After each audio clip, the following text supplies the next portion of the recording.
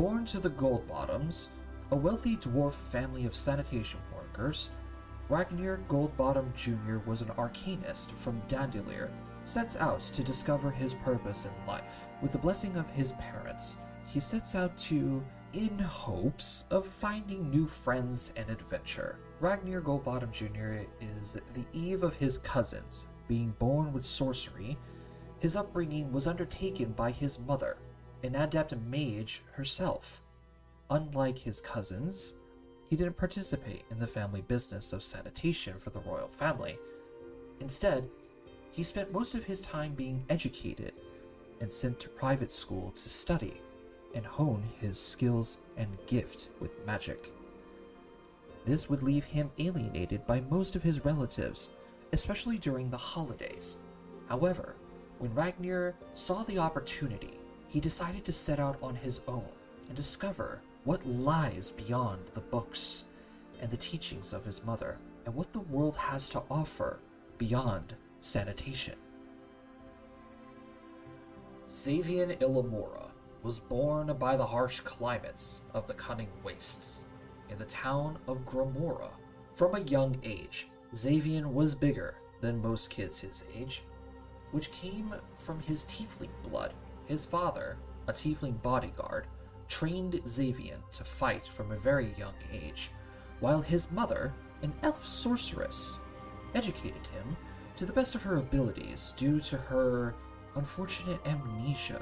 By the time Xavian was 11, he would learn the full destructive force of his father's blood. A group of kids decided to play a prank on Xavian, unleashing his rage for the first time. Unable to control his anger, he ended up crippling one of the children. She survived, and with the help of his father, Xavian decided that he was going to focus his anger and use it to protect people instead of causing harm. Since then, he took an oath to braving the desert and hunting with his father. And when he was home, he took responsibility for his actions and cared for the little girl that he had crippled.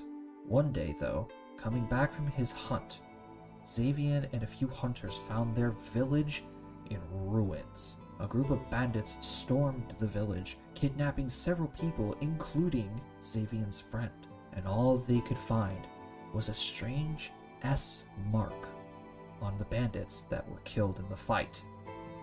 Not being able to live with what happened while he was out, he geared himself up and set out to hunt down and bring home each and every person. Born into the former royal family of Elendor, 8 was a carefree druid who dedicated her life and studies within her circle to be next in line for the Elven throne before the monarchy was promptly replaced by the Elven Council. With this sudden change, 8 slowly began to realize that something was wrong with the state of her homeland. Nobles who supported her family's rule slowly began to disappear or die unexpectedly. Consulting in her fiancé, 8 slowly grew paranoid of her surroundings and the people who worked for her. One day, her life was shattered and changed forever after overhearing some guards talking about some invasion on a noble home. 8 quickly ran to find her lover and ask him about this news, only to find him dead in the same room as her brother, Seville Eris. Being a master of words and a noble of high charisma, he managed to convince the council that it was 8 that killed her fiancé instead, and she was promptly exiled, much to her brother's dismay, whom requested her execution. 8, now always with an eye behind her head, wanders the plain, seeking answers to her fiancé's murder and her framing by her brother. Alistair is a man who chose the life of a wanderer, left on the streets of Myra when he was a child and raised by other children. Alistair learned that he needed to grow up very quickly. Focused on surviving and keeping each other alive, he never sought out his parents, claiming if they ever cared at all, They wouldn't have left me to die in a box on the street. He found solitude, learning woodland survival, and showed great talent with a bow and arrow. When he was old enough, he set out from Myra to explore and see the world. Soon, registering himself for the Adventurers Guild, he took odd jobs and escort missions to pay for inns and food on a day-to-day basis. One day, he took a job escorting a young couple and their daughter to Steph's when his carriage was attacked by bandits. He fought as hard as he could, but it was not enough to save the parents of this child. Filled with guilt and the need to take responsibility for his mishap, he took the child in and named her Meadow, a name after the place where her parents were buried. He cared for her and raised her just like his own daughter, teaching her the ways of the woods and how to hunt. The past is a way to catch up with people, though. One day, Alistair went out to resupply for the pair's next trip, but on his return, found his place of residence engulfed in flames, with Meadow still inside. Fighting his way through the flames and debris, grabbed whatever he could, found Meadow, and leapt from the second-story window. Through the pain of a broken leg and the burns of the fire, the last thing that he saw that night was a figure draped in shadow approaching them, and then blackness. Alistair woke up several days later in a hospital and learned that he had nearly died from his injuries. When asking about Meadow, the cleric was reluctant to tell him that there was no one else with him when he was found. Now, with a new purpose, he wanders the world in hopes that he can find a clue as to where he can find his beloved stepdaughter. Aristella was born into the noble family of the Ravensgrace. The Ravensgrace family had a long history of being honorable and loyal to the royal family of Elendor. Being the only girl amongst her siblings, Aristella Ravensgrace was a great joy to her family, as her parents and her older brothers doted upon her and spoiled her silly. Her mother Marie was a loving and kind woman. Her father, while stern due to his nobility, was gentle to her and her brothers. The Ravensgrace family enjoyed peace and happiness for many years, but unfortunately, peace does not last. One cold and particularly snowy evening in winter, just after Stella had turned 12 years old, her mother rushed into her room with one of the family's maids who was around her age and quickly began swapping clothes with her. Confused and scared of her mother's panic, she asked many times what was happening, but her mother wouldn't answer as she helped her change clothes, grabbed her hand, and made a rush for one of the hidden escape routes within the manor. Aristella immediately felt fearful as suddenly a scream of a man echoed throughout the halls somewhere within the house. Her mother's face turned pale as she turned to Aristella and says, "Follow the path, Stella. You, at least, must survive." But before Aristella can answer, her mother shoved her through the entrance and closed it tight. Confused beyond belief, Aristella cried and hit her small fists on the closed door for several minutes before wiping her face and made her way through the passageway. After some time, she finally made her way outside. As the cold began to bite at her neck, she was suddenly startled by a group of unfamiliar soldiers spotted her and began to chase her. The soldiers chased Aristella through the snow and the forest that surrounded her home until she hit her limit and became cornered on a small cliff. As the soldiers came closer, and seeing that she had nowhere else to run, she jumped. Aristella eventually woke up in the back of a merchant cart.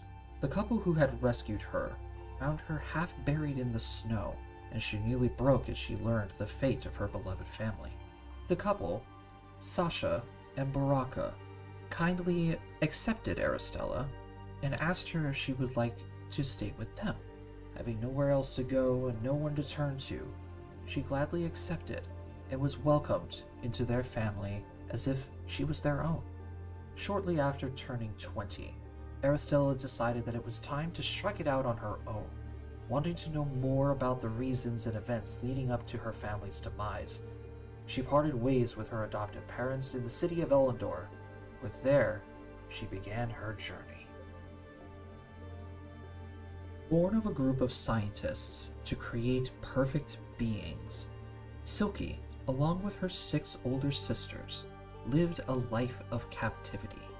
Each having their own traits, Silky was supposed to be having hair that grew fast and was stronger than spider silk. Instead, she was given the deformation of a second ear within her left one that rings with a constant high-pitched noise. After escaping the facility of her captivity, Silky wandered the streets, scavenging for food, and eventually getting kidnapped and sold into slavery. Years go by being a slave until she is bought out by a humble farmer and his dog. Being instructed to call him Master, he showed her sympathy and raised her to be more of a daughter figure than a slave. A few months after Silky's 19th birthday, a group of soldiers and adventurers came to the farm and took her master away, leaving her in charge of the farm. She waited and waited, even far beyond after harvest season. Her master never returned. Worried about his well-being, she borrowed some leather armor and his sword that was mounted above the mantle and set out as a wanderer to learn more about this world that she lived in, with the ultimate goal of reuniting with her master. What a strange group of people. Under normal circumstances, given their backgrounds, they would never meet, ever.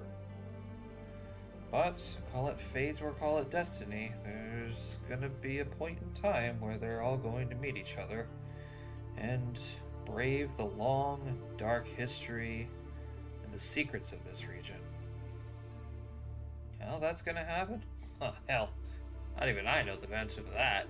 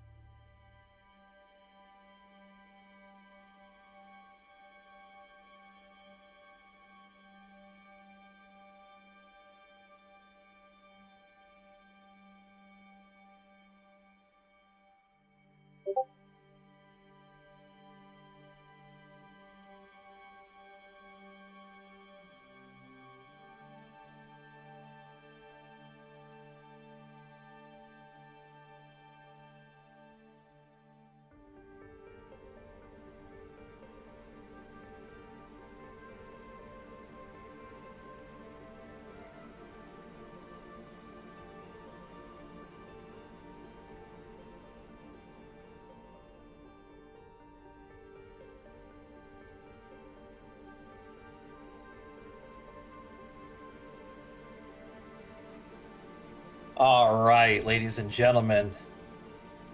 Hello, hello, hello. The time has come at last.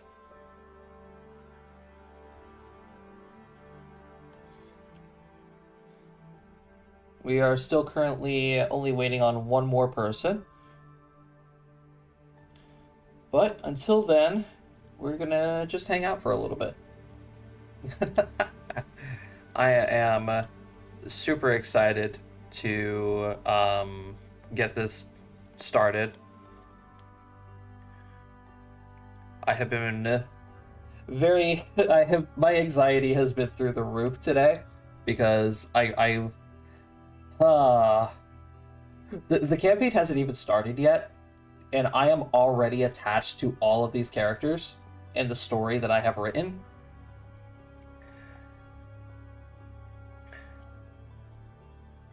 But let me tell you one thing.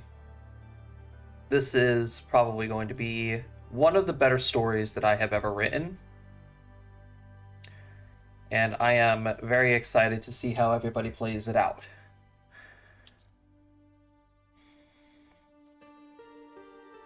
So, let us head over to...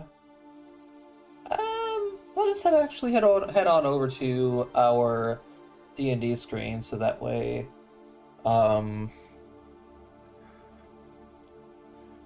we can talk with everybody.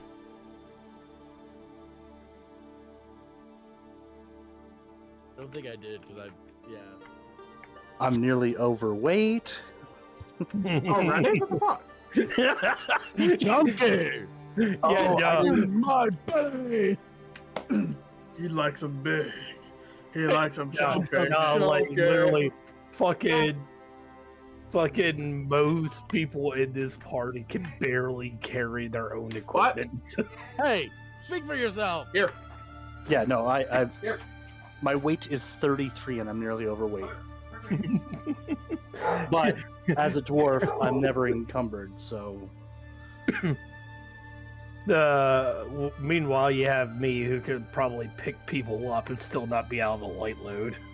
I mean, my light load is 76 pounds. My medium load is. My light load's 200 pounds. Yeah. What the fuck? Don't feel bad, Matt. My light load is 43, so Yeah. I realized I didn't put any of the weights in my equipment, so I need to go do that real quickly. Yeah, you're forgetting I am the swole. You want to? Here's the thing. Because with Ranger, it's very much the. I need both dex and strength to just function. I'm back. welcome back. Because I forgot to take into account how much money I spent on my items. So yeah. Math time. I already have it done. It's I have a lot of gold left over. Let's put it that way. Thank you, rich parents. Cody, you can't see it, but the finger in between my pointer and my index are quite well extended. Wait, I need to ask. Did you like do it as a bow style, or did you do it like as a fishing hook style? No, a fishing pole style. It is. I'm gonna say bow and arrow. Actually, the way my fingers are curling. Okay. Or did you do Jim Carrey's trombone? Oh, that's a good one. Ooh, that is a good one. As a person who tends to shoot more archery than they do fish, I'm gonna go with bow. Yeah, I definitely do more archery than I fish as well. I definitely fish more than I do archery. I think I've done archery once. I don't If you're go. I talking don't in leave real my life. house. I don't leave my house. I Josh, you know yeah. that, and we're here for you. I own a piece of property that has a small river that goes, small creek that goes through it. So free fishing. I'm on a farm. Lucky you. Yeah, not really. Back.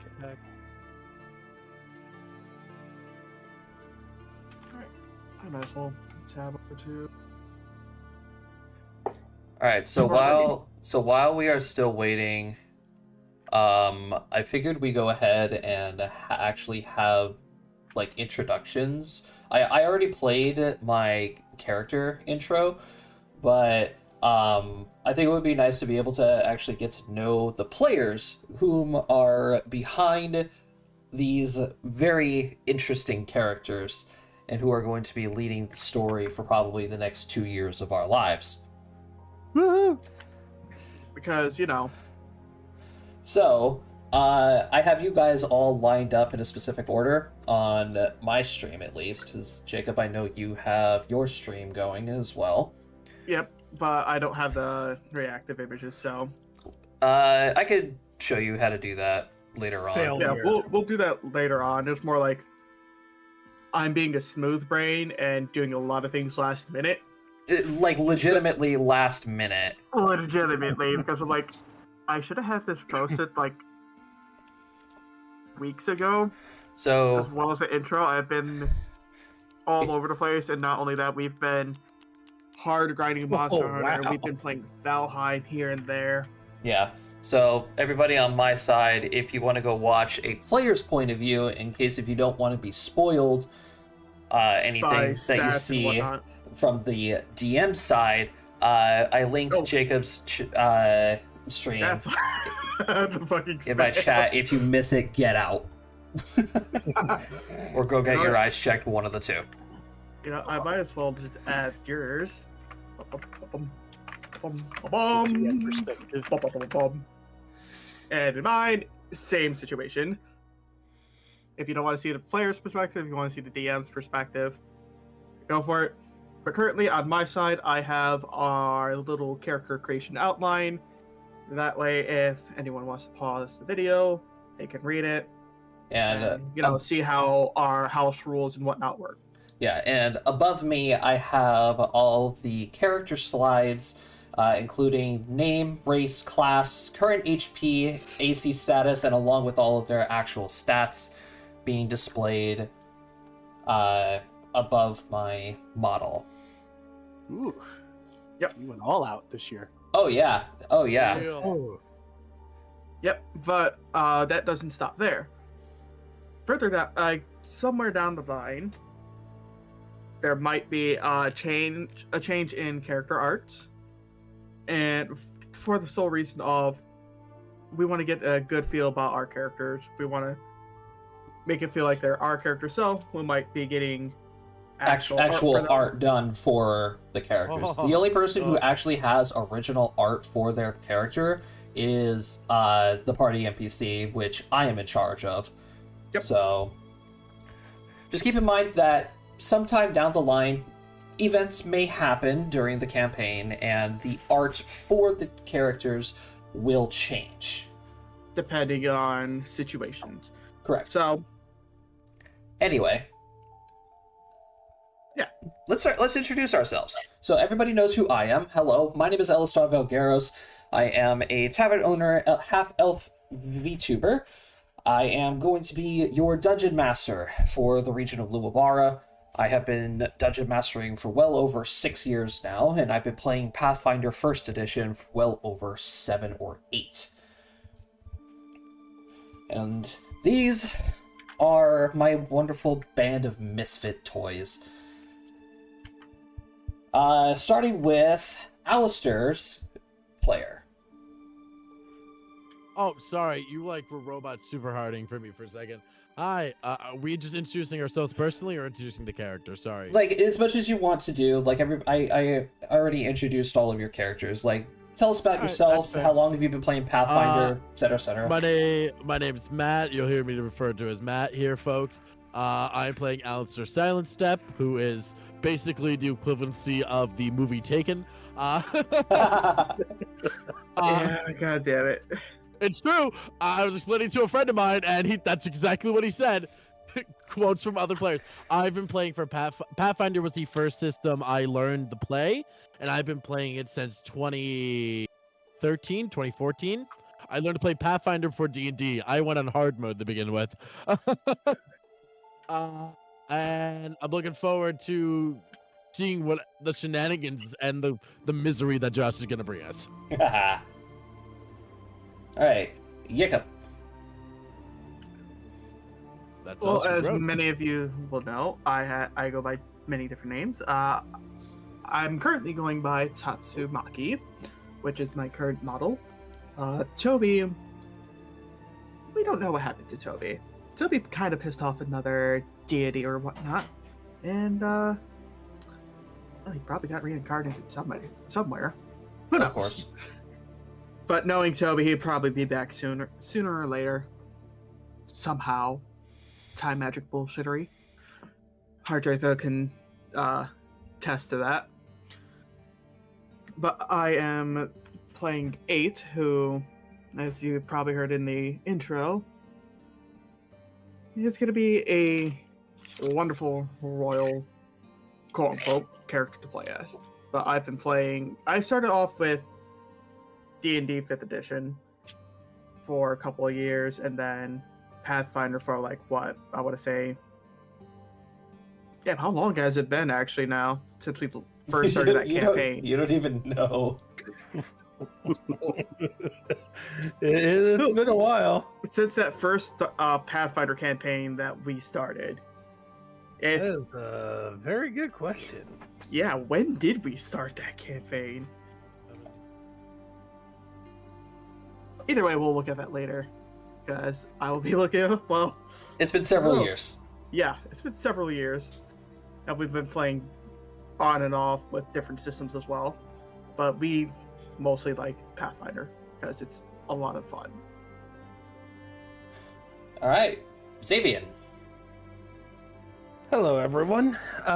You all may have heard of me from the two people who are currently streaming. I go by Hardratha. Been playing various different tabletop games. Started off with the Age system. Don't recommend it. I started off with the Age system. Played that for about 2 years. But I've been playing off and on various different systems for about 7-8 years now. I'd say about 1.5, 2 years in Pathfinder. I want to say so. Something like that. Right, fair enough. Fair enough. Currently DMing my own campaign, which is actually set in the Starfinder, which has been a wonderful, wonderful little misadventure. Oh God, has it been a misadventure? It's the definition of a misadventure, in my opinion. Exactly. But it's been so much fun to do. All right, Mr. Goldbottom. Hello, Ragnar Goldbottom here. Junior, that is. So, my name is Cody, and you'll hear that quite often. I have quite a few years in the last recent years experience in Pathfinder, specifically in our wonderful DM's campaigns. I started off here, and it's been a lovely learning experience. I hope you guys enjoy the whole show. The shenanigans are about to unfold. Oh, absolutely. So we do have one more player who is currently running a little bit late. But Got a bit confused with time zone differences. it happens. You gotta love that, but But we're human. while we wait for her, let us begin with a basic rundown of how this campaign is going to run. So, over the course of my many years of dungeon mastering, we have found a lot of rules with Pathfinder that are just really fucking stupid. They are really fucking dumb. And we are going to be changing a few things for this campaign and experimenting with some rules as well. Because I discovered that in the last campaign that I dungeon mastered, we were doing healing completely wrong. So, whoopsies. That's okay. That's okay, though, because that campaign was just... It needed to be broken and ridiculous. We needed the broken healing to deal with the broken shit. Exactly. Yeah, but it was needed. Fresh new world, new story. So let's go over some house rules, because this is going to be very important. So, each of the players were given a character creation outline to start off with. Every single character at the current moment is level 1. We are not going by the experience system because experience is fucking terrible and can turn the campaign into a shitstorm within the first few weeks if you do it right. Stats were rolled as followed. Rolling 4d6 and then dropping the lowest number with the mercy of re-rolling once. Rolling those 6 times for each of the 6 stats to get a set. And then rolling it 2 more times for a total of 3 sets. Players, therefore, choose one of those sets to add to their stats. since this is a brand new world, we decided to have all the classes available. Race, however, was up for discussion because there are certain races in Pathfinder 1st Edition that kind of don't make sense in this region. And considering that Apinox, the actual world that Luavara is taking place in, has many regions to withhold, races do tend to be a little bit of a difficult discussion.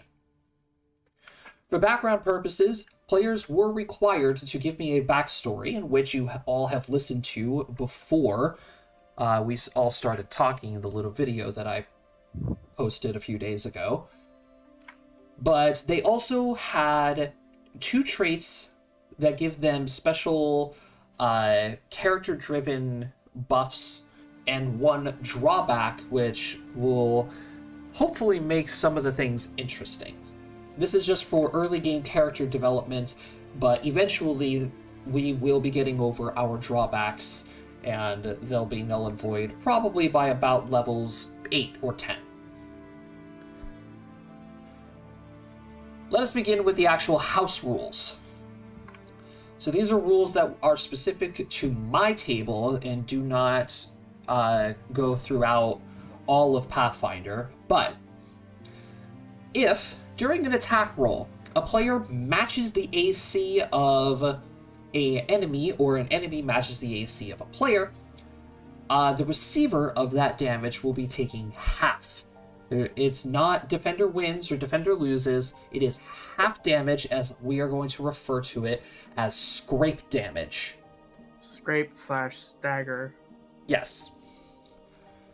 Now, here's the biggest thing of my table, and it has happened multiple times in the past, much to my dismay.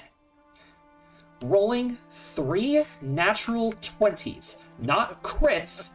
I'm specifying this now. Not crit, but natural 20s. Rolling roll 3 natural 20s in a row on your attack die results in an auto kill versus monsters. However, bosses, like main villains and bosses of the campaign, will take double your maximum damage. Man, I wonder who these rules are for. Shush, you. hey, I've never done all 3. I've gotten the double 20 many times, though. So, You've been close, though. as the warnings per beginning of the campaign, this is an 18+ stream. Okay, this Luavara is a region that is shrouded in mystery, deceit, and it is very, very dark. Okay, so if you don't like what you see here on the stream, leave. That's unfortunately the only thing. That's unfortunately the only thing that I can tell you. Okay, there are going to be descriptions or scenes that some people may find disturbing or just downright gross, and well, unfortunately, I don't care. So this is your first and only warning, but I'm going to be playing a video before every stream just to remind you all. Yep. Last but not least, money is based off of the actual Pathfinder way of doing it, being a base 10 system. Because we tried changing it in previous campaigns, and yeah, it didn't go very well. Here's 100 platinum. And Yeah, here's 100 what? platinum. And by the way, we're not using Electrum pieces because Electrum pieces are stupid. Fuck Electrum. Fuck Electrum. Look at me, I'm a fancy metal that sounds like electricity. And finally, the most important one, healing. Healing. Oh Heal- god. The new healing rules are as follows. A short rest of 4 hours reduces your fatigued status by 1. It does not heal you. 8 hours of long rest on the road will heal 1 HP times your character level plus your constitution modifier. So, if you're on the road, let's just say, since Xavian is the biggest guy here, takes a crap ton of damage protecting everybody else. You guys rest for a day, but he's not at full health. So you have the option of either risking the encounter to continue forward with Xavian still hurt, or you could stay another day in the woods to heal a full another 1 HP times your character level plus con. Now, a 24-hour stay checked in to a proper healing clinic in a town. Not an inn, just not, a clinic. Yes, not an inn. Clinic. It has to be a place where there is some sort of a cleric or somebody who can heal. A 24-hour stay check-in to that building will heal 3 HP times your character level plus your constitution modifier. And I might adjust that to whatever spells the cleric or healer has, because magical healing can stack on top of that. Capiche? Yep. Capiche. Sounds good. Now, I would like to personally say, we have all agreed to this. There was a important information that we all had to read and agree to. If not, the same thing as the viewers. If there was not being okay with it, the door to the tavern is right there, my friend. But house rules do tend to change as the campaign goes on. If we need to make adjustments, I'm God, my word is law. Pretty much. Yep. Hi, God. Hi, God. Bye. Be gentle. Okay. Our God is a gracious. God, our No, God I'm not. is a I gracious. will kill you. Yeah, we know. So, Yeah, you killed freaking Gutai. as per past campaigns, there has been some confusion of certain characters of who they are, but we are going to be keeping track of all of those characters and who we meet on this screen here. So if at any point in time you guys need to refer back to who certain characters are, similar to the last campaign that I DM'd, we will have their images along with their names and a short description of who they are and where you met them. I also have a special section on my Obsidian notes here where all of that information is going to be stored. But this is where I'm mainly going to be putting everybody whom you have met, who is important. All right. Sounds good. And last but Sounds not good to me. least, welcome to your world. Woo! Yay. Look at this lovely world. I love this map so much. So, Oh wait, I think I see it. I think I see a creature on the map already. welcome to the region of Luavara. It is the northeastern region of the main world, Apinox. So, there are several... Get out of here. Gold Bottom is already making his adventure. It's a fly on my screen. Just boop, get out of here. But I'm a star. So, Luavara is one of the 6 regions that reside in Apinox. And being in the northeastern section of Apinox, Luavara is mostly known for its high fantasy structure that I built around it. The world capital, or the region capital of this place is the Kingdom of Silence.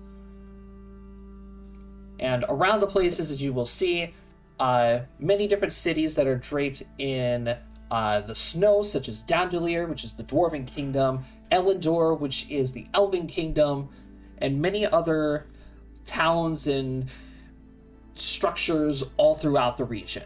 Plenty to explore, tons of secrets to unravel.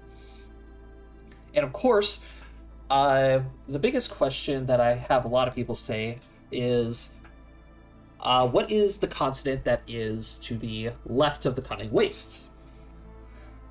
That region is Demrin. It is a very well-known rumor to spread throughout all of Apinox. Demrin is the home of the gods. And once in a very, very rare occasion, the gods happen to invite certain individuals from the regions into their continent to take on trials. But nobody has been called to Demrin in well over 300 years.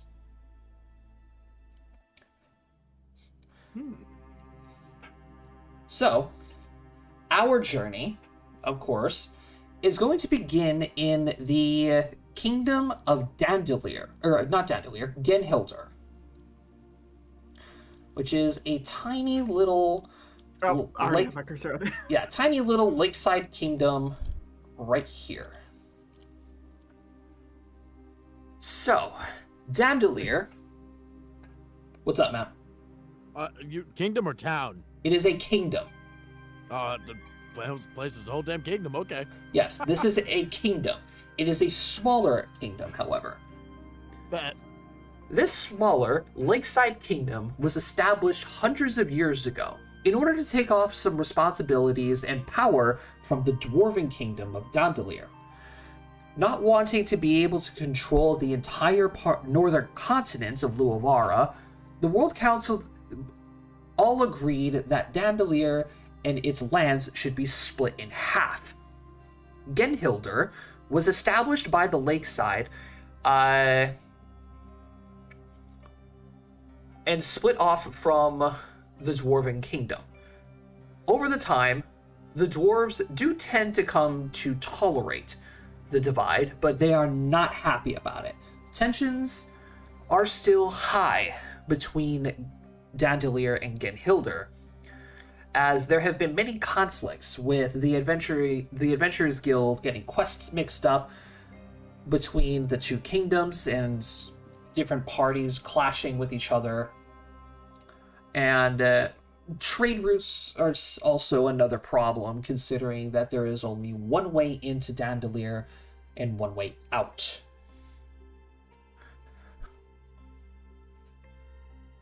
So, any questions?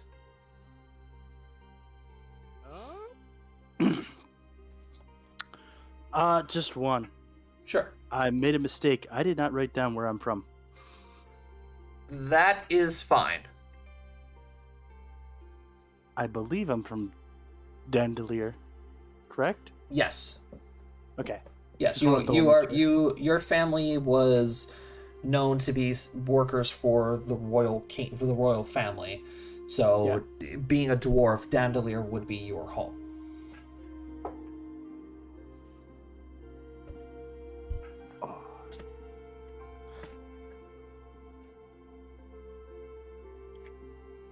with the power of editing, we can figure this out.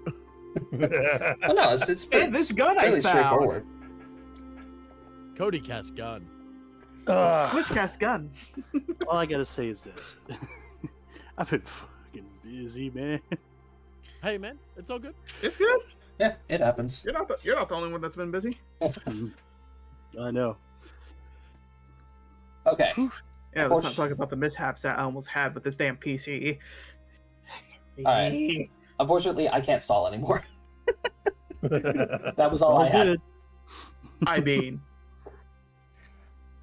for almost an hour of stalling, that's not bad. Like you gave a lot of, A lot of background to the world, but yeah. Yeah.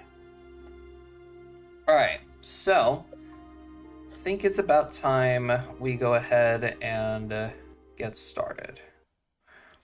So, our adventure is going to begin on a bright and early morning within the kingdom of Genhilder, as all the party members wake up and gather up their gear together, and they set out into the city in search of work. Now, since Genhilder is a smaller kingdom, the guild house within the kingdom isn't very large. So, with the help of the local taverns, they have agreed to take a certain load off of the Adventuring Guild's guild house and take some of the quests from their files and then post it on notice boards within their own taverns.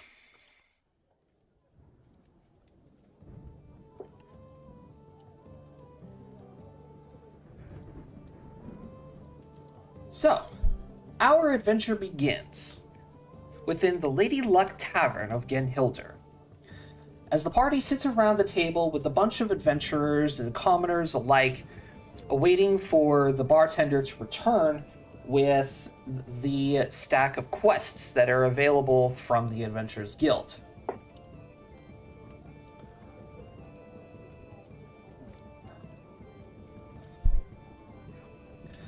So,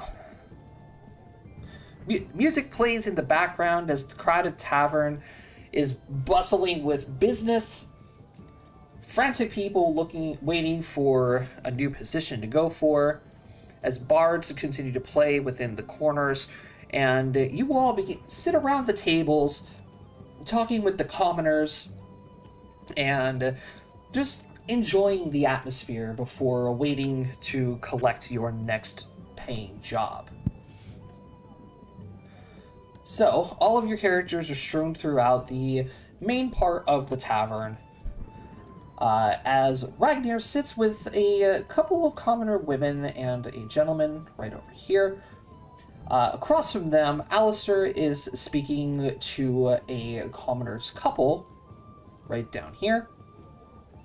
Xavian is up here, also speaking with a couple up here, as one of the barmaids brings over his breakfast along with a few drinks for the man and the woman. 8, you are currently down here speaking to a couple of other commoners. And of course, Aristella, who is our other character, who we will introduce later, is also speaking to a few commoners and having breakfast right down here. So, while we wait for the bartender to show up, what are you all doing? I'm just kind of like sitting here, talking with the couple. I have my chicken next to me, and I take like a piece of food, and then I take a bite, and then I offer a bite to the chicken. Okay, so Xavier reaches down, breaks off a piece of his little chicken, and sitting in his lap is, well, a chicken. And he's just feeding the chicken his own people. The couple looks at you a little strangely, and they just look at each other, look back at the chicken as the chicken just goes ahead and starts pecking at the meat. You know, they just look at you strangely. I am completely all right with this. All right. It's gonna be great already.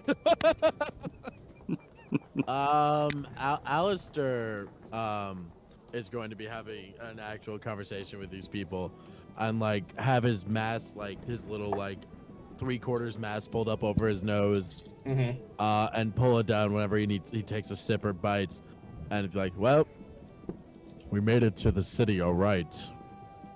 Now we must come up on charges and services.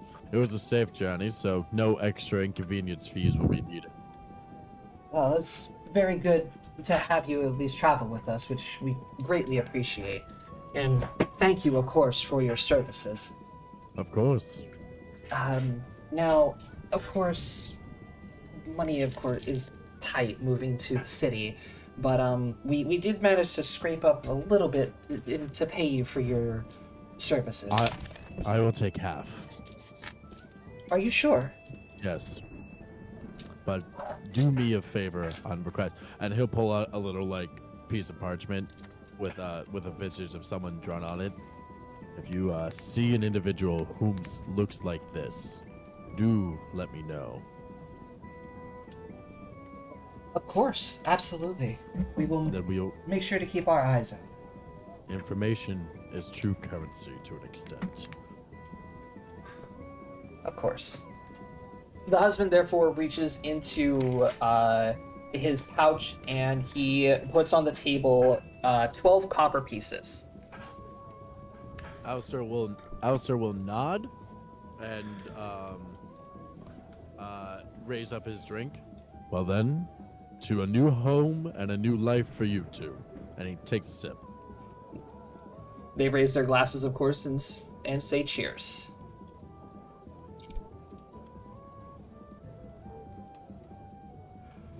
Anyone else? Kate would probably be, chatting with the group at her table, thanking them for allowing her to travel with. The gentleman that's at the table would just wave his hand at you and say, "No problem, Missy. Dangerous world out there with all the monsters around here. I'm just glad we were able to get out of there safe and sound." I'm glad too. It's kind of insane and how much the monsters have been rampant as of late. Agreed. Agreed. One of the women at the table is going to lean on it and say, "So what are your plans now that you're here in Genhilder?" Well, as for my plans, I might stay for a little bit and help out with the guild. And hopefully with helping out the guild, I could find some answers. Well, wherever your future takes you, I hope you do find your answers soon. And she would smile and nod at her.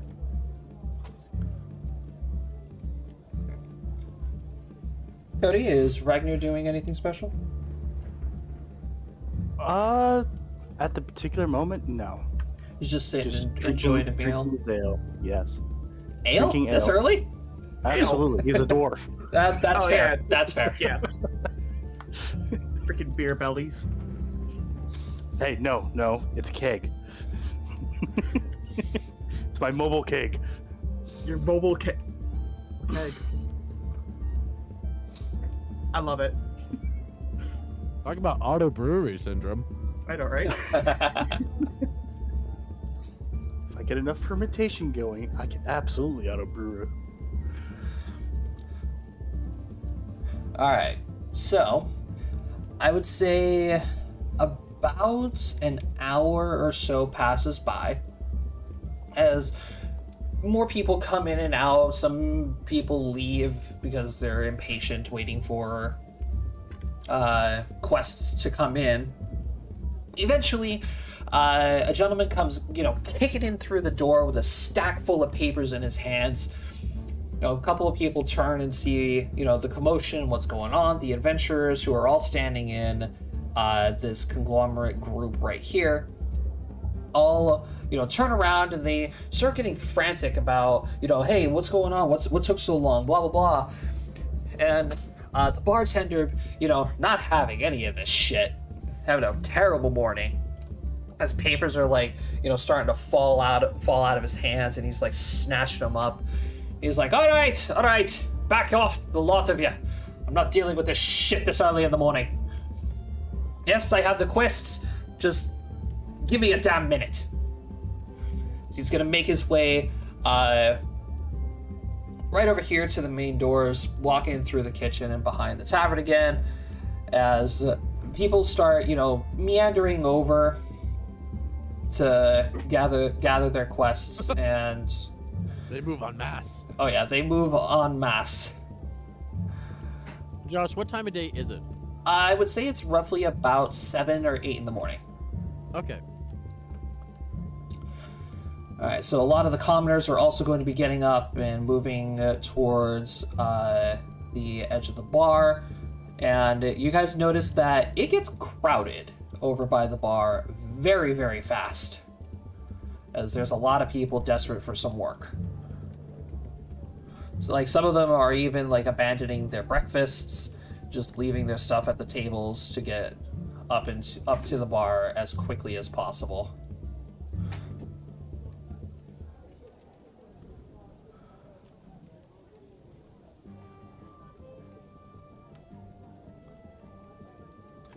Holy Alright. shit. Yeah, so I know, right? Xavier, it gets very crowded very quickly around you. I hope you ain't claustrophobic, bud. Well, no. I just kind of like stand up and put my chicken up on my head. No shame in letting good ale go to waste as I go around to the tables and start drinking this ale. Oh God. Can I just passive perception see this? Because I'm like real close. I mean, yeah, he's you're not I'm being stealthy definitely about not it. hiding, Okay. no. So yeah, Cody, Matt, you see this small dwarven gentleman. Like, take a look at the crowd down at his ale. Look amongst the bar, and he gives it a shrug, downs the rest of his ale, and then starts making his way over to the tables. You know, taking down their ales. Oh, no, I'm not moving. Oh, you're not. Oh, you're just taking the ales off of the table. Mage hand. Oh, the mage hand. Oh, very well. The All ales are right. coming to me. Very Okay, well. I need to ask, do I see like the ale on my table just happily just I wouldn't take the one from that's in front of you, but everybody else's, yes. my character would just like watch this. It's just like watch it go all the way to the dwarf. It's like, huh. Very much cocked eyebrow and just shrugged. All I right, heard so dwarves had a bottom belly, had like a beer belly, but okay. most of the barmaids are also going to take their trays and dishes and stuff into the back, make their way behind the bar, just to give the bartender a hand. And over the shouting crowds and stuff, you hear the bartender start calling out like a bunch of quests and jobs that were out named out there. A bunch of the farmers in the local area need some help with their fields. You know, a couple commoners will take that job. Shopkeepers need crates and stuff hauled in from their deliveries into their shops. You know, more commoners will obviously take those. It clears out like the general populace of the area, and then he starts mixing the two jobs together between standard commoner work versus actual adventure work. Sorry, I'm yawning. So you start hearing him calling out. You know, there's like a bear that was discovered in the woods that needs to be taken care of as it's been terrorizing some of the livestock. He calls out, "Hey, Poop Patrol!" Oh God, here we go. Oh God. As some of you in the back will see like a couple of people like hide their heads down. And the bartender calls out, "Yeah, that's right, I'm calling for you. Sewers need to be cleaned out again, as you didn't do a proper job last time." I give the poop patrol a thumbs up. Then, of course, he continues on and he says, you know, there's like a couple of like water-bearing monsters that are in the lake that need to be taken care of because they're killing the fish. Not And- the fishies. It slowly starts dwindling down as the crowd like starts dissipating as jobs start to go. So the distribution of the jobs is going to take quite a while. Out of curiosity, does Poop Patrol get their thing and start making their way out? Yeah, they reluctantly walk up, snatch the job, and walk out. I'm going to stop them before they leave. And strike up a conversation. Oh boy. Okay. So the aforementionedly named Poop Patrol is just a couple of like commoner guys and somebody who... It's just a couple of commoner guys and a woman who is with them who... They're dressed in, like, basic combat gear with, like, a few knives, and one of the guys has, like, a short sword or something. Okay, unfortunately, I do not have control of my character token, so I can't move it. Oh, shite.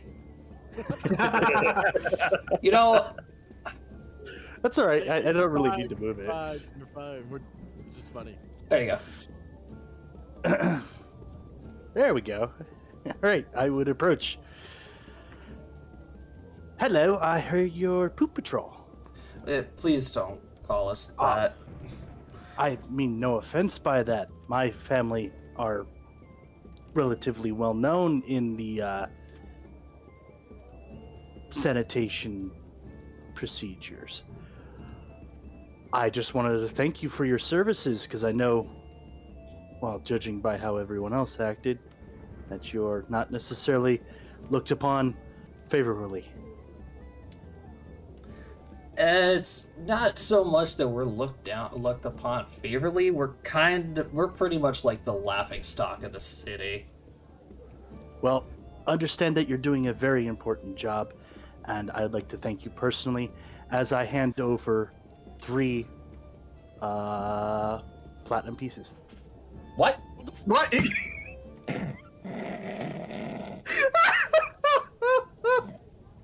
Thank you again, and have a wonderful evening.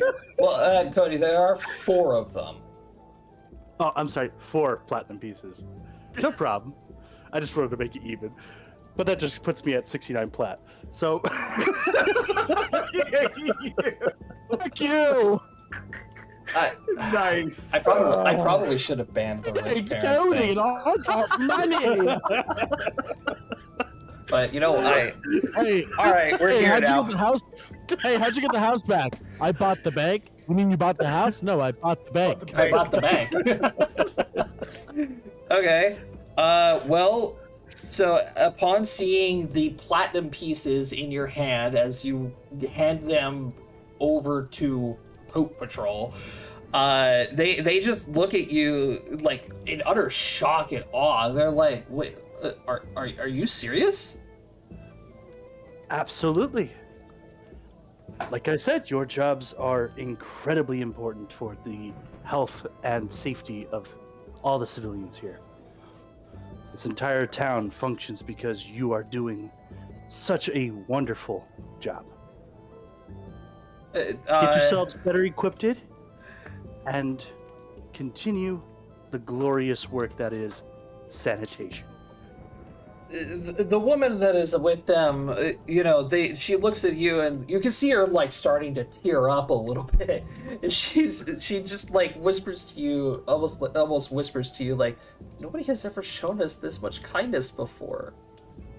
I take her hand and lightly pat it with the other. It's like, it's fine, my dear. Trust me.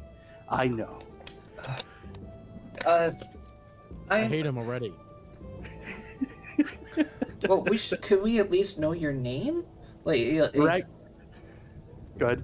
Like you're helping us so much. Oh, think nothing of it. Ragnar Goldbottom Jr. It's a pleasure. Pretentious. Unfortunately, none of them know your name. They'll look at you and say, well, one of the guys will introduce the rest of the group. One of them, his name is Chris. The woman's name is Amelia. The other gentleman's name is Marty. And he points to the one on the far end, like closer to the door, and he says, that one's Dave. Just straight up, Dave. I was either referred to Dave or Dick. No, the Brady and Dave. Oh God. Well, it is a pleasure to meet you all. Now, unfortunately, I must look towards the job board. So enjoy the rest of your evening. You as well, Mr. Goldbottom.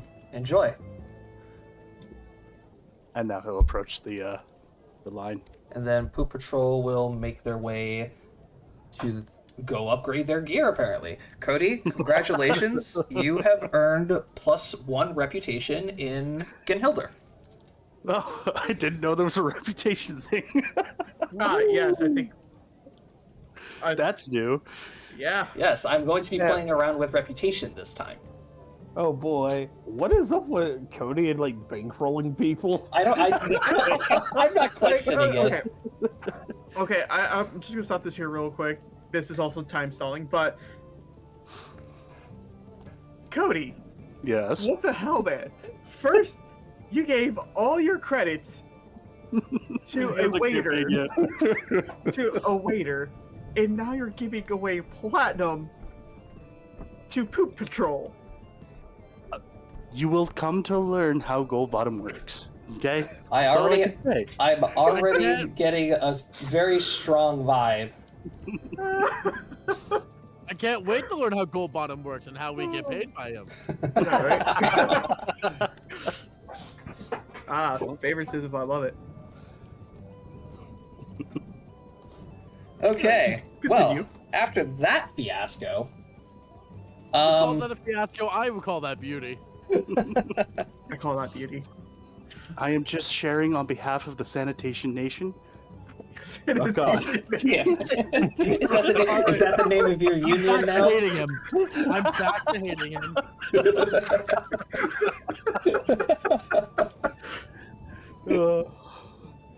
And Oh boy. this is how the cafe begins, everyone. For those in chat who haven't put 2 and 2 together, if you read his name very slowly, Ragnir Gold Bottom.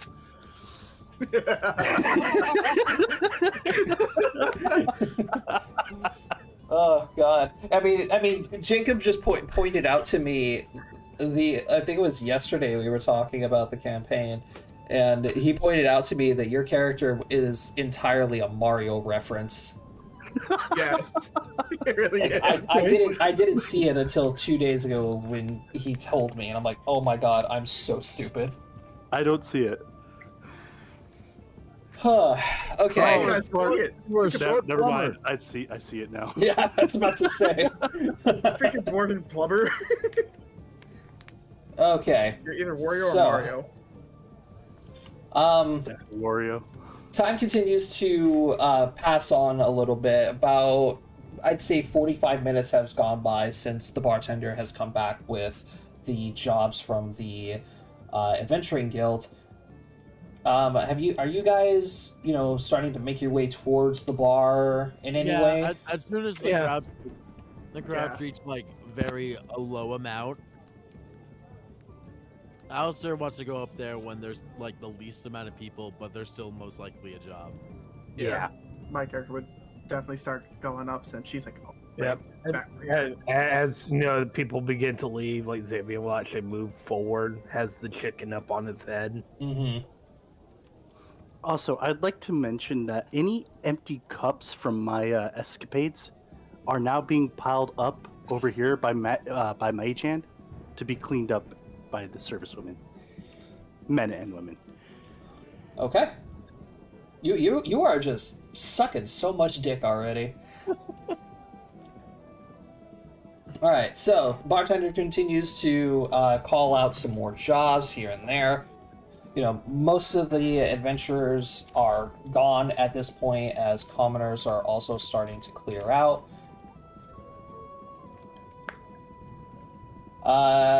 I would say about an hour after the initial first call of jobs that comes in, all of the commoners and all of the adventurers who came in have had their fill and have made their way out of the tavern, leaving just a couple of patrons at the bar itself, as others begin to make their way to the rest of the tables, as some of the barmaids are making their way back out to do their jobs as well.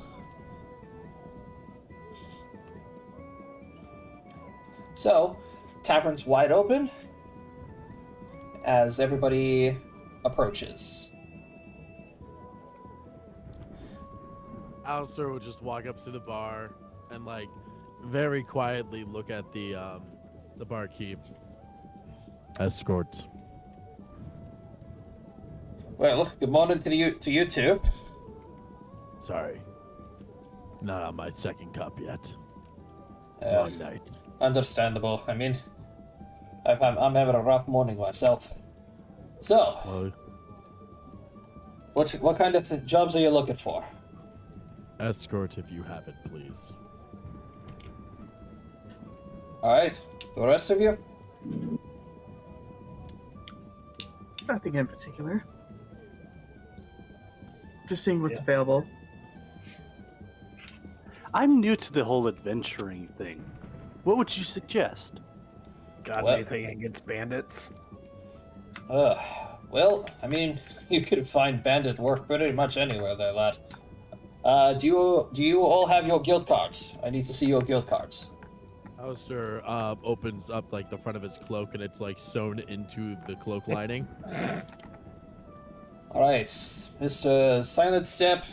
I got a small stock of stuff over here that you can take a look at. Unfortunately, no escort quests, but unless if you have a party to go with, you're probably not going to have a lot of luck. Alistair kind of just sits at the bar being like, well, damn, that's all I do. I would like look at my guild card, say because it has my character full name on everything. I was just hold it out, but try to block out the last name, like with my thumb. Like you put the thumb over it, like the H or a fake ID.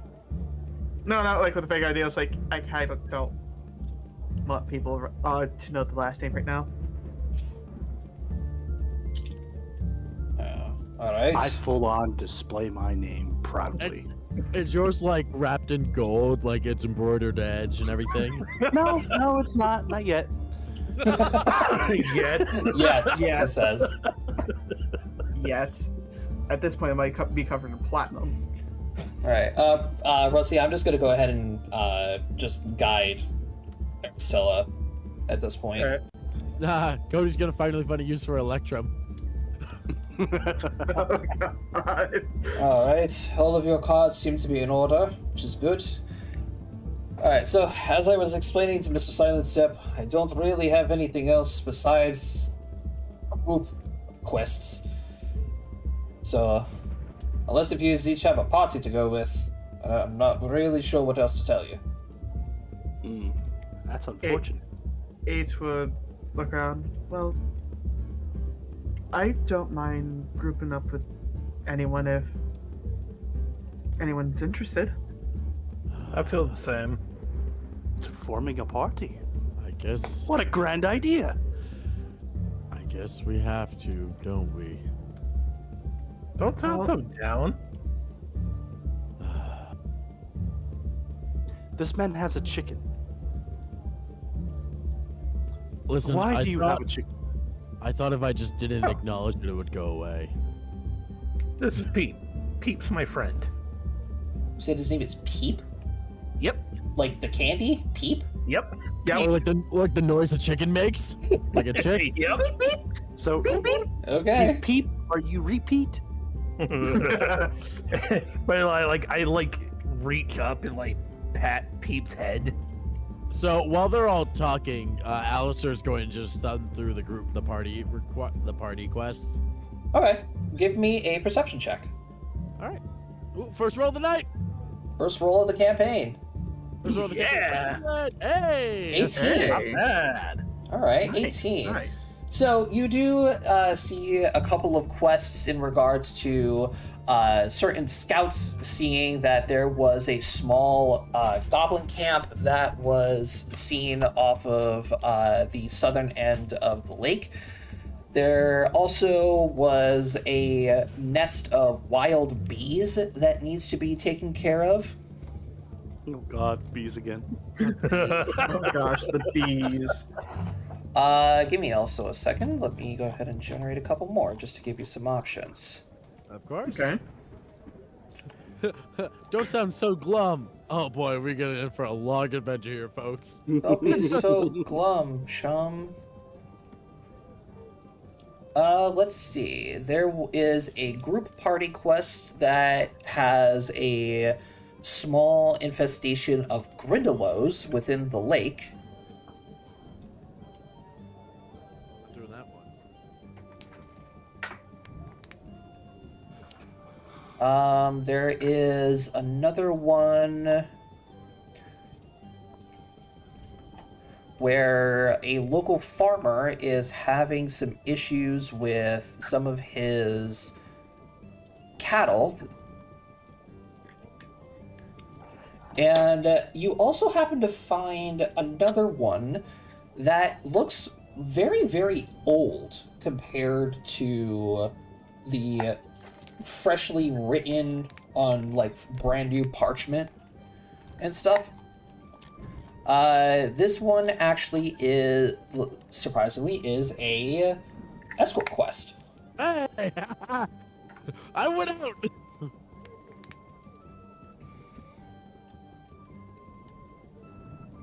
Hey, does just say escort required or something, or? No. The quest strictly says, I am looking for a group of people to guide me back to my home and eventually to the next town over, which is going to be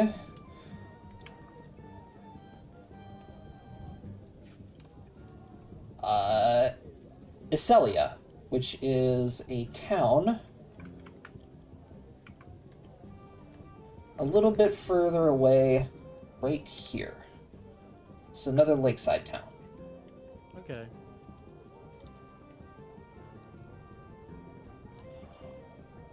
Say who is doing that? Who wants that quest? Are you asking the bartender? I guess. And so it doesn't say the name of the person who. No, it doesn't.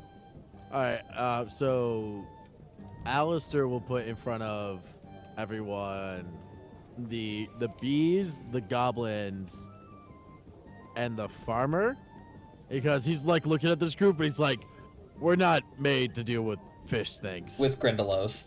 Yeah. No. No, we are not. There's no one with aquatic specialties in this party. And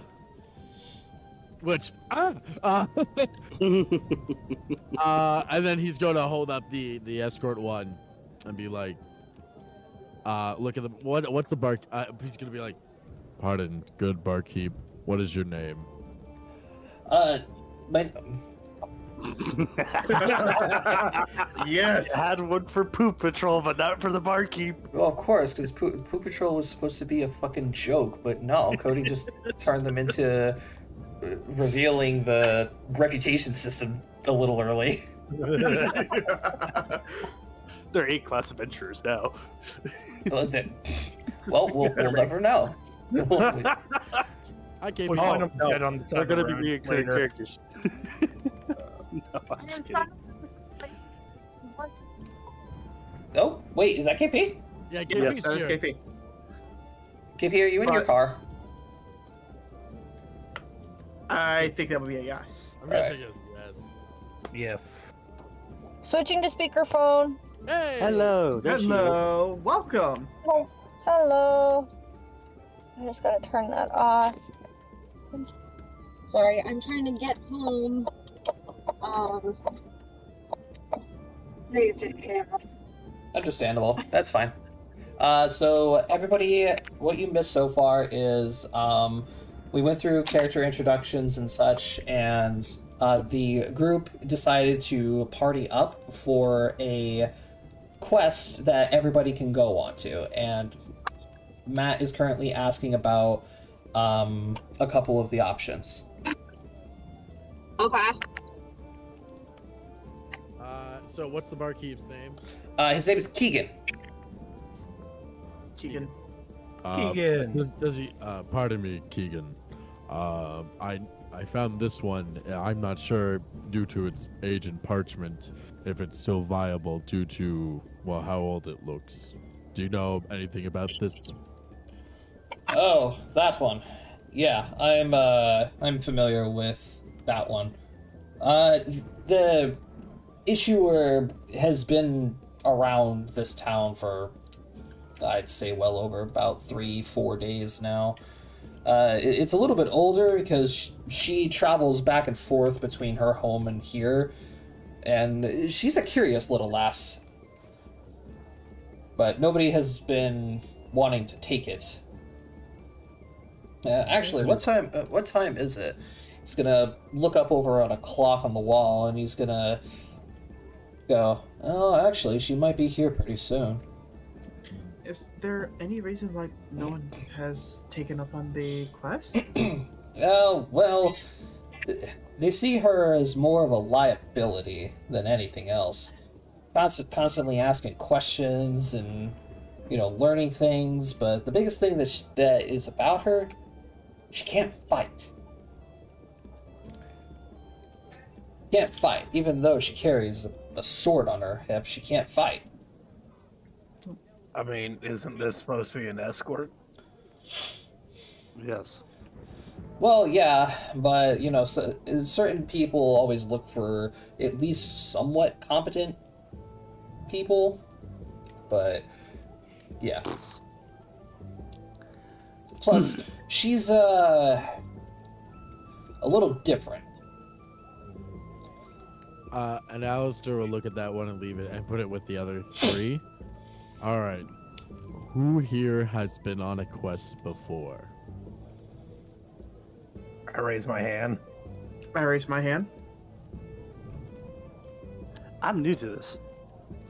All right. Josh, would you be able to know whether or not if KP has your character ever quested before? Or are you new to adventuring? I think she's probably fairly new to adventuring. Okay. Yeah, fairly new. I think that's a good answer. All right. So we have one drastically new person. Goblins are well versed in tactics, so that may be a bad call. Weird thing with farm animals is pretty safe. Escorts are usually pretty safe depending on the road. Would I know much about the roadway between these two towns? Make me a knowledge geography. Oh boy. That is good. Yeah, unfortunately, you're more familiar with the area that is to the west of this town. This is probably going to be the most eastward that you have gone. Okay, fair enough. But from the map that you have of the world, going from Genhilder to Eslia is definitely going to be at minimum a 4-day journey. Noted. Okay. It was Gilder to his Destro. Okay, yeah, because you got to take up the road and then you do a little forky fork. Yeah. Well, I I have would no like one to pulled up. mention to the party that I do have a cart Oh, With horses? with donkeys, but yes. Once again, like this man whose face has been covered the whole time, and the hood has been up, just kind of cocks an eyebrow at you. travel time with a cart. We'll take it down if you have it. Well, there's always so I could assume we could like knock off like maybe like a day or a day a half. About. Some people you might run into trouble on the road, but you never know. All right. And then what was the last one I put up there? It was the goblins. The goblins, the bee's nest, and the cattle, and the escort mission. And then wild bees. I'm assuming these are just like This not is just, your average fucking bee, no. or very much like big old fuck you bees. Yes. And perhaps and he's gonna flip over goblins and bees and put them back in the pile and leave the escort mission and the farmer's quest. Let's meet the person whom is the escort for, and then decide whether or not to move with them or go see what this farmer needs. All right. Well, if you want to have a seat, she'll be here pretty soon. She has a couple of books that she borrowed off me. scholar. Intellectual. I like it already. Books are worth money, and that's what bandits are after. Bandits after books? That's a first. You can sell them. Depending on I mean, what the books are, they can fetch a price. Not to mention that anyone, if you can get a book that's usually maybe 10 gold for 5 gold because a bandit stole it, that's a deal. Well, it wasn't expensive books that she borrowed off me. It was mostly like general history and story books.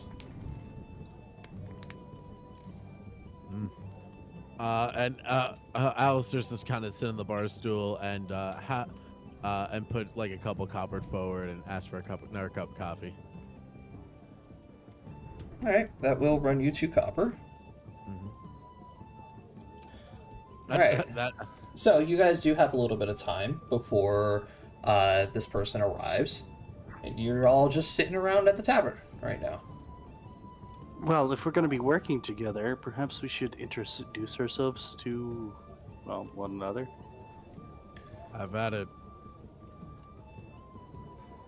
I guess I'm starting then. I was gonna say, like, everyone just looks at him.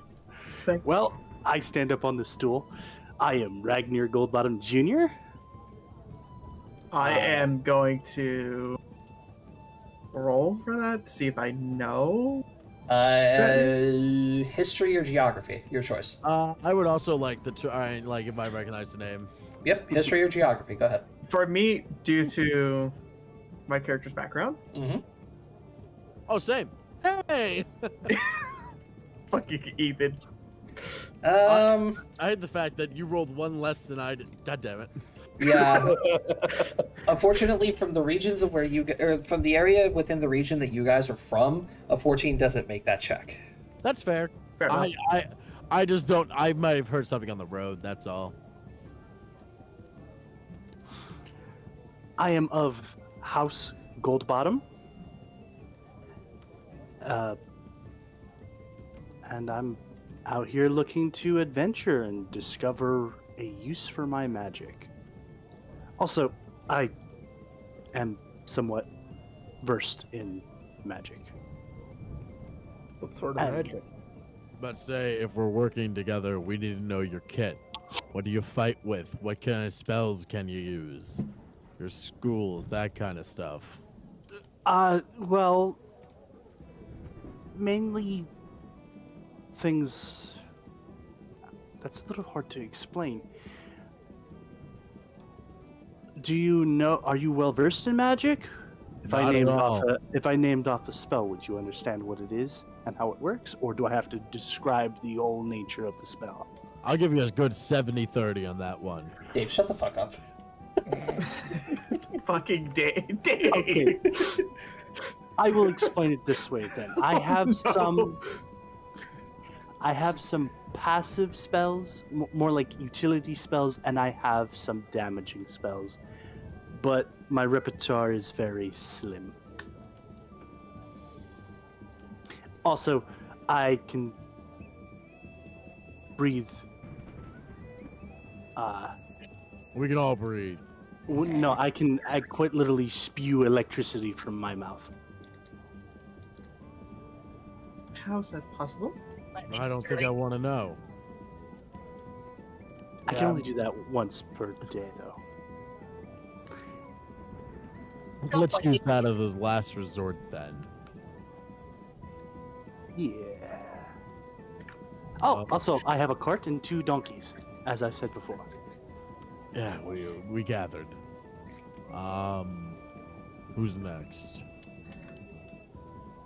Well, might as well go next. I am 8, or Ate, however you guys would like to pronounce my name.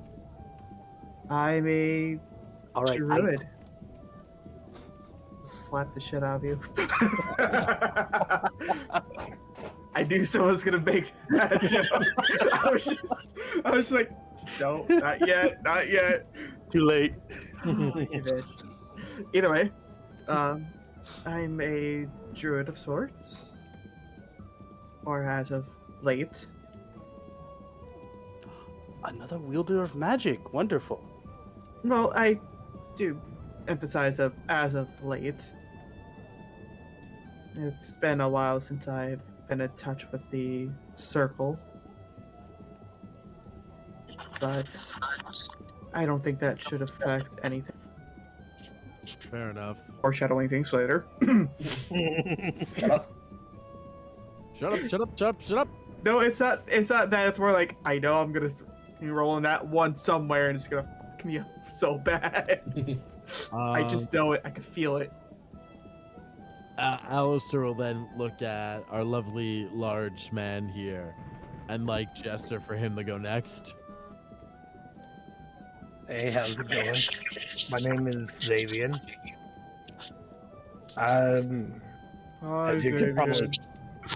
As you can tell, not from this area. I come from really far southeast, West. southwest, West. west. Like how far? Southwest. He like pauses for a moment. He just like looks down. He looks up. He's like, "Pete, about how far you think?" Because I came from Elendor.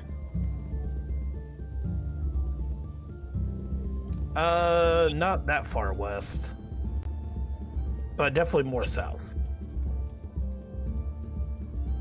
Where I'm from, borders the desert. I know the region. You're that far then. Anyways, as you can tell, I'm not very magically inclined, but I'm strong. Fair enough. And like looks over at Mr. Alistair. Ashlord. I did forget to mention one thing. As I say that, a crack forms behind me, and I walk into the crack and pop up behind Mr. Edgelord here. I'm over here now. I don't have enough coffee in my system for this. Explain. Oh, I could slip through a rift in, space. Is this a hindrance or a blessing? That's for you to decide. I'm gonna say a hindrance. Well, I guess I'll go next. My name is Alistair Silent Step. For the DM. Yeah. Dimensional slide. One step. Time to do the electric slide, y'all. One up this time. Why me? My name is Alistair Silent Step. I am a ranger and a guide. I know these roads very well and knows what dangers lurk on them. That is my specialties and my profession.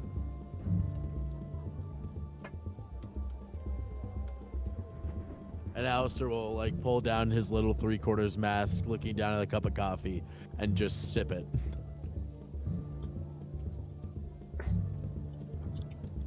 And I reach up and pull the chicken up off my head. It's like, and this right here, this is Peep.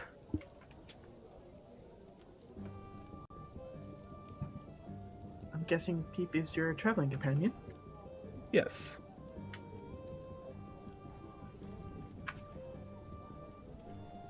Pete came with me from my home. I feel there's a story here.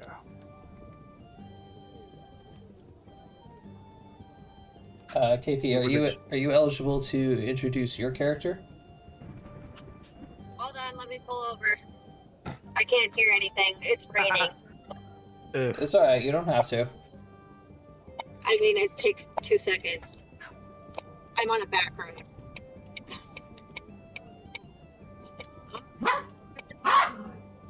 Snuggles. This is like antagonizing her for no reason. Just antagonizing the little Turek. Oh, good. Rusty is. Oh my god. Oh my god. Rusty's a Disney princess. Yay. Yeah. What up, Mona?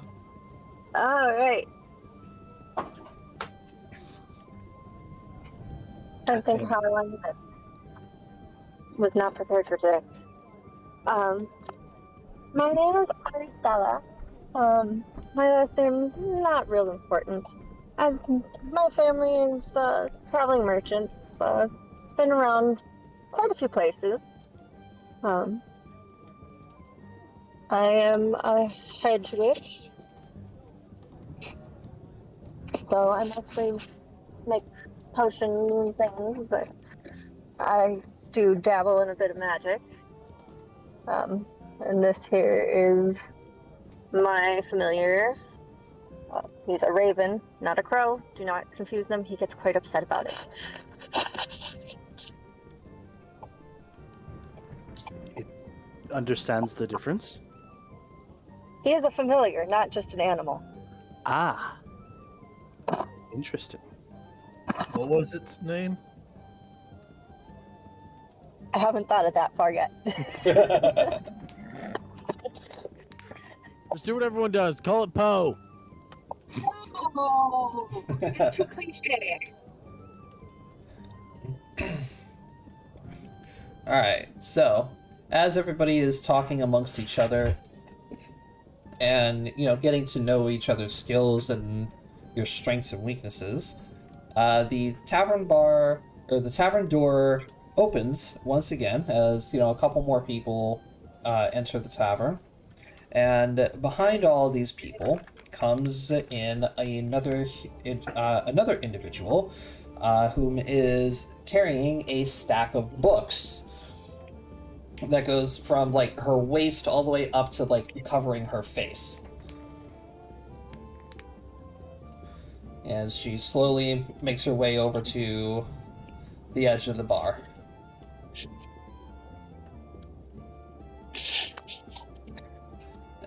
Puts him down on the bar, and you can see her peek out from behind the books to the barmaid and say, excuse me, would you by any chance be able to go get Mr. Donald for me? I just want to go return his books.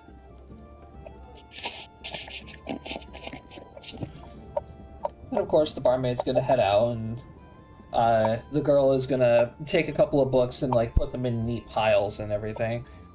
You can see this individual is hold on one second. Roughly about 5 feet tall. She's mostly humanoid. However, you do happen to notice that she has shoulder-length hair, and she has a cattail and 3 ears. As you can see on her left side, on her left ear, she has a third one growing inside. She wears mostly commoner's clothing that is covered in leather armor, and you also notice that she has a long sword strapped to her left side. Dude, we never actually physically described the characters to the audience, now I think about it. It's okay, I had your images blaring out all over the place. Bet. Don't worry about it. Say 3 ears. Yes. Interesting. So eventually the bartender comes back out, and he, you can see that he has a big smile on his face now, and he reaches out and he's like, Silky, welcome back. How did you enjoy the books, darling? Actually, I like them really well, Mr. Donald. Tells me a lot about Ginhilder's history and every bit and trial that this kingdom basically went through to become independent. Ah, yes. Well, I'm glad that you enjoyed them, and I appreciate you to bring them back. Anyway, while you were out, this lovely group of adventurers have been asking about your escort quest, and along with a few other ones, so you might have some takers, finally. You're going to see her finally look over to everybody and give you all a big smile and say, "Oh, thank you all so much. I'll leave you to it then." And he's going to head back into the kitchens. Shall we move ourselves over to a table to have this discussion? Sure. It's a lot easier than doing it. We'll spread out along a bar. And yeah, I'm gonna say we're gonna move to the first available table. Yep. Okay.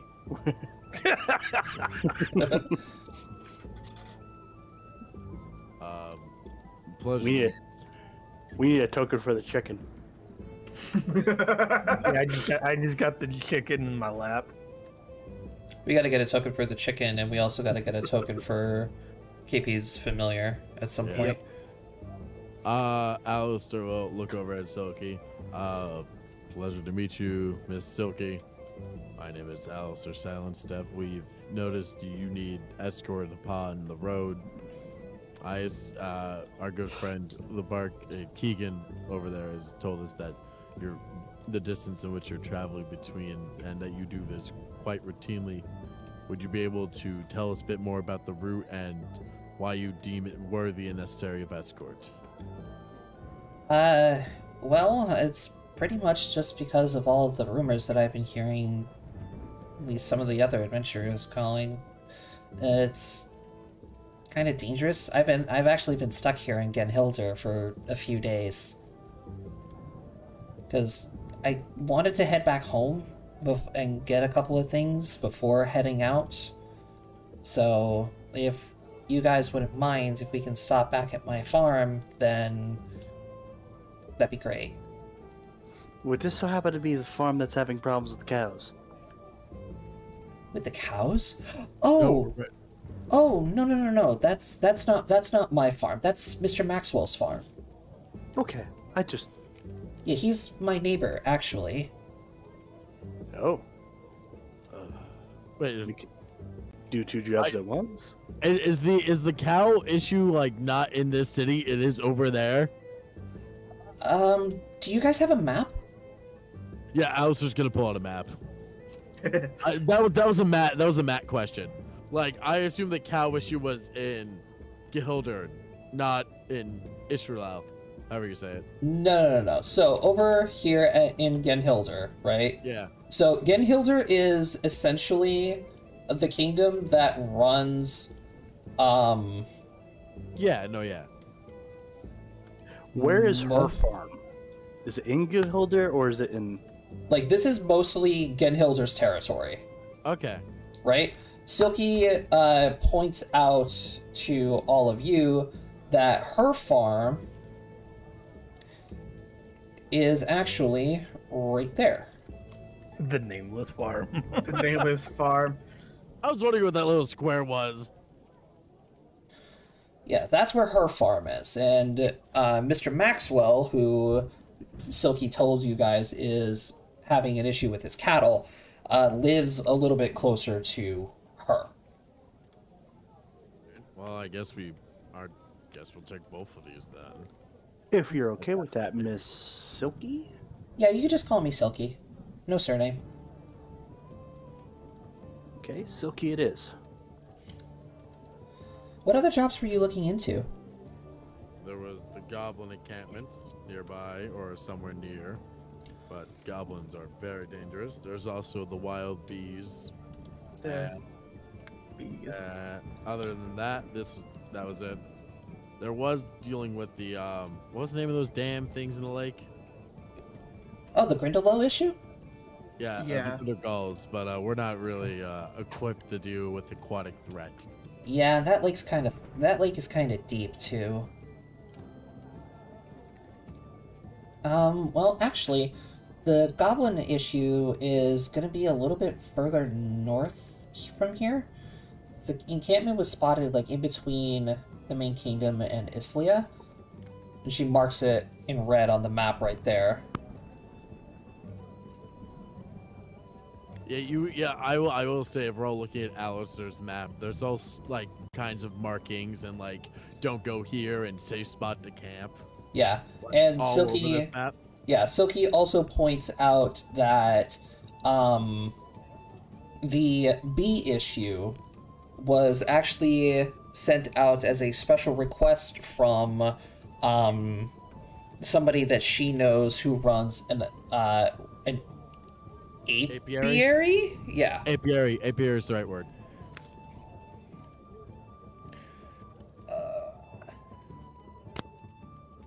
So is that also in the same region as the Nameless Farm? It's kind of close. It's a couple of days south. It's more towards the town of Tantar. It's right down here. Well, for now, let's leave the goblins and the bees alone. Get you to where you need to go, and maybe see about this cow thing while in the area. Then if we would... Considering he's your neighbor, do you know anything about this cow issue? I haven't actually been home in a couple of days, so it may have gotten worse. So some of his cows have gotten a little crazy. Interesting. We have a druid. Can't you do something about that? I'm actually gonna. Guys, druids, as in 5e, are a lot different than Pathfinder. Oh, yeah, they are, buddy. Yeah. I could try to improve the attitude of the animal, but not much I can do in terms of, let's say, speak with them. So. Well, Mr. Darwin also does have, I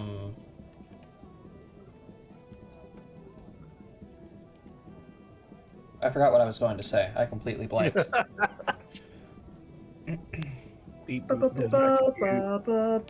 Oh, now I remember. Well, Mr. Darwin does have, like, a butcher shop, so if what's been going on has gotten worse, he might just want to go ahead and slaughter them. Okay. Seems practical. Well, we'll decide that when we get there. Or, no, Mr. Maxwell, not Mr. Darwin. Darwin's the fucking dude who issued out the Goblin Quest. My bad. Discovered relatively. Well, Yeah. if it's fine with everybody, let's move Silky towards their farm. Get that done and dealt with, and then we'll go see Mr. Maxwell, as Silky's put it, about the cow issue. Is that appropriate for everybody? Yeah, it works for me. Fine by me. No issues here.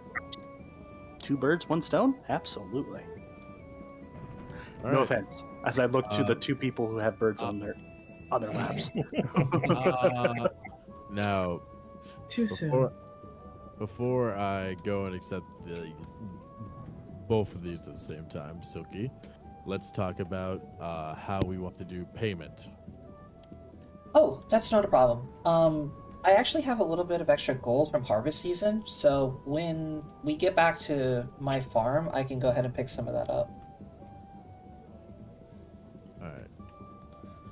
I'm like trying to think about, I would have gotten technically 24 copper from the couple for wherever I moved them from, so I'm like trying to think of like a decent rate.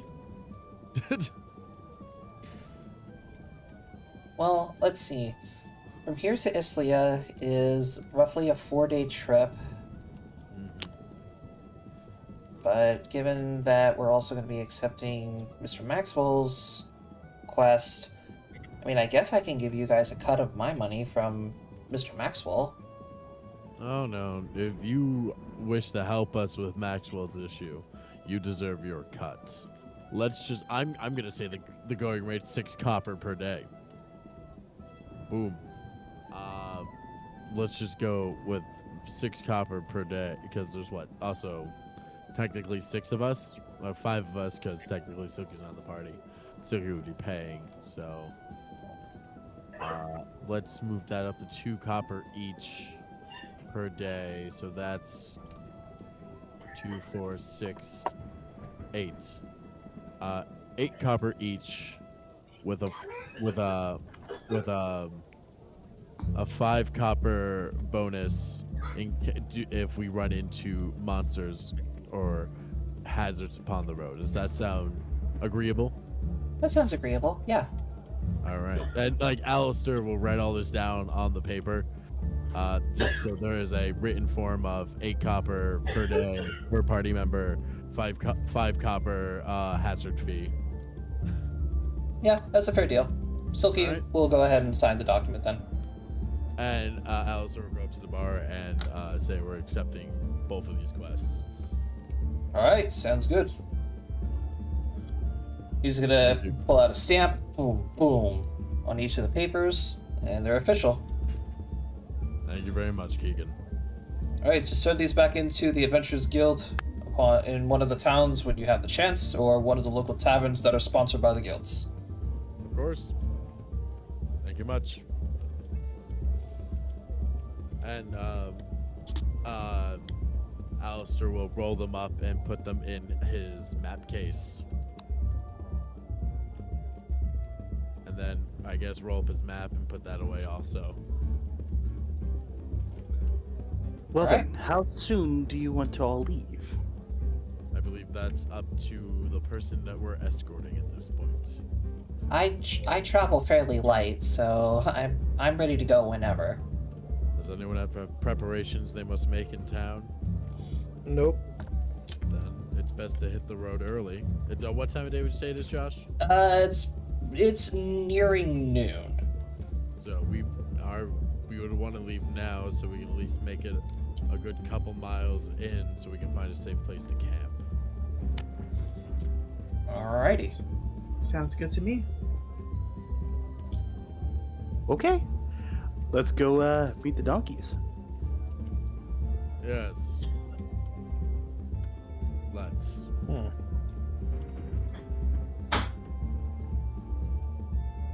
Alright, so you guys make your way out to into the city. I unfortunately don't have an image for this city. So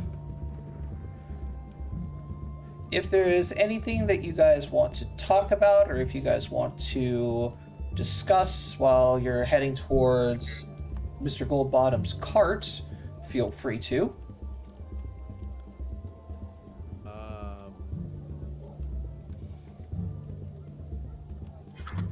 Not particularly right now.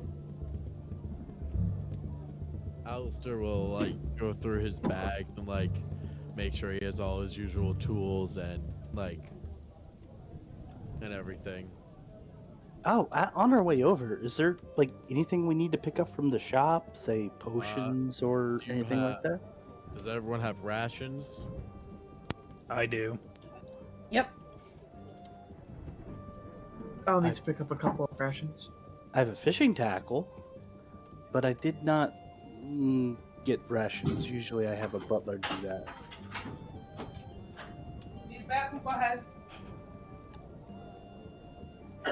All right, go to the general store. You know what? No, I'll take you. I have to go get firewood.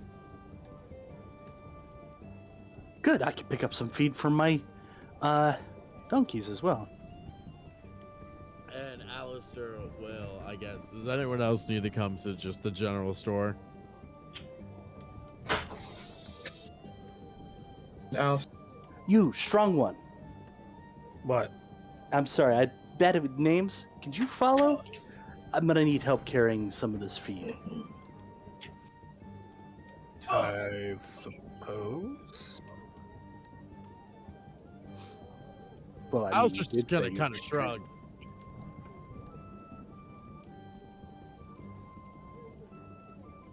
All right, so let's see. Ragnar, Xavian, and Alistair are headed to the general store. What And- about Aristella and 8? What do you guys want to do? I thought I was going with to get some rations. Okay, no problem.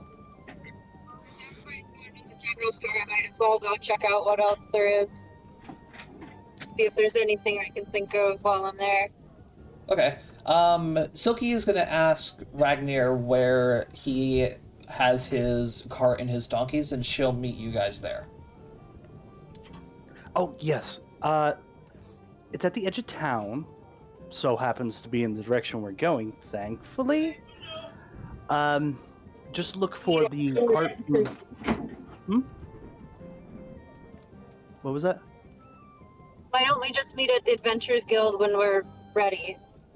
That way she's not walking halfway across town by herself here.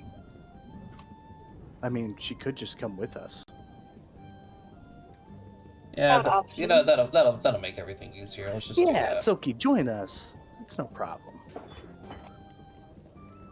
We're gonna be traveling together. Might as well get to know one another. True, and we'll have to go to the guild there anyways. We don't need to go to the guild till we're done.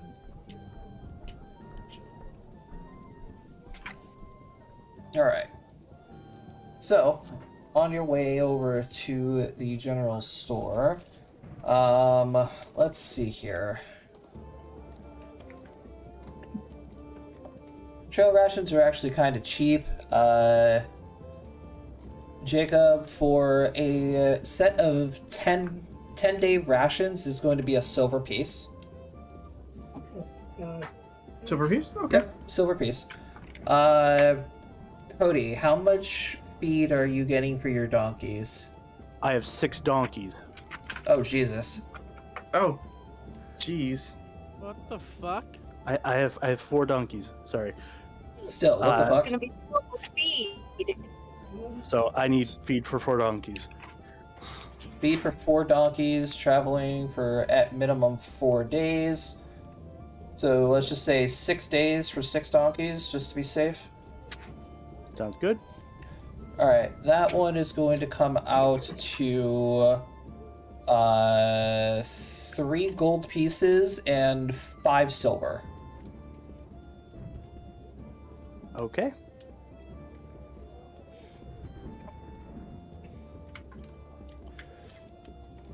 And how long did you say we have For what? for the feed? Yeah, 6 days. Okay. Alright, anybody else? Firewood, just some larger logs. Let's see here. Larger logs of firewood is 1 copper piece per day. Alright, So for 6 days, 6 copper. Alright, sounds good.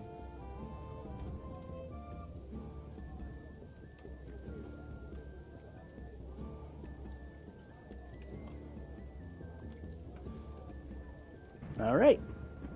What would a like small little like survival knife be considered? Like a dagger? Like a dagger. No, like just like not necessarily a dagger, but like like in real life the little A pocket small knife. knives. Yeah, kind of pretty much.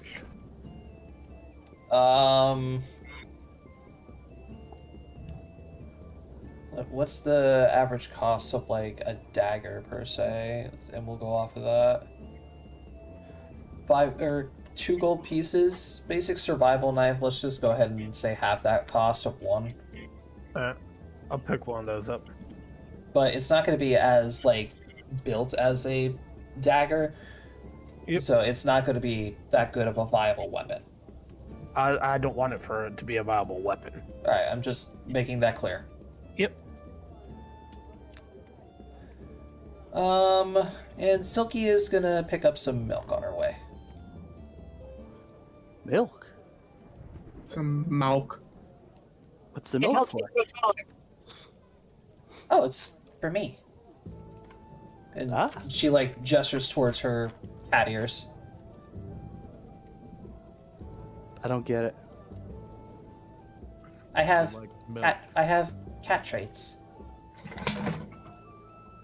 So would fish be more your alley? She Yeah. happens to like milk. Yeah, but fish ears are expensive. Oh, Point. okay.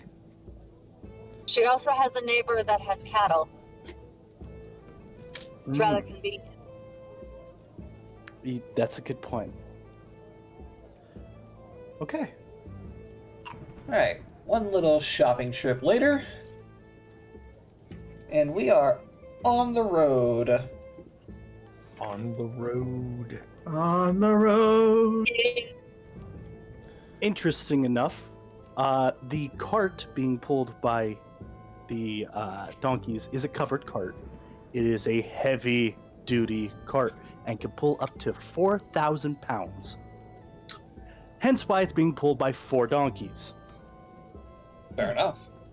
Yeah. It also has Hold all the feet too. silk seats Oh, so this is a Oh, fancy cart. that pull up to reveal storage underneath. We're so Oh, he went all out. He got the deluxe edition. Rich people.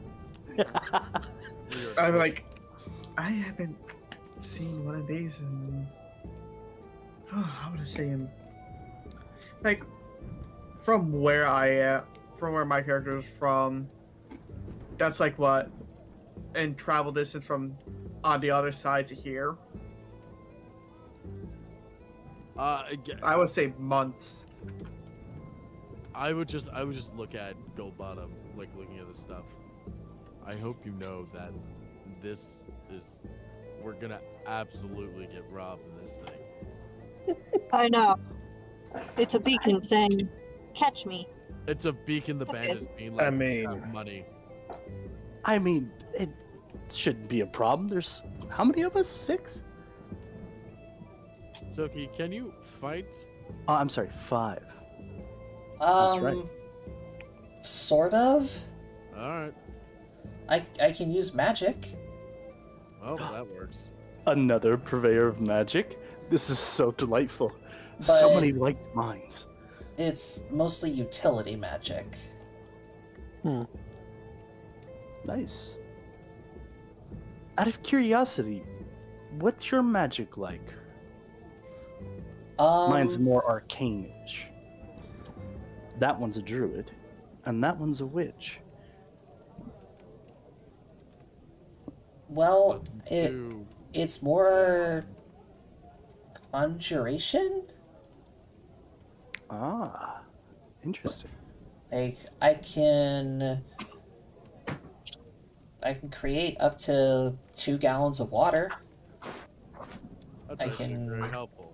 That's can- glorious. I can emit a light source, and I have magic that can help me read pretty much any language. That's incredibly useful. Interesting. Well then, shall we head on? Of course. We're already on there. Yeah, the sooner we get this started. The better. All right. So, famous words of the campaign that are going to be spoken.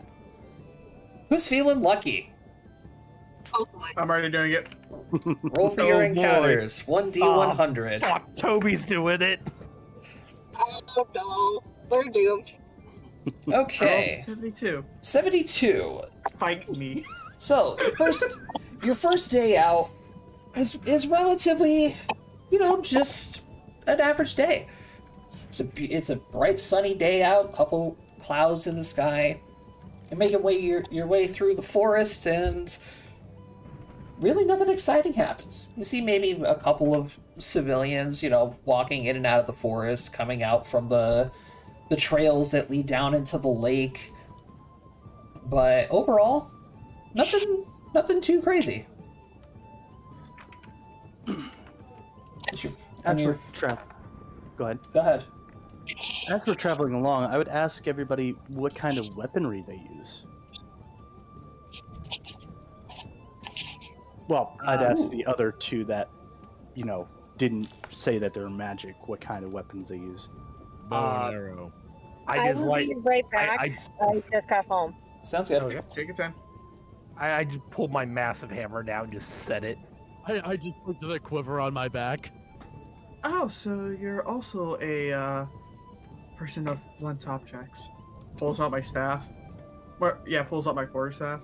The funny part is, I pull out a Morning Star and a crossbow. Yeah, we got that's very fun blunt objects. Silky, very, very shyly, pulls out her longsword.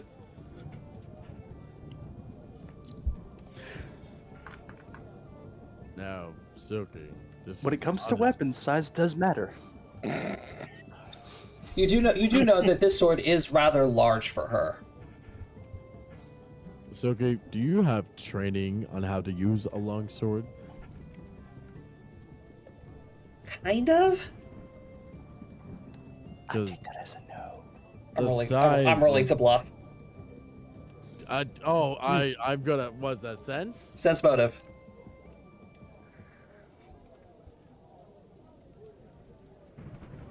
Oh, a 19 versus a natural 20. I have a 2 Wow. sense motive.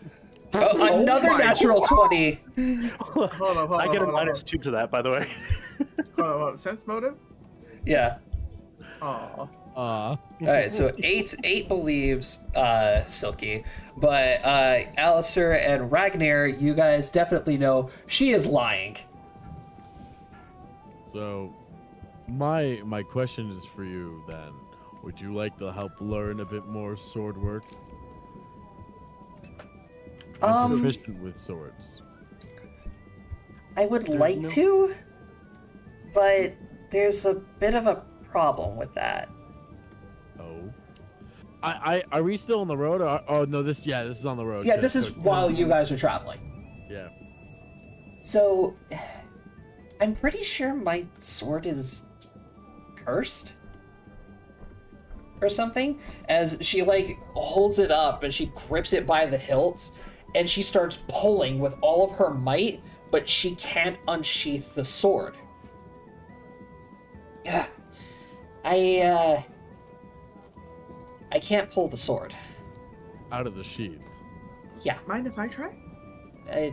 By all means, go ahead. I've had several people around the town try it. They can't do it either. Yeah, I was about to say. Detect magic, read magic.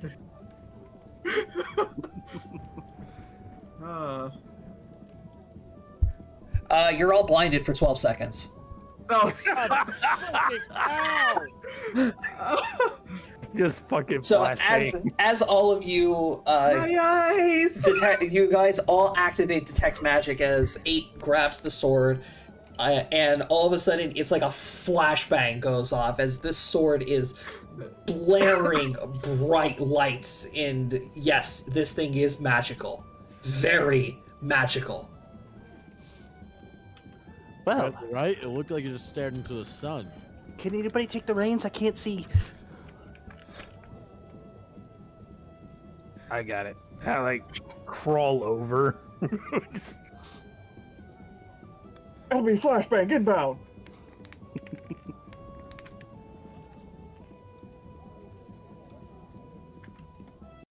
Let's change over to the other songs now. Well, I So, yeah. assume you're trying to. So is that sort of like a family heirloom, or like you just woke up one morning and boom, sword? Well, no. I'm not entirely sure of the sword's origination. It originally was my master's sword. And I kind of borrowed it. You stole it. Okay, no, I didn't steal it, number one. I borrowed it, so You I took it have... without asking. Well, I technically couldn't. No, fair enough. Why would you say you couldn't? Well, I couldn't ask my master if I can borrow it. Fair enough. So anyway, Jacob, you have the sword in your hands. As it doesn't honestly matter what you roll. You pull as hard as you can on the sword, and it doesn't move. After, multiple attempts, it's like, wow, I really can't unsheath it. And she would, hand it back over to her. Hold it out for a moment. Yeah. Mage hand. Can the mage hand pull it out? Nope. It is not a person. Damn. Well, it's worth a try. Some curses. Point out. Yes. No, a log sword weighs more than 5 pounds. Here.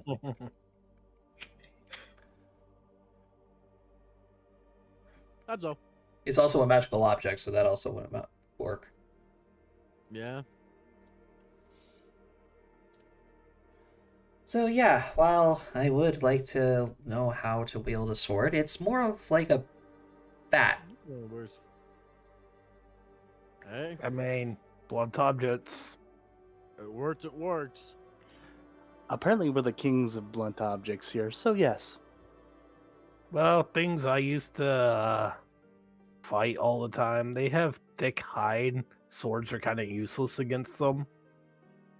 That's So why you use a blunt object, you can break their bones. That's why you shoot So- for the eyes. Everything's got eyes. Here's a question. I thought your chicken was a familiar. If it's not a familiar, what is it? Spare rations? No, it's my Oh friend. my god. Uh, Don't give it to Dave. I mean, if you try to eat it, I might have to break your hands. Note to self: don't touch chicken. Just a heads up. If you're gonna break somebody's anything, you should break their teeth. That way they can't eat your chicken. You know, you got a point. Yeah. See? But Peep was given to me by some of my neighbors whenever I set out on my journey. And I don't Peep's know. been my best friend ever since. Is Pete a Freaking- boy or a girl? It's a hen. It's a girl. You Okay. freaking So she Disney lays eggs? princess. Yes. Periodically. What do you do with the eggs? Most time I give them to her. Oh yeah, chickens do eat their own eggs, huh? Mhm. You Disney princess. I will say, Alistair's focus is like looking at the back of the carriage. Alright, so Fuck you, Dave. after the end of the first day, you guys set up a quick camp. Who is taking watches? Two watches will get you all through the night carefully. Alistair will take first watch. I'll so take he's second. so he's a bit more light because he can't see in the dark. Alright, so 4 hours on each watch will get you through the evening into the next day. Mm-hmm. And of course, with the healing rules, 4 hours of sleep, a short rest, will get you. We'll remove one Yeah, it will stage prevent of it will prevent your fatigue, but it won't heal you. Yay! So, day 2. Who else besides Jacob wants to roll encounters? Mind if I take the next one? Go for it. Go for it. Okay, 61. All right. Also, a fairly decent day.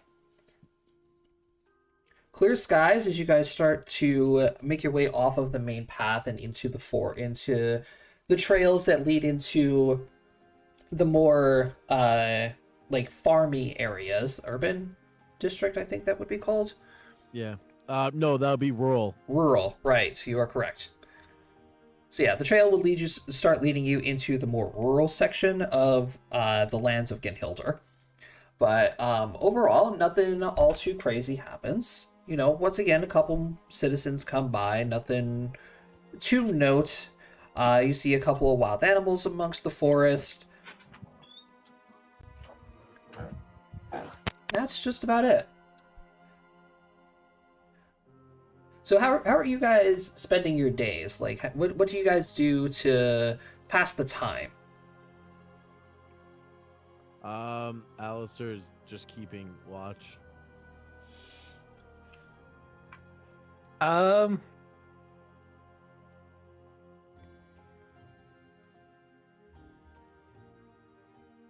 probably be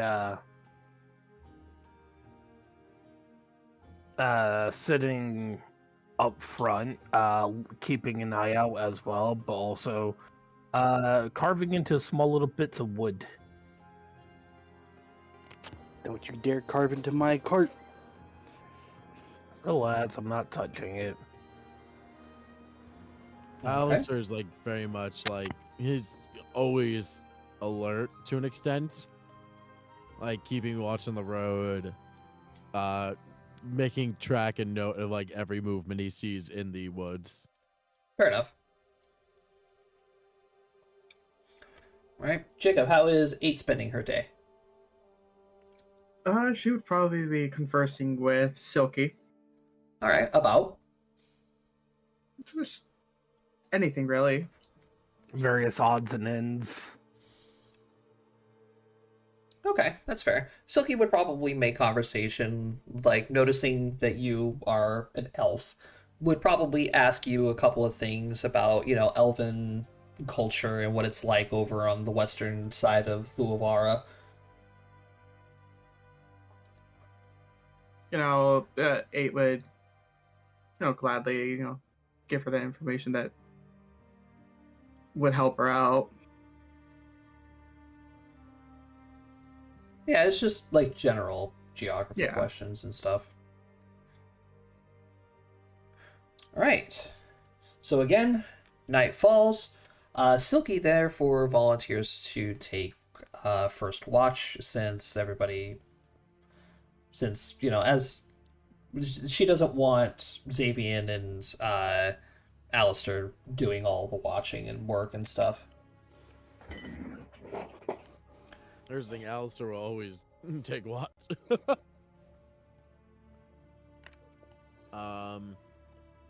Is anyone else fighting Alistair? Because Alistair will take another watch if need be. I'll take a watch. So would Xavier. All right, so we got You get really good hearing if you hear anything with me. so Ragnar and Silky. Because I mean, just over here, how does everyone set up camp? I'm curious about that. I would probably say like everybody has their own tent. Or because Alistair has a hammock that he specifically puts up high in the trees. I And sleep like, in the cart. I don't even have a tin. I just roll out a bedroll and just play. yeah. Alistair has a hammock he specifically sits up high in the trees with branches that he could like quickly post up on. Yeah, 8 just has a bedroll. Alrighty. More than one person can sleep in the cart though, because the only guy sleeping in there mainly is a dwarf. Alrighty. In that case then, Cody, give me a perception roll.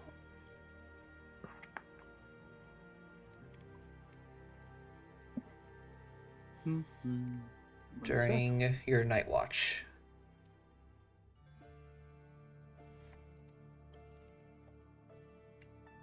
-2.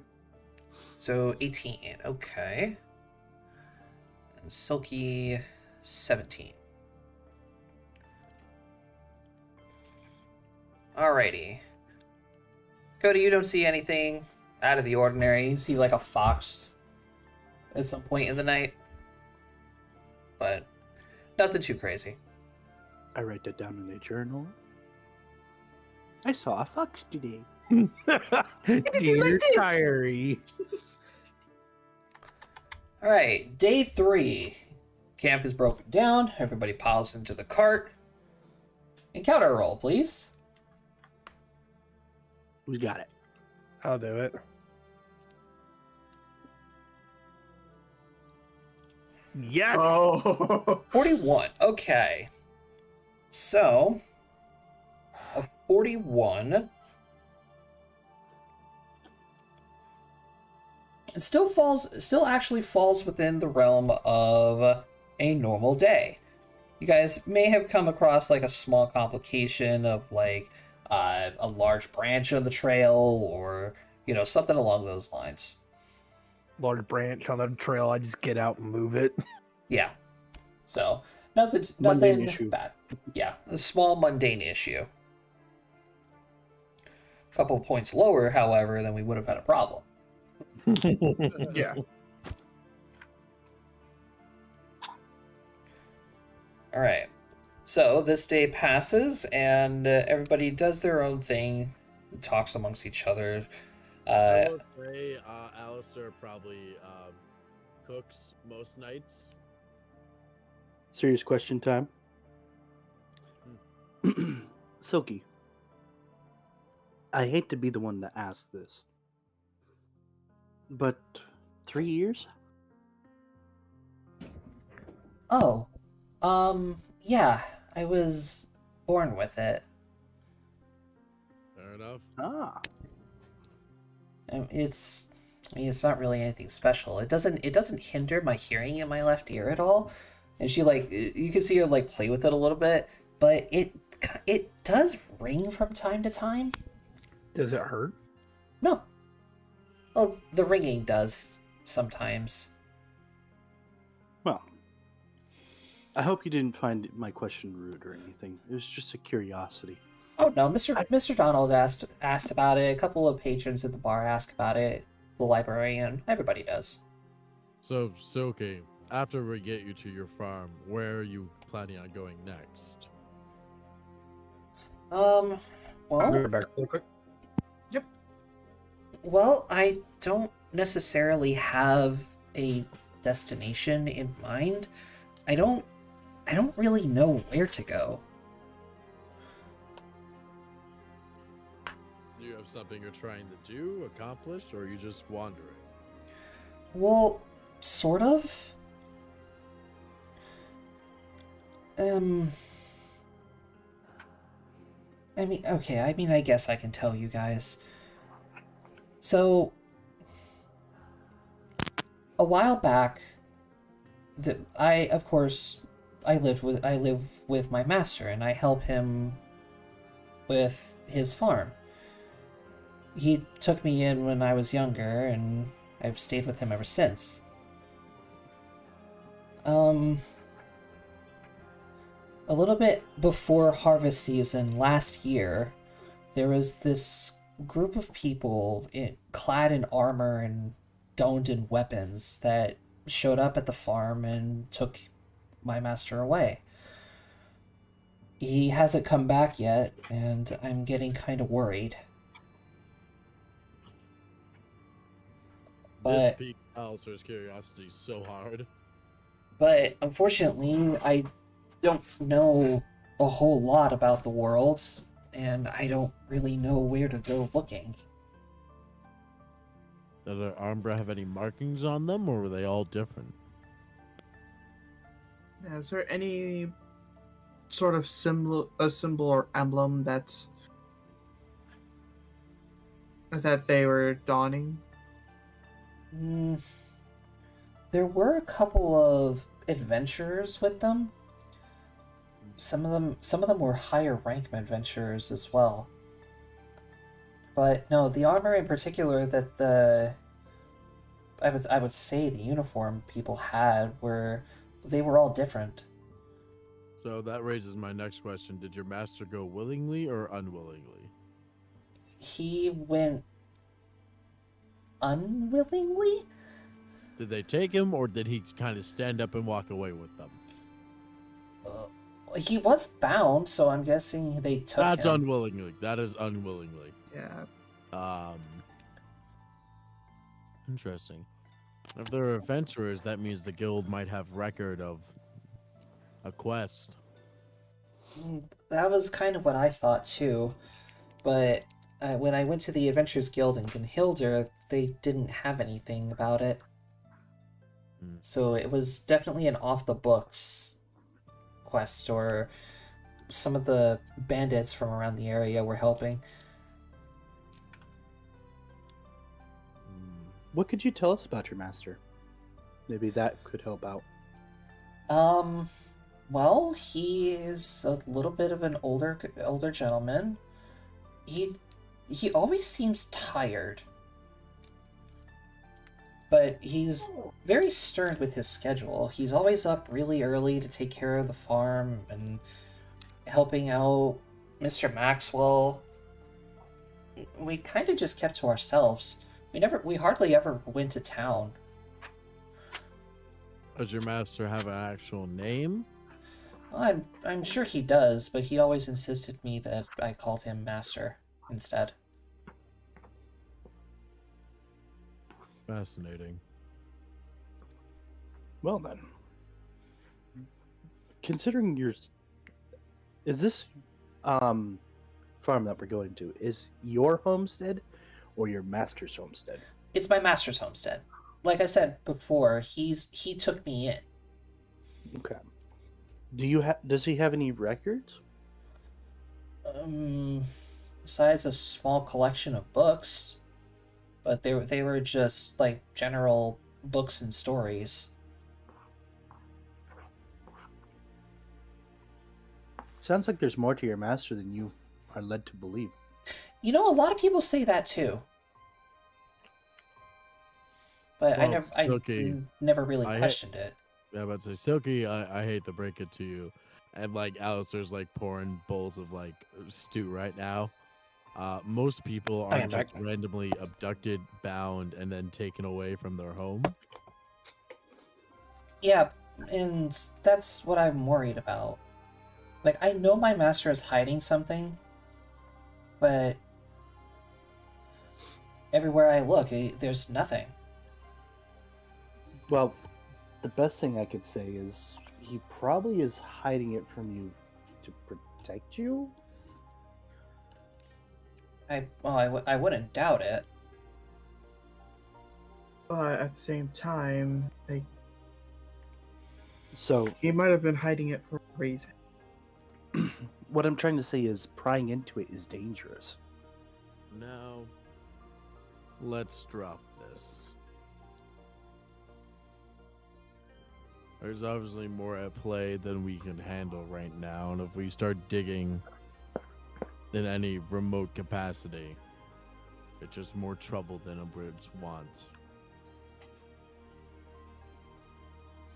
Alistair does have a point. I should know. We're here to do a job, do these jobs, and then go about our ways with our individual lives.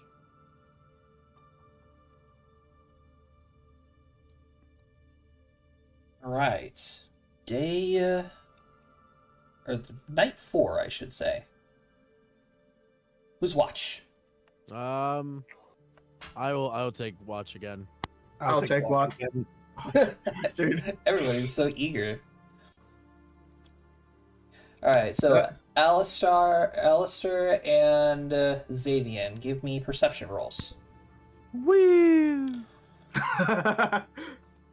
Well, okay then. Ranger! Looking up in the trees Meow. with a very dimly lit lantern. Actually, no, I'm using the stars and the moon. Alright. Xavian, you found this pretty cool little lizard that you eventually fed to Peep. Peep has been fed. Mission accomplished. Alistair, however. So, as you're sitting up in your tree, just observing the camp, everybody has long gone to sleep at this point. You happen to notice when you're looking down at camp, in her bedroll, you do happen to notice like Silky start to like twitch a little bit as she like reaches up and like holds onto her ear. And remembering the conversation you had beforehand, it's probably the ringing in her ear is happening. Like it goes on for, I'd say, about a minute or so until finally she like rolls over, like adjusts and goes back to sleep. No, poor baby. It's made Alistair just makes notes of it and be like, weird. Give me another perception check. Oh yeah, sure. I will be right back. Oh, so bad. Yeah, unfortunately you I do get a +2 in the woods. Yeah, unfortunately you didn't. No. You can't see it.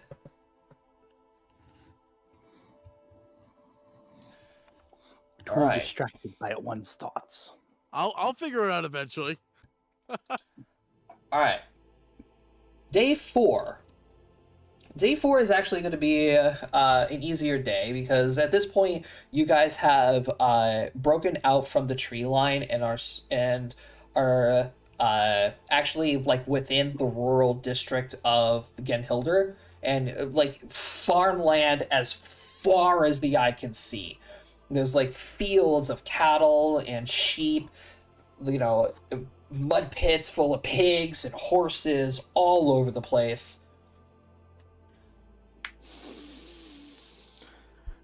Smell that methane. I'd rather not. And you know, as you guys are, you know, going down the trails, you know, Silky's like pointing out a couple of different places of like, it's like, oh, you know, this farm over here has, you know, some of the best pork that is distributed throughout Genhilder. You know, these people have like a mill who like handles all the grain that's dealt here. These people make like the greatest clothes out of the wool that comes from their sheep and blah blah blah. You know, being a social butterfly that she is. Telling us all the lore about her little village.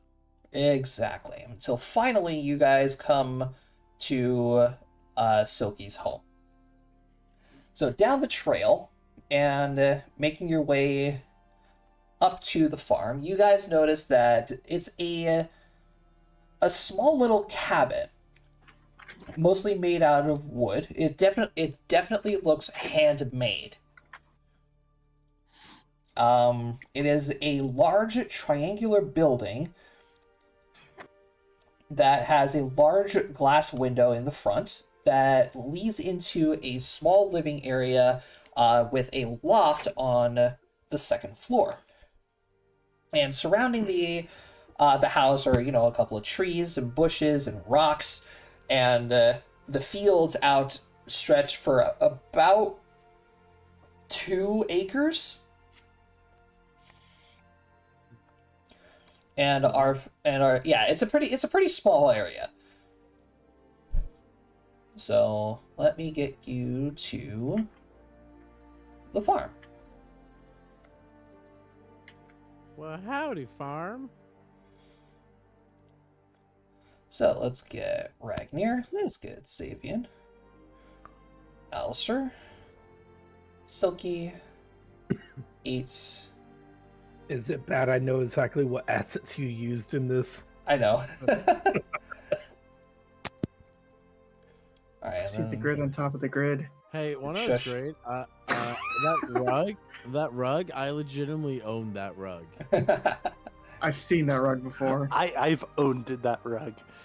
I It think we all have. no longer. All right. Let me give everybody permission to use their tokens here. So as you guys pull up, let's go ahead, grab a cart. Why not? And let them donkeys graze. We're just gonna leave the cart back here and pretend that the donkeys are there.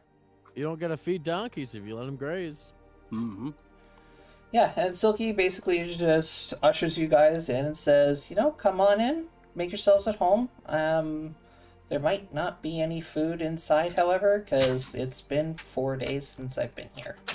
Alistair's gonna look around the outside of the building. Okay.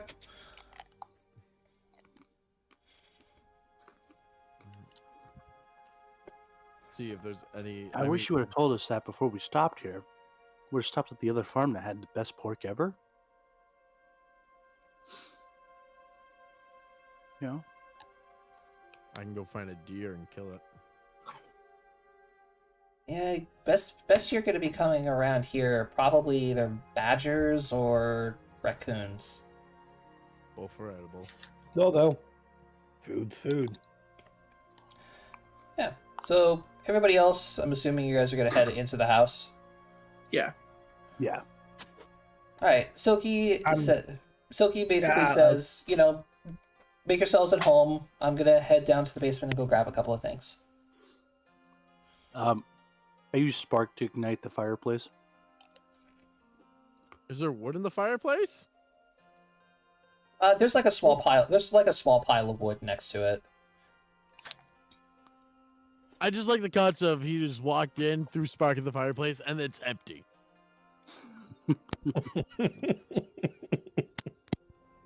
Okay, I did that, realized there's no wood, then I used Mage Hand to put wood in there, and then spark.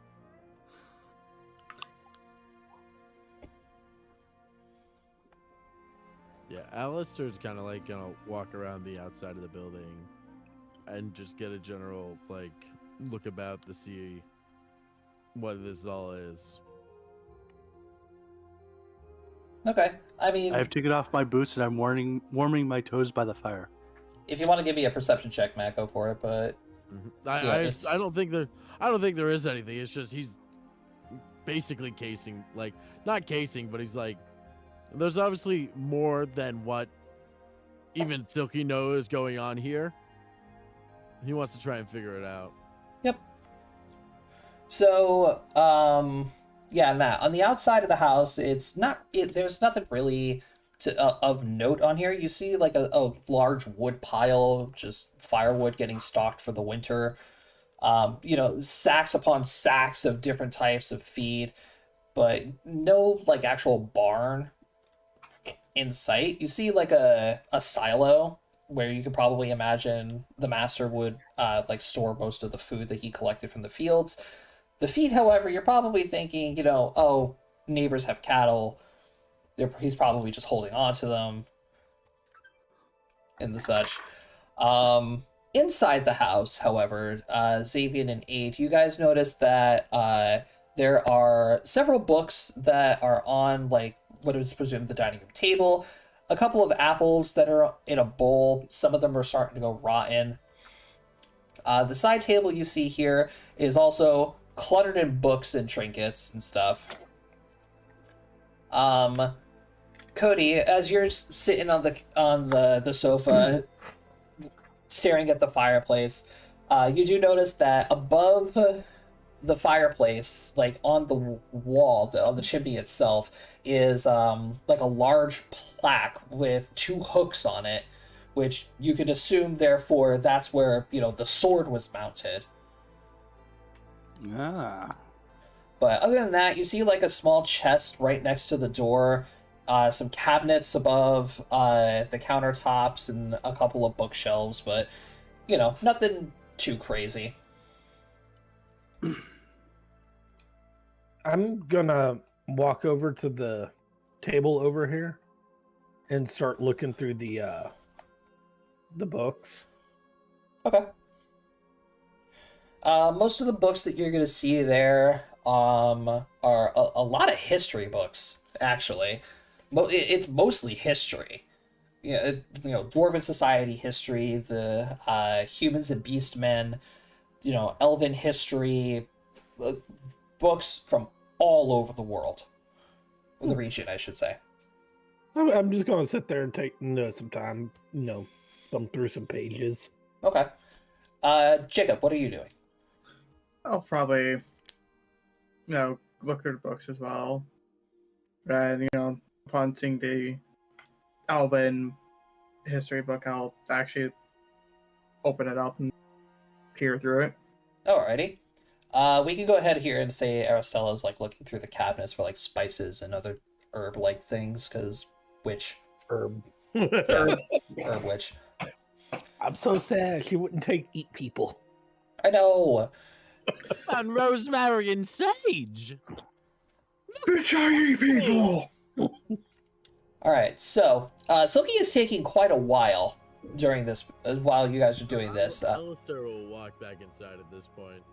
Alright, so yeah, you'll see, Ragnar's on the sofa, Aristella's looking through the stuff, and the two guys over here looking through the books.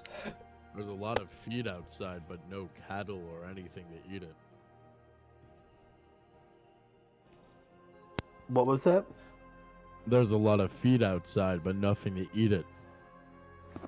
I don't know if they sell it or...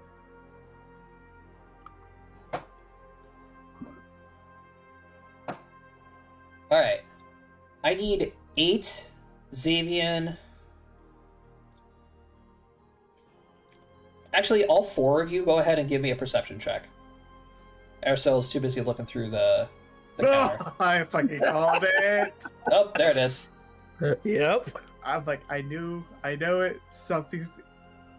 That one's gonna hit me on something. You know it. Okay, so everybody except 8. You guys happen to hear this. You guys happen to hear like the sound of a large thud on the floor on the loft above you, and the sounds of footsteps above you.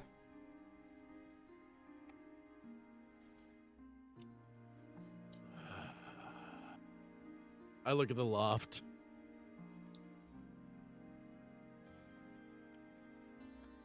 Let's see here. So, like, none of you are gonna react. Yeah, I'm gonna call out and be like, Silky, you okay up there? No, well, Silky went downstairs in the basement. Yeah, there's another staircase Oh, underneath this one that goes down into a basement. Yeah. Oh, okay. Alistair, so can we see directly into the loft, or do we need to go up the stairs? You have to go up the stairs in order to see into the loft. All right, I'm gonna look over at Xavian.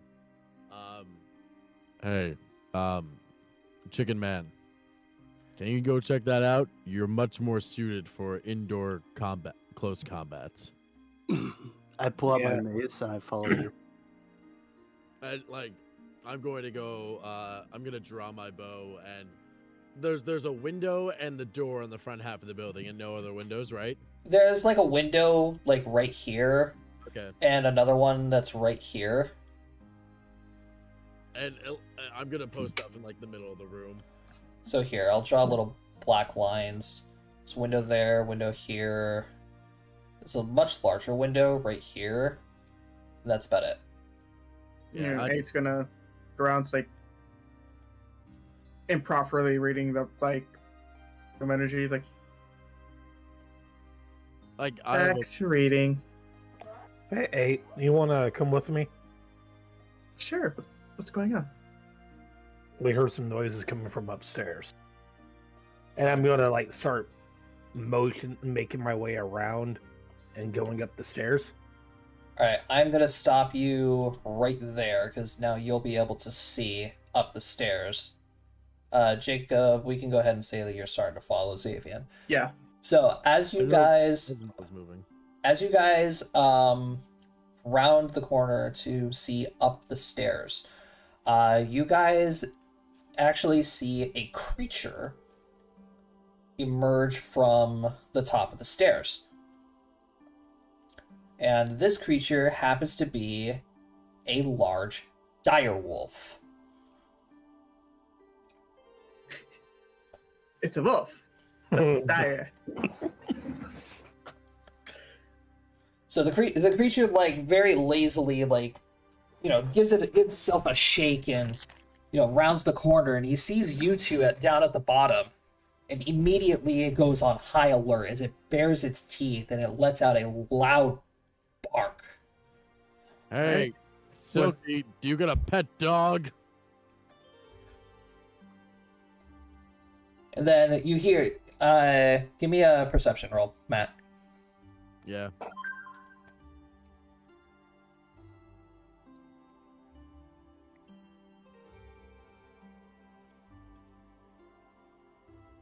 I got another 18. Oh, you got another 18? Okay. You hear Silky, you call out, oh shit! And you hear like something crash down in the basement. As the wolf is now starting to like come down the stairs slowly. And with that, I am going to use Wild Empathy. I was also gonna be like, wild empathy time? Yeah. I have Heart of the Wilderness. So yeah, the wolf has its fangs baring, and he is very, very upset to see you. He's growling. There it is, wild empathy. Yeah.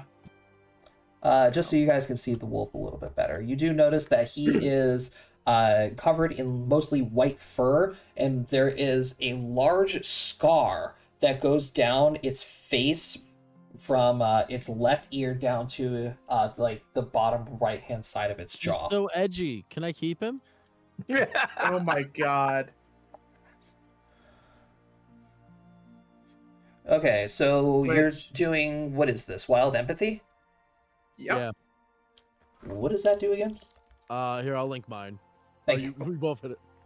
It's pretty much the same thing. It's just All right, the druid rolls 1d20 and adds your druid level to your charisma modifier to determine.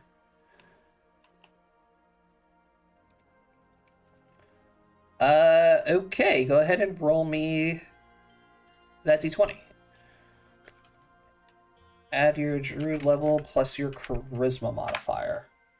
Uh-oh. Oh, wait, I also did it, so 1 second here. that would be a 11. Oh my god. This works out so well. That's an 11 that I roll total. Not both of us pulling out the wild empathy and failing. Mine's like a fucking 5 because it's 1 level and I don't have a charisma modifier. It's a 4. Yours is a 4, mine's a even the range, 11. Okay, 8 and Xavier, give me a will saving throw. Oh boy. What the fuck? Jacob, reroll. I need to put the sage in here. Where's my sage? Uh-oh. Okay, so 8 and Xavier are now considered frightened.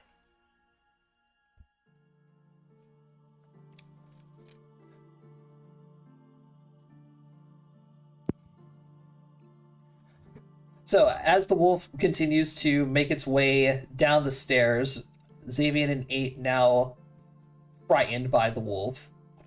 Okay, calm down. We're not here to hurt you. Just calm down. Just like slowly backing up, like with my staff out, just like. All right, so by Don't now, want to hurt you. so yeah, by now Ragnar and Aristella also notice the large dire wolf.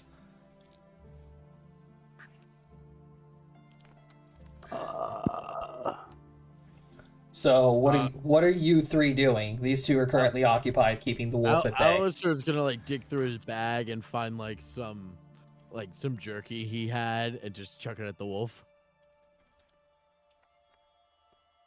Cody, are you doing anything? I am looking to see what I can do right now.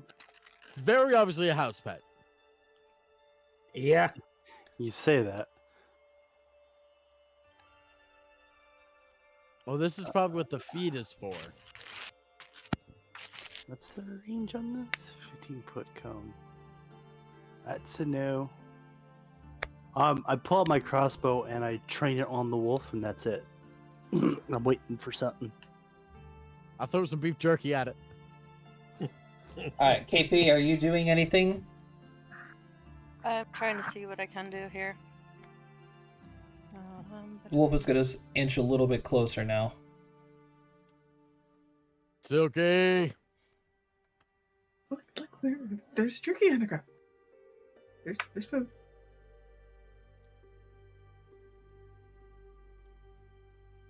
Honestly, smart dog for not taking the jerky. It could have been poisoned. That's the point.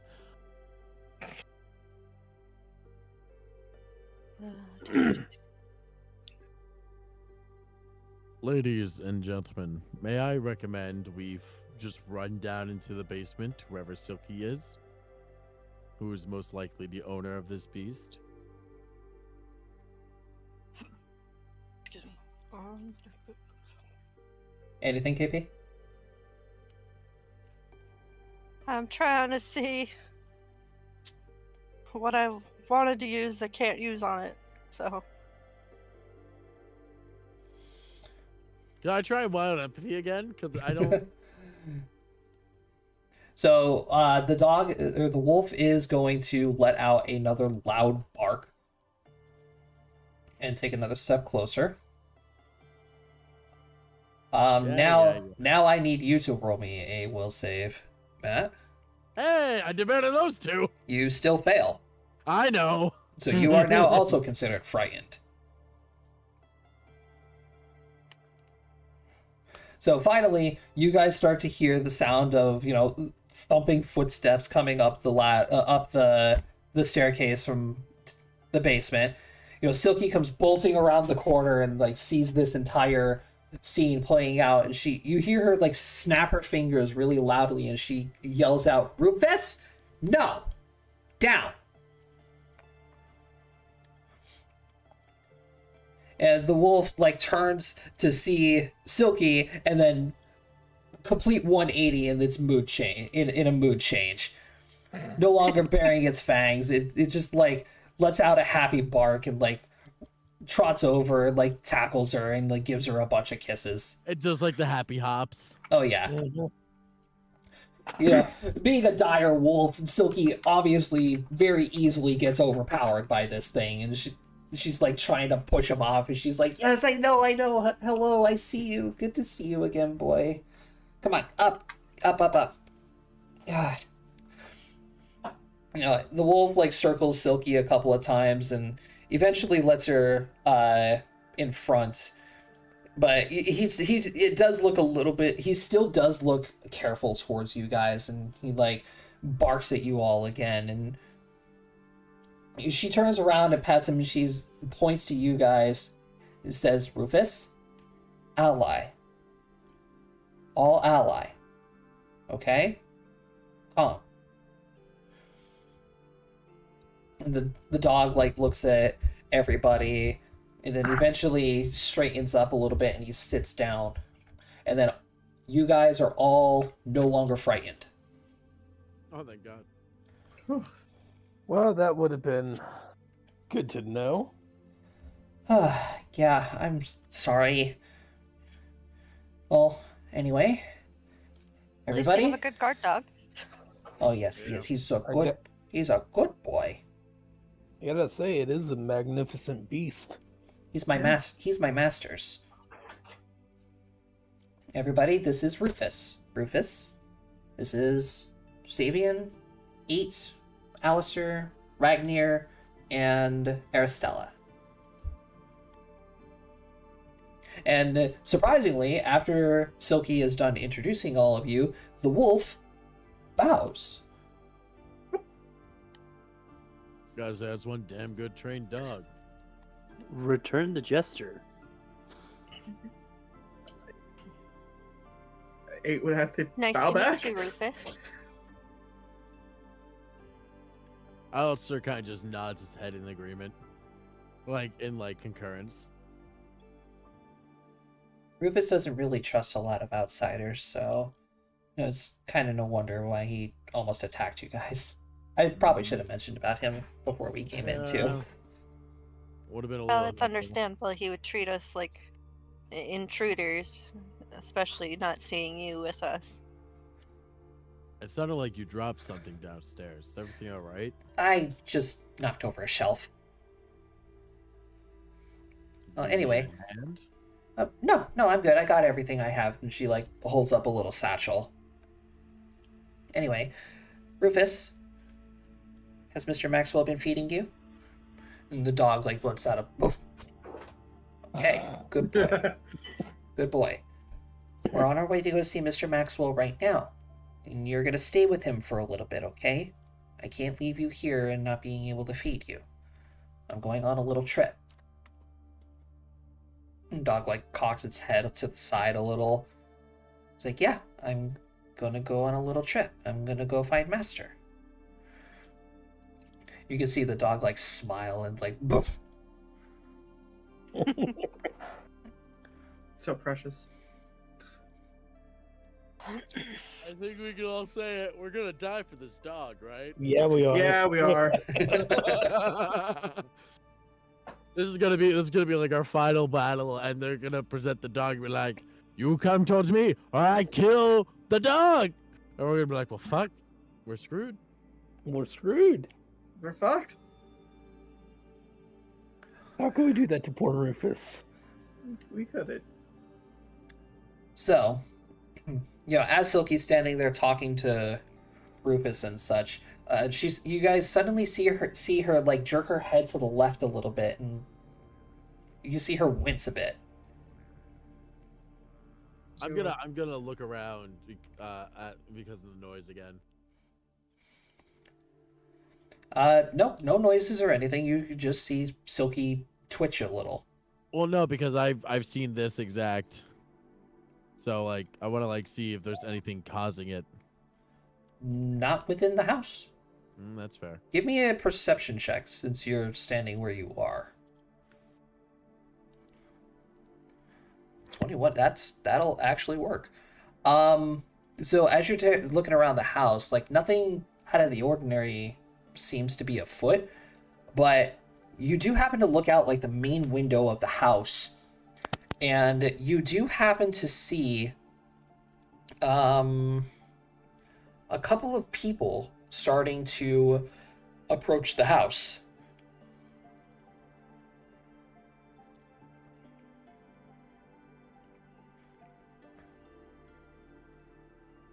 So, okay, you have company. How do these people dress? Like commoners or like soldiers? Adventurers and soldiers. So, okay, you have company, and I don't think it's the locals. Company? There shouldn't be any company coming. Mr. Maxwell was the one who was watching over Rufus, so... Did I hear him say that? Everybody. About it. Yeah, everybody's in the room. I'm Everybody heard it. gonna peer out of the window. Are they wearing any sort of iconography? Iconography? Yeah, like any do they have discerning emblems marks or... There is one who looks like he's wearing some sort of identifying markings. Can I identify it? Knowledge geography. All right. Could I also see it from where I am? Yes. Yeah, Maybe? I would probably go to the windows, like gear, tune, tribe.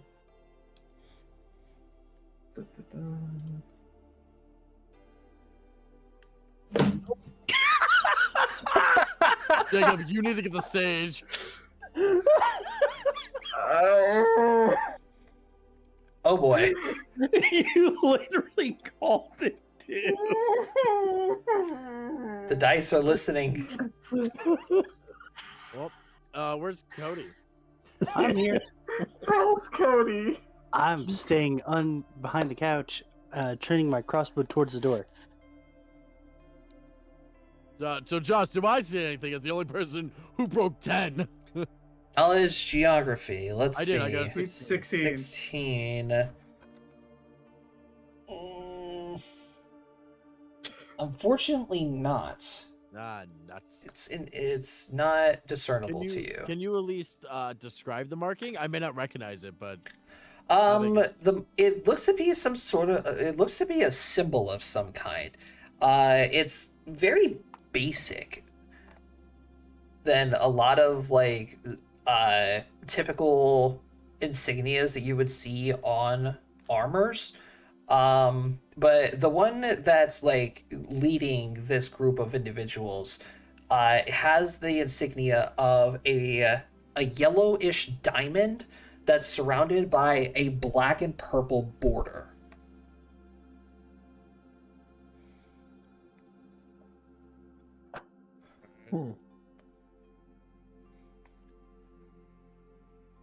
Well, Okay, considering they probably also see that we're in the house, Silky, I guess you should go say hello to our guests. Okay, so these are actually just regular soldiers, but I'm just throwing in random tokens as placeholders. Yeah, they're so big! They're some big boys. Like, what the hell did they feed them? God damn! Okay, that's better. And then just suddenly.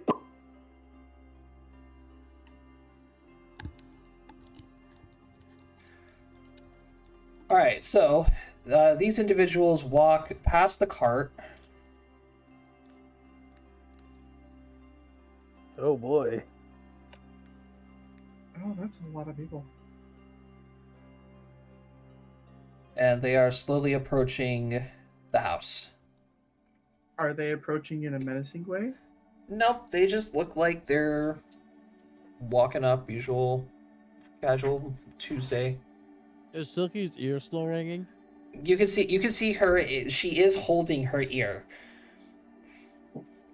but she looks like that she's trying to, like, overcome it.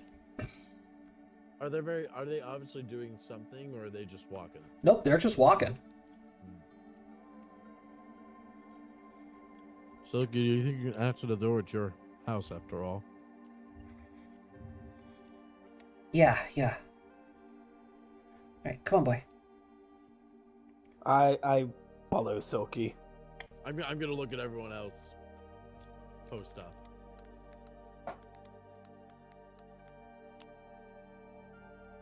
Too late. Already posted. I'll follow up behind Silky. I would go here, Rusty. That way, like, Oh, yeah. that way I don't see you. All right, so eventually the people do get to the door. Probably here. And of course, you're knocked at the door. Silky opens up the door and she says, "Can I help you?" The soldier looks down at Silky and looks at Rufus, who's standing right there.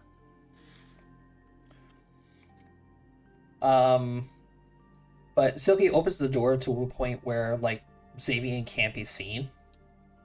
But the guys in the back obviously see Elistar, and some of the soldiers do see, unless if Cody, you're hiding. Oh, also I should mention hammers in my hands. Oh yeah, I'm gonna try and like be knelt down and hide. So I'm gonna actually roll stealth. Yeah, Cody and Matt give me stealth checks. Okay, Matt. Matt, are you just like set? Okay, guys. This is the second time we've done that. Okay, Matt, Cody, are you sucking the luck out of me?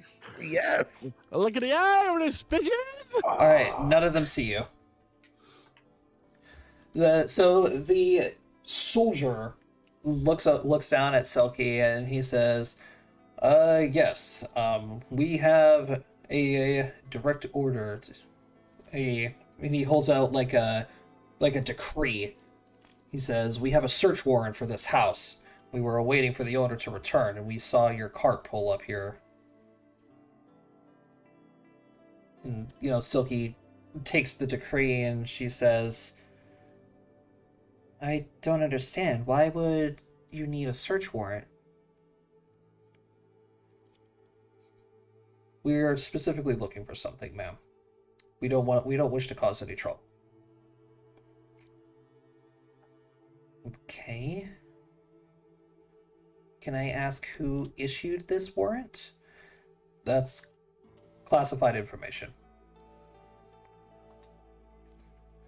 Well, I currently have guests over. Supervisor, give me your supervisor. Could I ask you to potentially come back another time? Unfortunately, no. We are on a very tight schedule. We've already waited 2 days.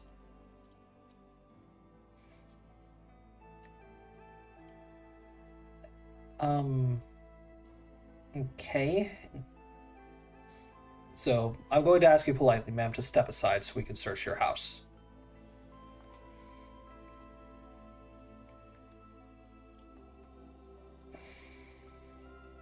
Very well. And I was gonna say, am I in earshot?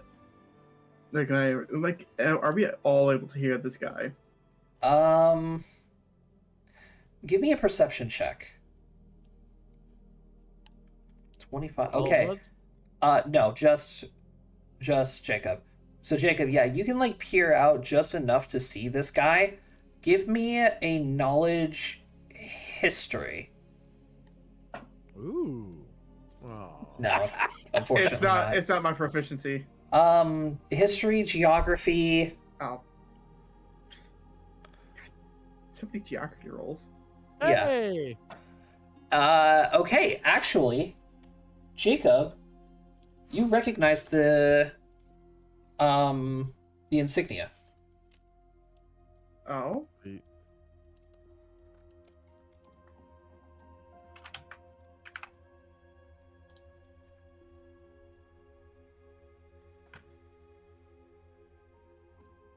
Hello? I'm DMing it to you. Oh. I was about to say, you got real quiet. Like, I even checked later. And I'm like, Yeah, no, sorry. I was DMing you the information because only you know this. Oh, shit. Okay.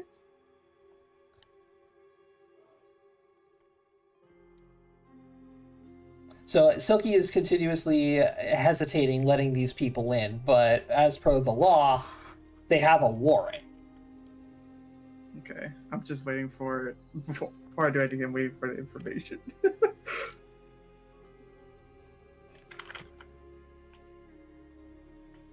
Very well. Go ahead, Rufus, back up.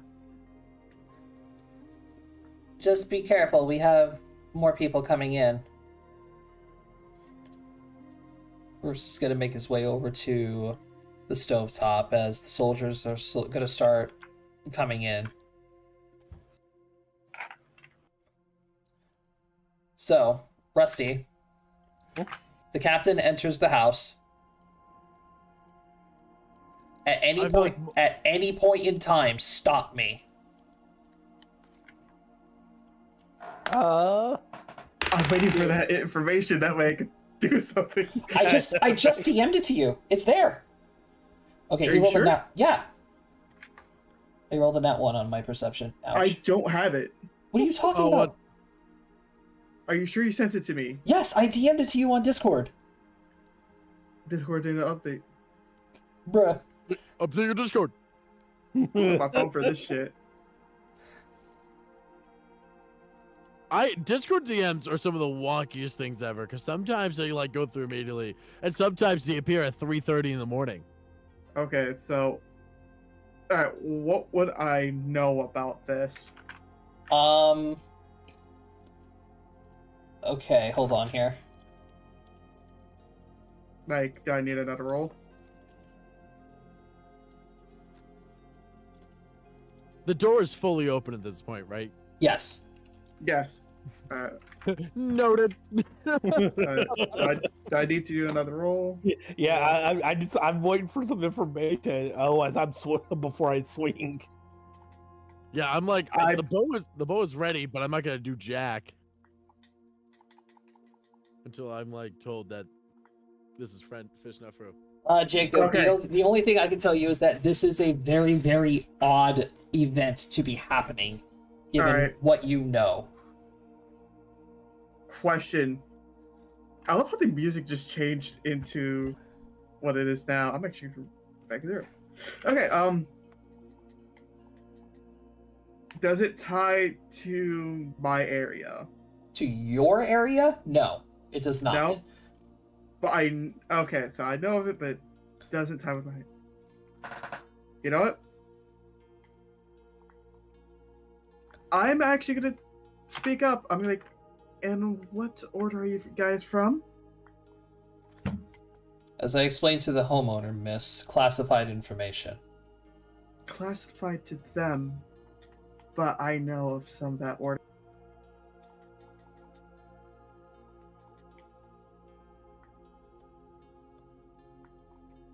The soldier basically just ignores you and ushers everybody else in. Search the house. You know what to look for. I'm surprised that you guys are out here, considering the highest order was issued.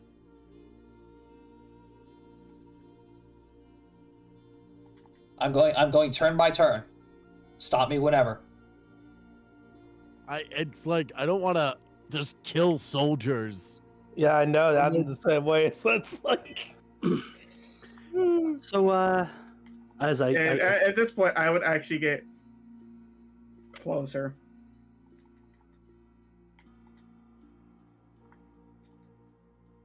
Trying to at least put like a line somewhere where they don't go beyond.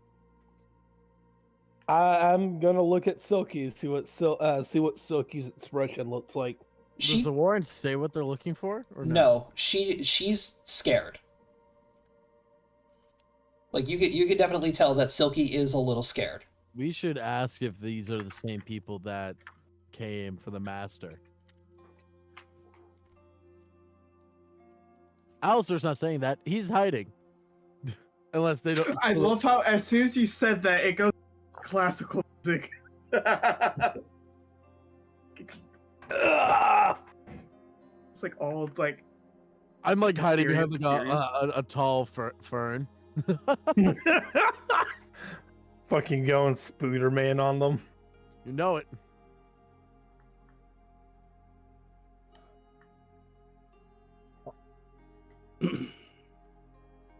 So are you guys just gonna let the search party go through?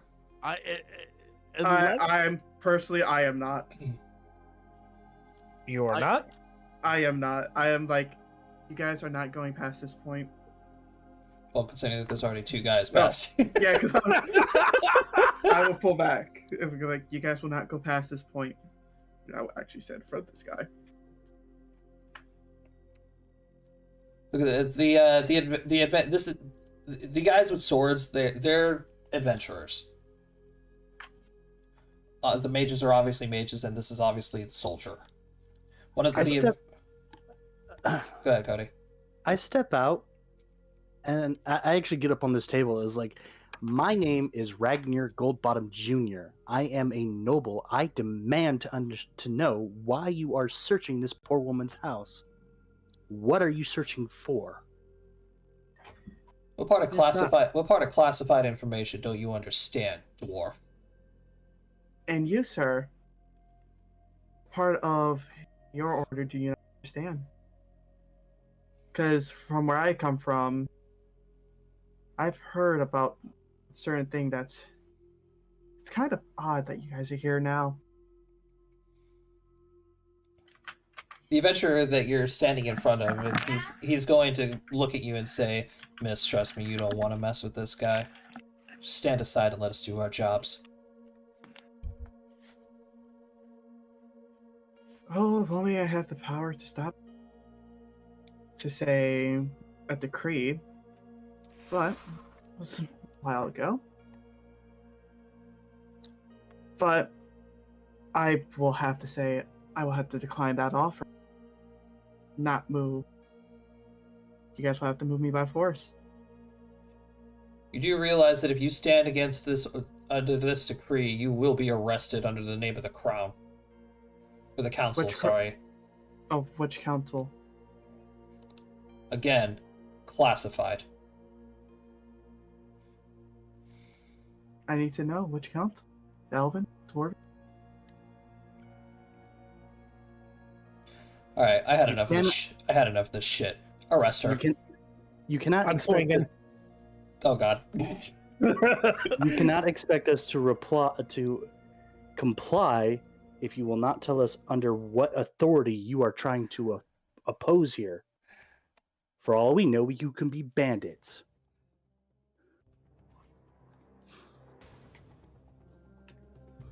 All right, combat is initiating. Xavier, you have the surprise round. Because they have not noticed you. They've been keeping all their attention over here. No, they know he's there, but they are currently trained on Have you I been as a noticed? distraction. Everybody has, yeah. Oh, Yeah. did they see past my stealth? They're literally right in front of you, Matt. Yes. I'm sitting on a very tall tree. Thank you very much. No, I get you. Yeah. The fucking tree. All right. So, what are you doing, Rusty? What are you doing? This is complicated. So, Bink, going right there. Me and my stupid mouth. Okay. A 19 is going to hit the soldier for 12 bludgeoning damage. Bonk. That would literally kill me. Jesus, Rusty. All right. And with that, ladies and gentlemen, give me initiative. I regret nothing. I regret nothing. It's just Oh, I was about to say. I saw that 6 and I saw my name first. I'm like, wait, what the fuck? And then I was like, oh, fine. It's very much the like this is such a weird situation. They won't provide what crown? That's They- no. They won't That's a provide my no-go. crown, and they're ignoring what I'm saying. They're trying to brush it off. I'm like, come on. Well, Can't They're bullshit trying most. to flex authority, but refuse to tell whose authority they're flexing. No. It's very much like you guys are the nobles here, so I'm gonna take your lead on how to deal with. That's kind of how I am. Well, We'll Oh, fight yeah. that in court. we'll fight that in court. Well, I can't fight that in court. But your characters don't know that. Like Alistair's literally like, my job is literally to just move people from one town to the next. I have all my papers to go anywhere I want. What the fuck? And one person still literally wipe someone's ass. He's an ass man. Right. I mean, So- literally, he just gets done saying arrest her, and the hammer's being brought down. Arrest her! Just bam, instant shoulder dislocation. No. Just. Hey, do you like your skull? No. All right, so Xavier, you are at the top of the initiative order, and you now have the attention of this captain. Yeah, well, he's Oh Jesus!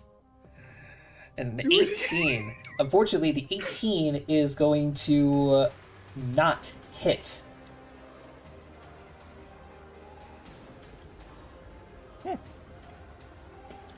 he's a chunky boy. Well, you do notice that he is wearing full plate mail, so Oh, It's like, oh, even better. all right. The soldier is going to draw his sword and take a swing or two at Xavier. All right, Rusty. I have a 17 and a 19 to hit you. the 19 hits. Okay.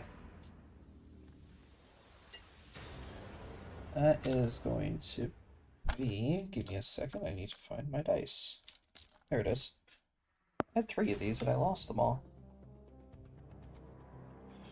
7 points of damage. All right. Alright, Jacob, your turn.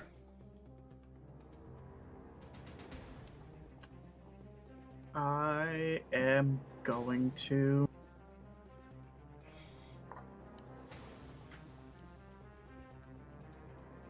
You know what? Sorry. Yeah, I'm gonna slap him across with a quarterstaff.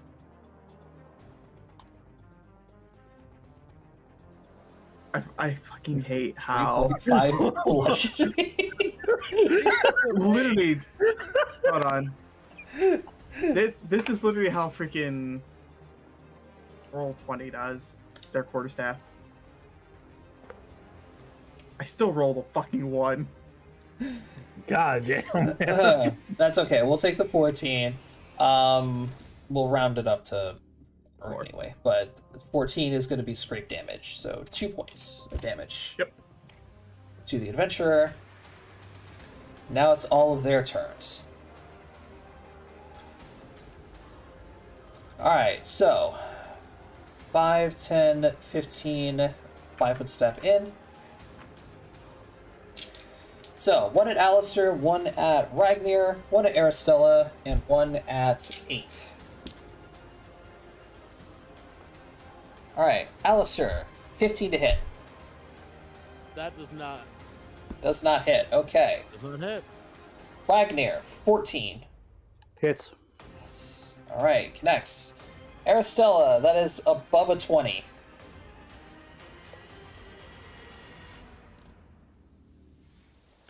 Tell you this already hits. Yeah. Yeah. I can already tell that as well. So, 1, 2... Oh, no, 2 hits. And Jacob... I got credit, didn't I? Yeah. I don't confirm, though. I don't confirm, though. But it's funny. It's like, this is the meme of me. I do crit fails in the beginning, and I get critted upon at the beginning.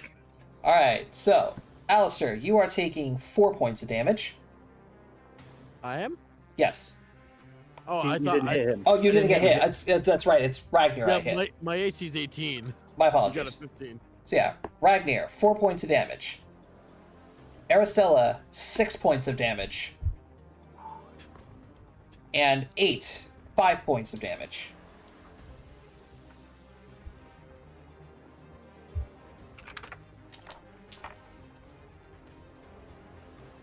Alright, Alistair, you're up. Oh, howdy. Oh, wow, okay. Well, I guess we're just gonna shoot at the boy right if... I'm gonna take a 5-foot step back, like, right against the wall. And I just gotta make sure this is right. Yep, alright. And... Yep, okay. Yep, I can do this. And that's at a +1. 15 will hit. For 5 piercing. Oh, I rolled a 2. God damn.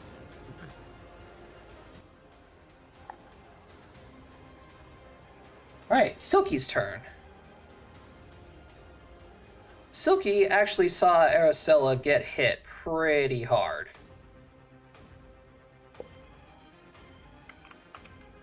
But unfortunately, that is a touch spell.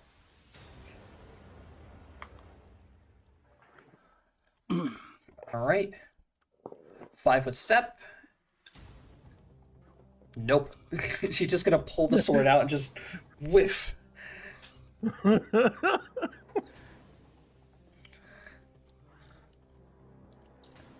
Alright, mages.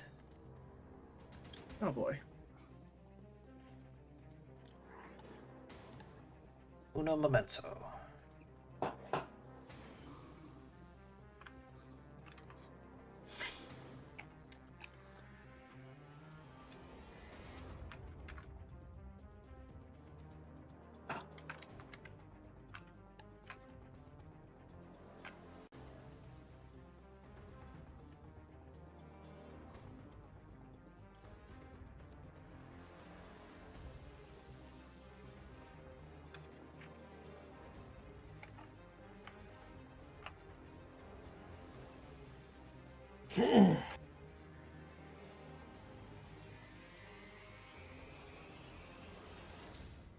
Actually, I'm just going to use the compendium for this.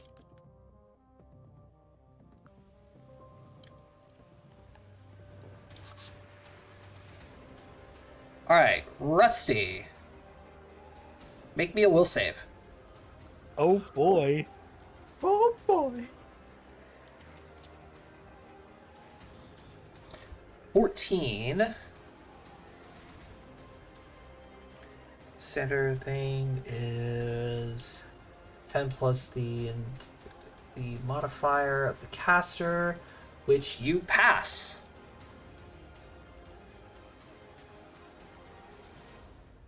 Okay, next thing I'm going to need is... I'm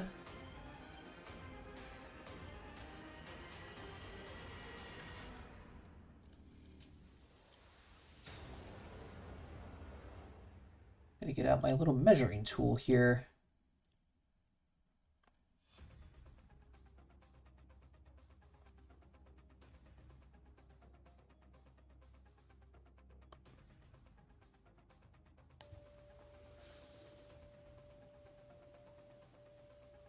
Fortunately, he can't hit anybody besides without hitting. Alright, so he's gonna come this way. 5-foot step.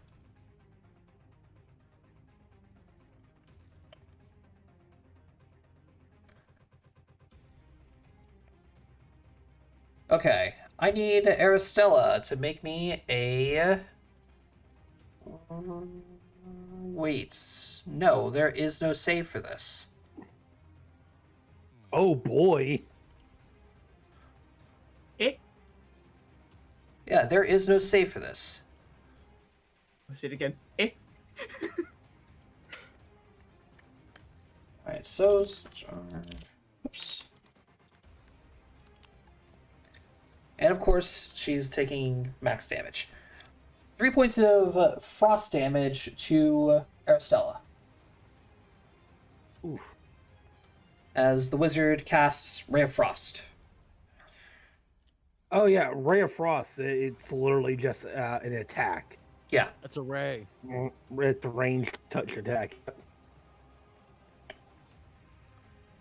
Oh, that's right, it's a ranged I'm so dumb. You can tell I'm out of it. Yeah, 16 on the die. He hits. KP, how's your health looking? JP, yeah. Is she not here? Hold on, let me... KP's already cosplaying her character.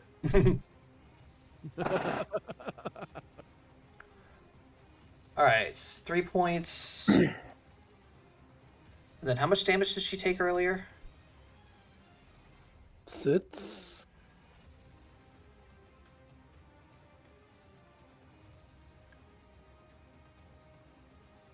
Was it 6 points? I want to say, I could be wrong. Yeah, it was 6 earlier. Okay, Aristella's down. Oh boy. Oh. Well, fuck. Right. Rufus is going to jump up and take a bite out of this mage right here. Now, he becomes Chew Toy.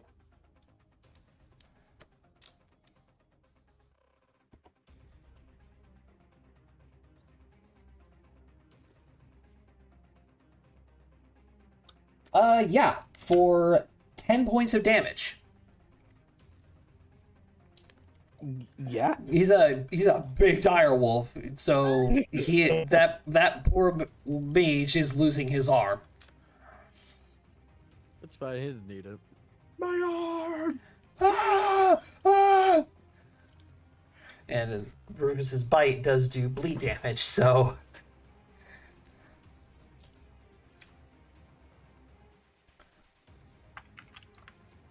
I actually just noticed that KP's not even in the initiative order.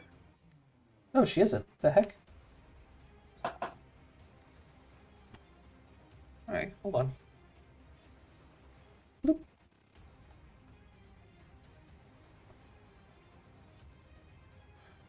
Jacob, what's your dexterity? My dex mod is my dex is at 18 total. Is 18? Okay, so she's gonna go after you. Whoops. All right. Cody, you're up.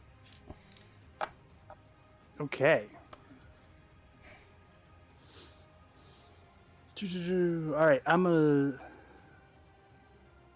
5-foot step here, take a step here, and I'm going to cast Color Spray. Ooh, pretty colors. Oh, Hitting these two down here. All right. Out of 15 go? Will saves. Will save is a 17, not a 16. They both fail. Well, damn. How does this work? I've never used Color Split before. So, each creature within the cone is affected according to its hit dice. 2 hit dice or less, the creature is unconscious, blinded, and stunned for 2 rounds. Or for 2d4 rounds, which you rolled 6. And then blinded and stunned for 1d4 rounds for 2 rounds. So... They're completely out of the fight. They are completely out of the fight for the time being. Nice.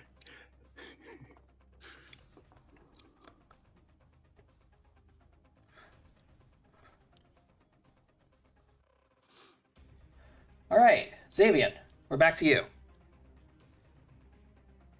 So, arrow still went down, yeah? Yes. Here we go! It's game time! Oh boy, here we go. So, letting out a loud roar of rage. What's Xavier up to now?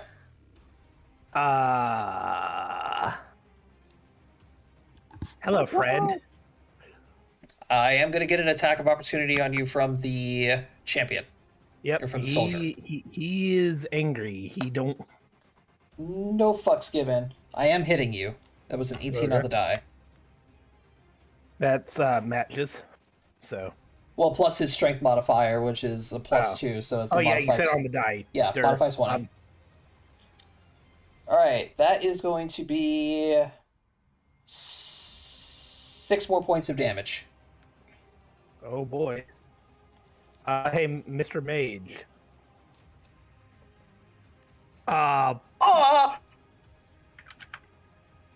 Dude. I do not think that's right. One moment. What? No, I do have a crit multiplier of ~3. I'm sorry? It's an Earthbreaker, yes. No fucking way. Rusty, this is a level 1 wizard. So the best way to describe what just happened is Oh, this is a tomato, Bye bye, head. and you are a semi. Wait, no, What guys, did I just miss? guys, I okay. want to- So time out. KP. Wait, Josh, direct your chat, direct your stream to the stream, the Discord, right? Uh huh. I'm trying to find the Uber bonk.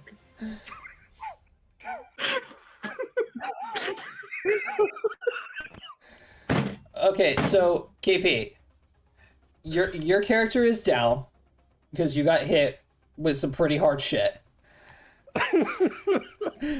I see. I'm sorry.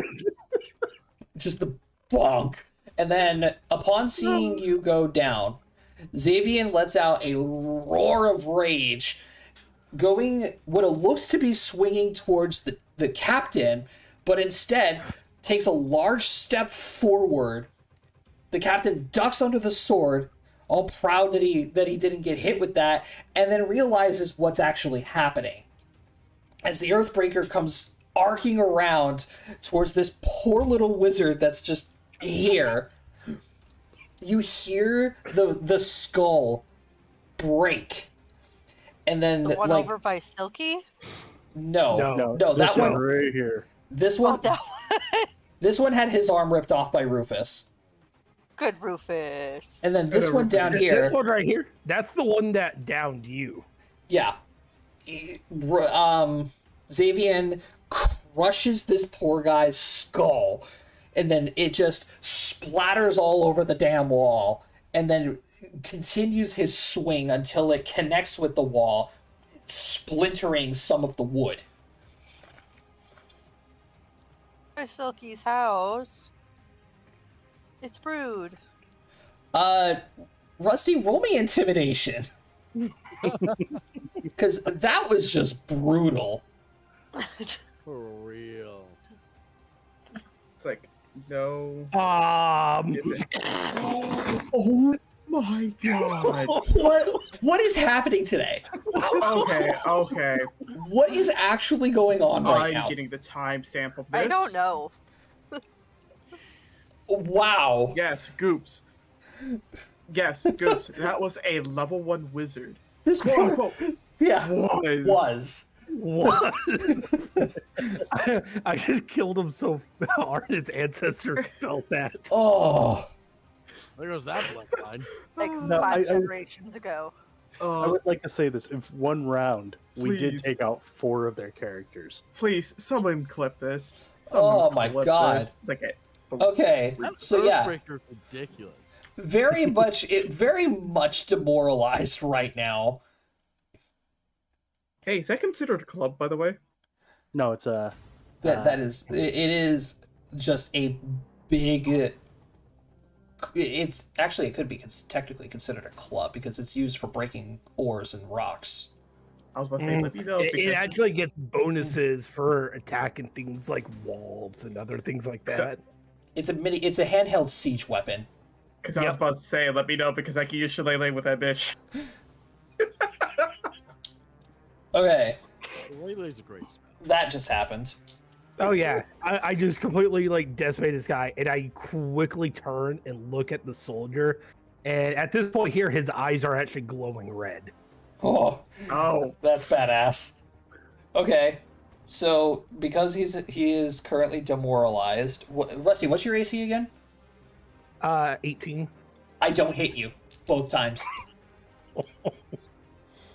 So this wizard down here is. He's very dead. He is very dead. He is now the wall's new color.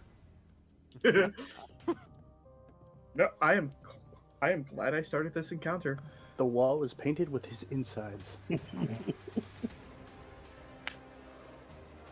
His knowledge decorates my shelf. God, guys. AP, in most of our defense, we didn't immediately start swinging in this encounter. It was very much like, do we do it? Do we do it? Do we hesitate? They hesitated. I'll give them that. All right. I mean, we didn't really want to, but then these guys were just being dicks, and then Eights is trying to get information, and then he's like, "Nah, fuck you," and I'm like, "All right, I'm swinging." It's like, all right. So 8. It is your turn now. It's my turn. Yes. All right. Because since these guys are Pretty much out of the fight. out of the fight, I'm actually gonna head up and boop. Your light wounds. Woo! KP, you heal 4 points. You're alive. 4 points. If I can make that even better. Well, guess what? It's your turn. Of course you can. Yeah, it is your turn now. Jack.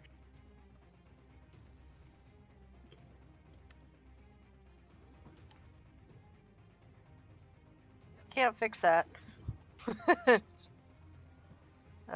Hold on. Let me see what I got here. I'm gonna. My character like brushes over, just like, just touches your shoulder, just starts pouring in like divine So energy I'm into you. gonna target this guy.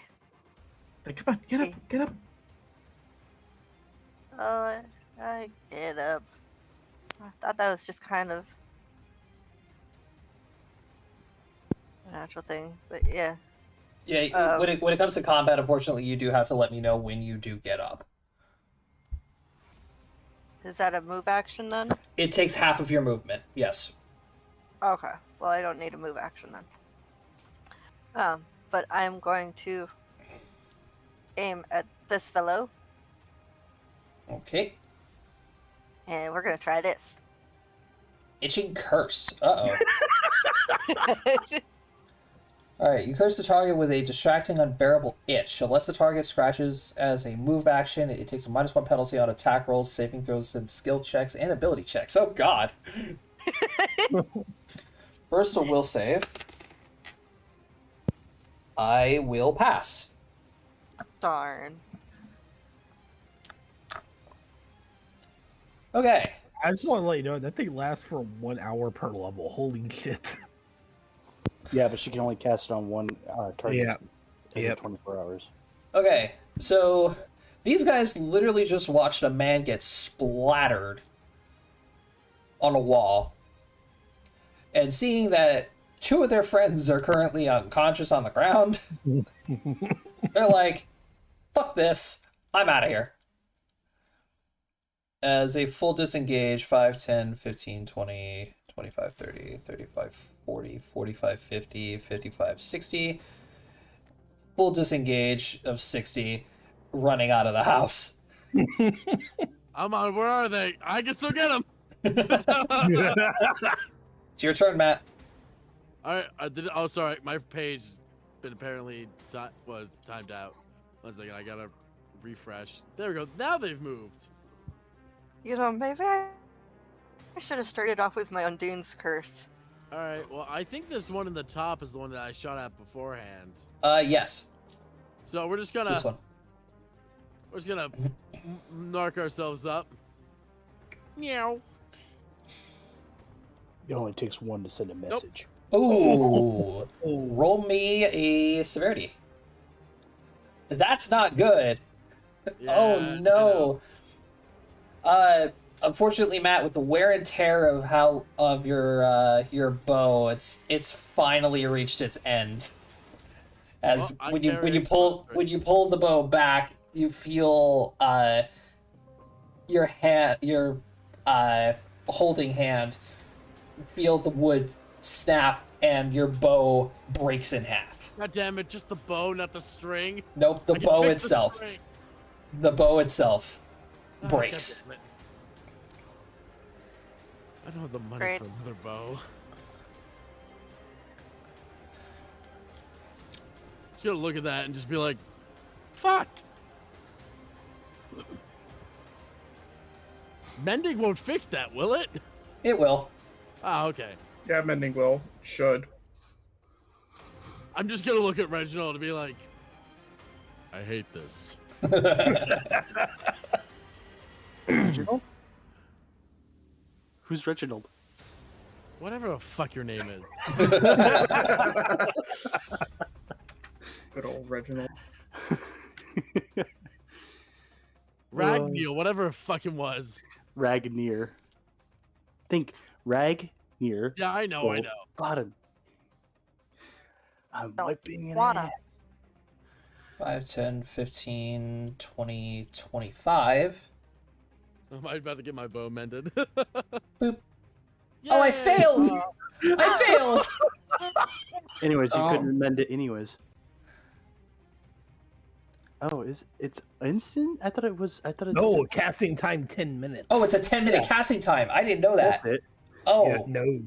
okay. Well, I'm just gonna come back here then. Well, my first mending of your bow is gonna fail. I'll keep that Give in me your mind. crossbow. All right, the wizards don't exist anymore. What wizards? Good job, Precisely. Rufus. 5, 10, 15, Rufus, chase them down. 20, No survivors. 25. Listen, rule 1 with dealing with bandits: no one survives, or else they're gonna find more bandits. Mm-hmm. Got a point. All right, Rufus is going to be taking 9 points of damage. He'll be fine. Ooh, no, not Rufus. 25, 30. Hello. I miss having a magic weapon. I mean, magic weapon is nice. Sorry, buddy, but you're losing a leg. I miss having a weapon that literally couldn't break. All right, Ragnar, you're up. Oh, I gotta measure something. Oh, goody. I get to do this. So, number one, I toss my crossbow How would it cost? What action would it cost me to toss my crossbow? Swift. All right, swift action. I toss my crossbow to our resident archer. Thank you. It- What's a crossbow? I just gonna. Is it light or heavy? Light, and it has one shot. You get one shot. Fine, I can do that. All right, I'm going to move down to here, right, Mm-hmm. and then blink through the wall. As part of my move action, Okay. thanks to me using dimensional slide. 1 point from your arcane reservoir to create a dimensional crack, as you demonstrated in the bar earlier. Uh-huh. All right, and then I'm going to cast a spell here. Which one? All right, everything's the same for the Oh, Expeditious excavation. directly underneath him. He falls into a 5-foot pit hole Oh god. because it's instantaneous cast and Wait. it's a standard cast. Is there no saving throw to this? There's no saving throw because I'm not. Well, no, there is. If I cast it on someone, they can. A medium or small creature falls prone in the pit unless they succeed a reflex save. No. They fall prone in the hole. They fall in the hole regardless. I mean, there is a saving throw. It says, but I'm not casting it on them. I'm casting it on the dirt. Yeah, so he's falling in the hole regardless. Okay. But it's whether or not he falls and goes prone or he falls harmlessly. Oh, okay. I see. Yeah. So it's a 15 dex. Okay, so save. yes, he Okay. falls in the hole, but he catches himself enough to where he doesn't break his leg Okay. or something else. So he's in a hole. I mean, I got this idea. If you ever break your leg from a 5-foot drop, you have legs made of glass. Well, I mean, to be fair, this dude is being chased by a large dire wolf, and he just watched his friend get completely destroyed. Yeah. And his other buddy is currently getting eaten by Rufus. Num num num num num num. Says, yay, tasty snacks. So, Xavier, you're up. Mr. Soldier. I have a feeling this guy's head is about to go flying. 'cause Oh, it doesn't. Ah. Nope. Wow. Yep. So using his sword, he's gonna just he's gonna struggle with this, but he's gonna hold up his sword and ready and just like barely parry your Earthbreaker away from him. Like it like embeds into the ground. Yeah, a couple of the floorboards crack. So is the guy outside in a pit? Yes, I put him in a hole. Yes, he's in a hole. You It's- could hold action until he gets out of the hole. Yeah, but the problem is, I think the dire wolf is a little bit in the way. Fair point. Wait, Rusty, what'd you say your AC was? 15? 18. Oh, 18? Fuck, I don't hit you again. Alright, 8, your turn. You want to just coup de grace the two on the ground, at least one of them, and then tie up the other one? Tie them both up. There's no reason to kill them both. They're unconscious for like 6 rounds. Yeah, I know, but there's no reason to have them both alive either. You only need information from one. One might be easier to break than the other. Are we gonna pull the community thing where like we you know exactly what I'm talking about, Cody? There's technically 3 people alive in this room still. Jack, Well, the captain's not going to be alive for much longer, let's be honest here. let's be honest. Jacob, it's your turn, by the way. Okay, This one well, is not getting away. that after healing up by KP's character 507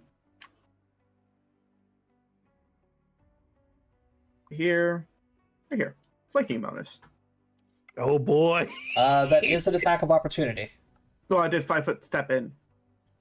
Yeah, Oh. but you still moved You within you it. still you move through his. Well, actually, no. If you move through Aristella, you come into here, Regardless of what you do, it's going to be a 5 foot, an attack of opportunity. Attack of opportunity. Okay. Yep, just one. I don't hit you. Yeah. Sweet. I'm pretty sure a 9 doesn't hit you. No. Quarterstaff, 18 to hit is going to do scrape damage for 2 points. Flanking bonus. Oh, flanking bonus. Never mind. Full damage. It goes down with a little bonk. Tiny. Nope, he's still up, unfortunately. Back of the head. Unfortunate for him. Unfortunate for him, I just gave someone flanking. Yeah. KP, your turn.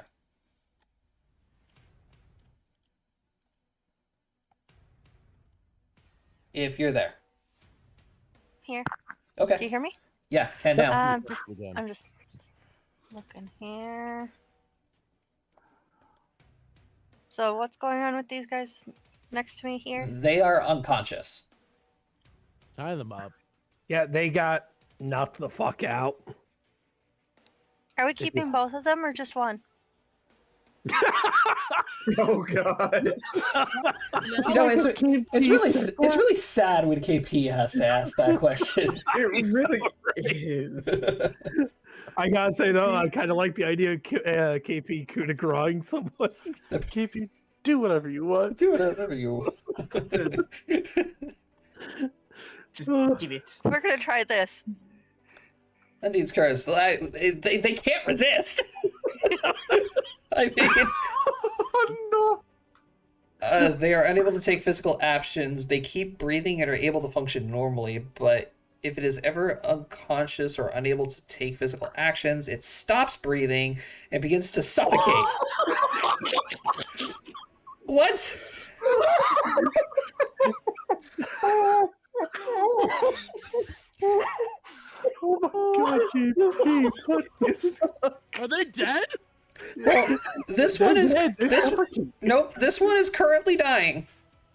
That's gonna We be said it was gonna get dark. It just got dark a little faster than we were expecting. I meant the main plot was dark, not this. I love this. I love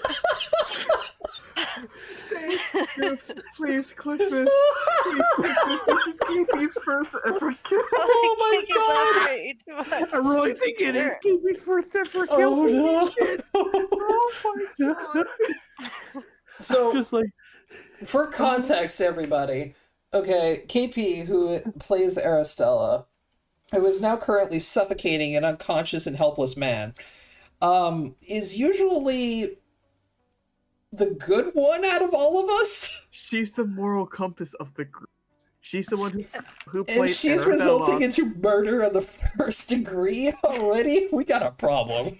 no, we have some fun in our hands. Oh boy. I can't always be the moral compass. I mean, fair. I mean, yeah, if you want to I start need a suffocating vacation him, once in a while. fair enough. Oh man. Ba-da-ba-ba-ba. I mean, Okay. I have the patience of a damn saint in real life.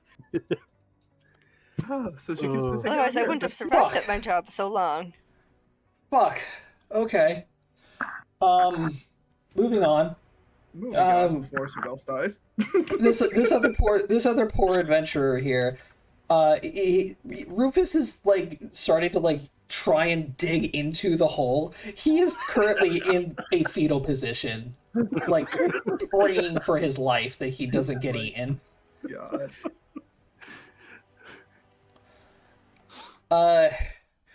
Matt, you're up. Matt, what are you doing? Oh I my can't really God. get the guy in the hole, so we're just gonna. So it is the same everything for the crossbow with the longbow. So I'm just gonna roll the longbow. That's fair. This is not the captain. Yeah, at the captain. 16 does not hit him, unfortunately. I don't get the flanking bonus because I'm not flanking. Nope. Right. You're also ranged, so range doesn't really get flanking. Yeah, I know. 1 second. Let me check something real quickly.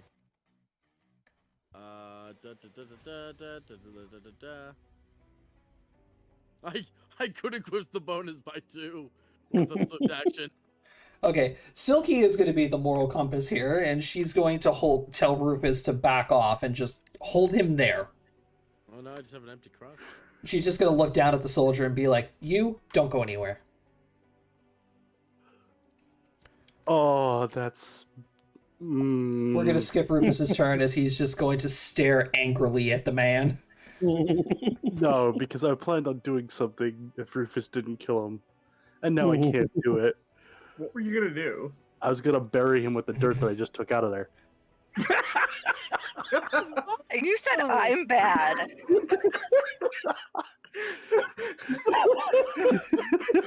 least the person I cast it on was unconscious and wasn't gonna feel anything.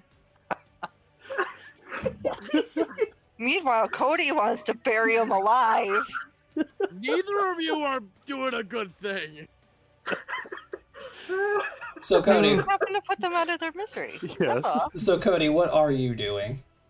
I'm going to move to here and cast a spell against our The captain? only. Yeah, let's cast Ray of Frost. It's a touch attack. Die. D20. That will not hit. Yeah, that's not going to hit his touch AC. Sorry. That's all right. All right, Rusty, put an end to this. Yeah. Oh yeah. Yeah. Bonk. He's gone. So Silky just like pulls Rufus off, looks at him, is like, "You don't go anywhere." Just hears a crunch. And then like the soldier sees the club incoming, like braces, but unfortunately the Earthbreaker is just an insane weapon. You know, it caves in the entire helmet and just sends him flying into the counter, breaking the counter and the shelving on top of it. His corpse is just covered in just rotten food and splintered wood. Oh gosh. This guy's dead now, by the way. I love a party already. Oh my gosh. All I'm right, gonna have to make a combat montage of- is now over. I want my 1 arrow back. If fucking Rufus didn't eat it. And I have 1 level of, was it fatigue now? Yes. So I am tired. First things first, this boy's being tied up. The only one left alive. No, this guy's alive. No, there's 2 of them. Oh, yeah.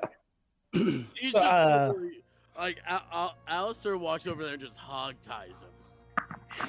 Guys, should I name my Raven Jeeves? Yes. Yes. So we can ask Jeeves. And then Alistair's gonna walk over here, pull the crossbow bolt out of the door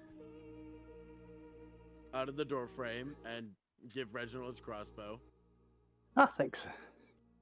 And then, is my arrow in this man's body still? Yes. I want my arrow back. Go So- fishing.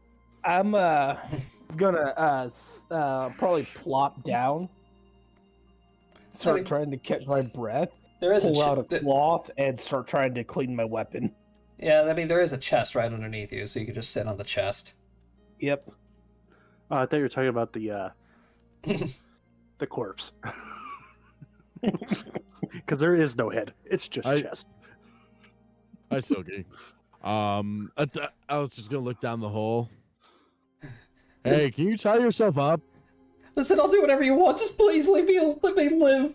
Actually, wait a second. Did that captain guy? Do you have handcuffs? Listen, I'll just do whatever you want. Yeah, tell us who sent you. I unfortunately don't know the employer of the captain. Fuck. All I know is it was an official kingdom order. Oh, that's good. All right, from like the king. Well, the council, but I don't know which one. So you know. Sorry, that absolutely would have been. I would walk out. It's like, sorry, that would my fault there. Hey, so That do you this know whole- that? This whole fight started. Fair enough. Hey, do you know Do you know what you were looking for? I was told that we were coming here to seek out some sort of artifact of some kind. That's why we brought the mages. They were able to determine what we were looking for. So it's magical inclined. Yes. All right. Any other notable identification? Do you know who the captain was working for? No. All right. I guess that one's a mystery too. I would just bonk his head. Like me or the captain? You. Oh no, that. Oh. Yes. Do you know who they were working for? Yes. You And the do reason why they ignored me. Well, you were awfully vague, so I mean, I couldn't discern what the hell you were talking about. Care to enlighten us? Tell me, what do you guys know? Like, how many councils do you guys know? I don't know. I know whoever I have to work for. Cody, you do know about the Dwarven Council. I would assume I know the Human Council or something like that. Well, the Human Council is technically the Council of Silence. I'm aware of the Dwarven Council. Council of Silence. By the way, guys, And that please would don't be my mind one. if I'm making funny noises. There is a kitten in my room. That's okay. Completely Sorry. understandable, KP. Well, my older brother saved it. He found it. He thought it had been hit by a car. Oh. He thought it was dead when he first drove by. And then he saw that it was poking its head up. So far, it seems to only have a little bit of a broken tail. But that's just good. super exhausted. least So it's- I'm at just least kind of it's keeping an alive. eye on him here because I'm the only one that's worked in a vet clinic. So Yeah. Save your Kippy. Hey, KP. Yeah, I would say, well, you nailed it right in the head. So was silence. The soldier was from Silence? After, I couldn't tell earlier from the distance they were at, but as soon as I got a closer look at the guy's emblem, I was able to discern that it was from the one I only know of is the Silence. That doesn't make any sense. Why is a soldier of Silence doing outside the kingdom? The kingdom's under complete lockdown. My thoughts exactly. Do they even have jurisdiction here? I mean, Technically, no. It's the king of Genhilder. Oh yeah. And the Oh, only so- way and the Go ahead. only way that they can try to get jurisdiction here is to go through him. If I'm correct on this. So, if I'm not mistaken, that means we could take these guys over to be prosecuted for wrongfully. Oh my God. Yes. I forget the wording. What would they call that? We don't know who actually, if the king actually said that they can look for whatever they're looking for here. Exactly. So if we bring them in to be prosecuted, then it's obvious that we killed the agent of the Kingdom of Silence, the Council of Silence. Silky's actually going to start searching the captain. Yeah, that was my next thing to do. Yes, and we could claim self-defense because clearly these guys were refusing to identify themselves properly. You know, all this here could have just been avoided if they just said who the fuck they were. Exactly, as I kick some dirt into the hole. Well, Hey man, the captain was threatening us, okay? Like, I just needed the money. I get it, but, you know, take less shitty jobs. Sanitation work is great work. Actually, oh my God. ignore that and let me raise it. How did you hear about this job?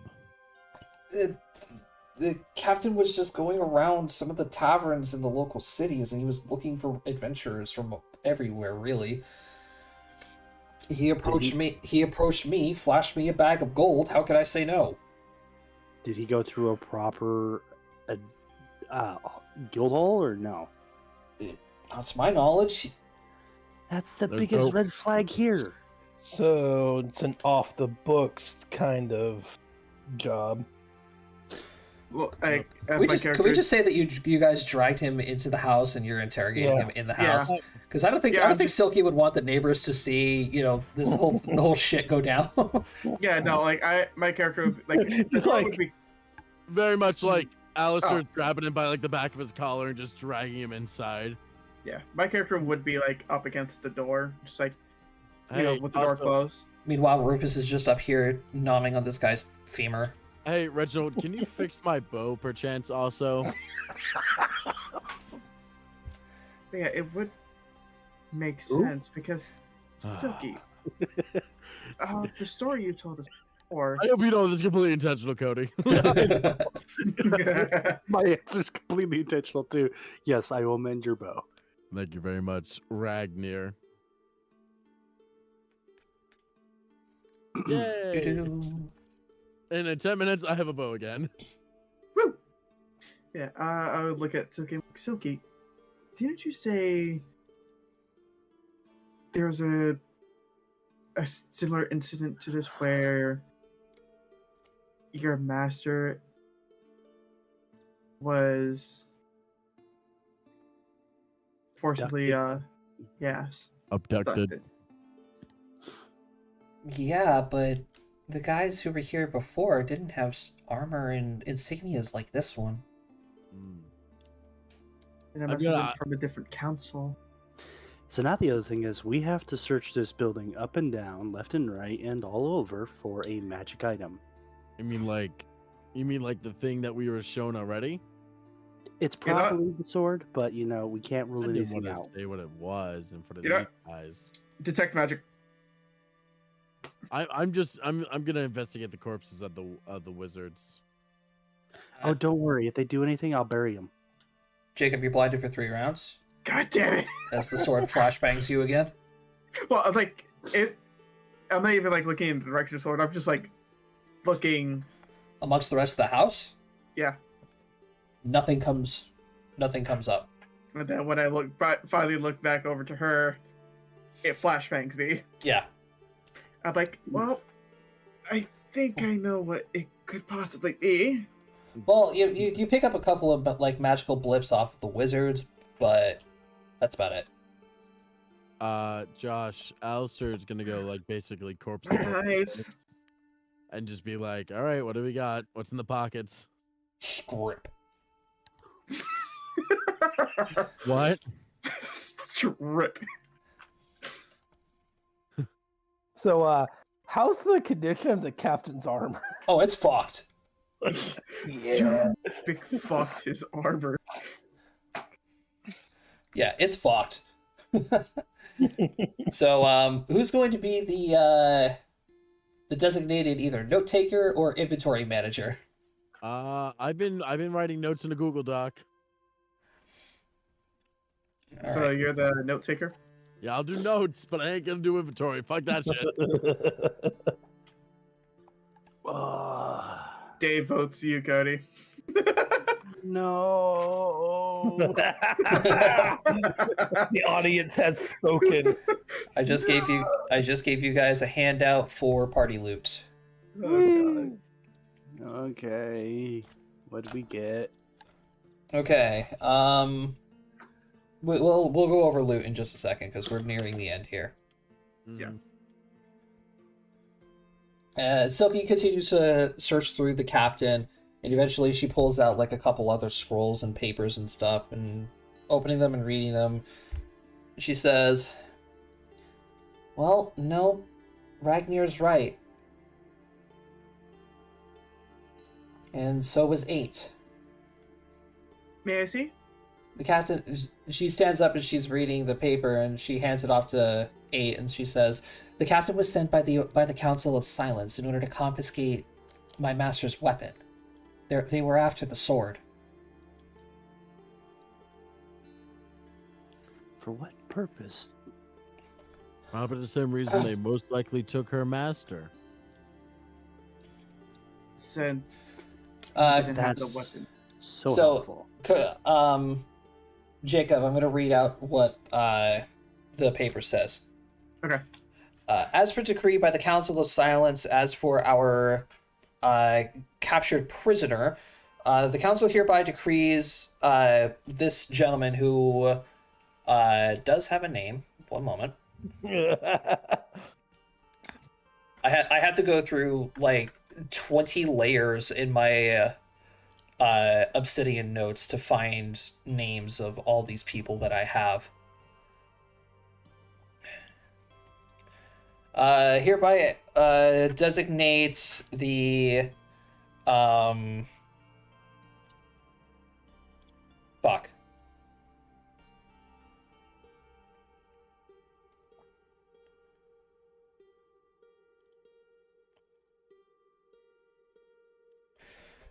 Hereby designates the captain Shibo Ronright, which is a really weird name. I don't know where that name came from. Not like it matters. He's dead as fuck.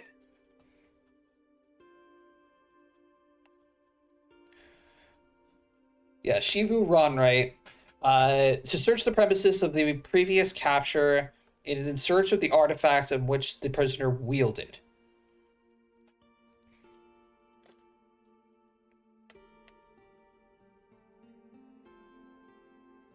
Great, we'll look over to Silky. What the prisoner wielded. Prisoner, he's held in silence? That's what it says here. But whether or not he's alive or not, discern. She's gonna walk over to the wall and lean up against it. But since I hate to tell they you. came looking for the weapon, it's most likely he's still alive. I hate to tell you this, Silky, but you're no longer safe.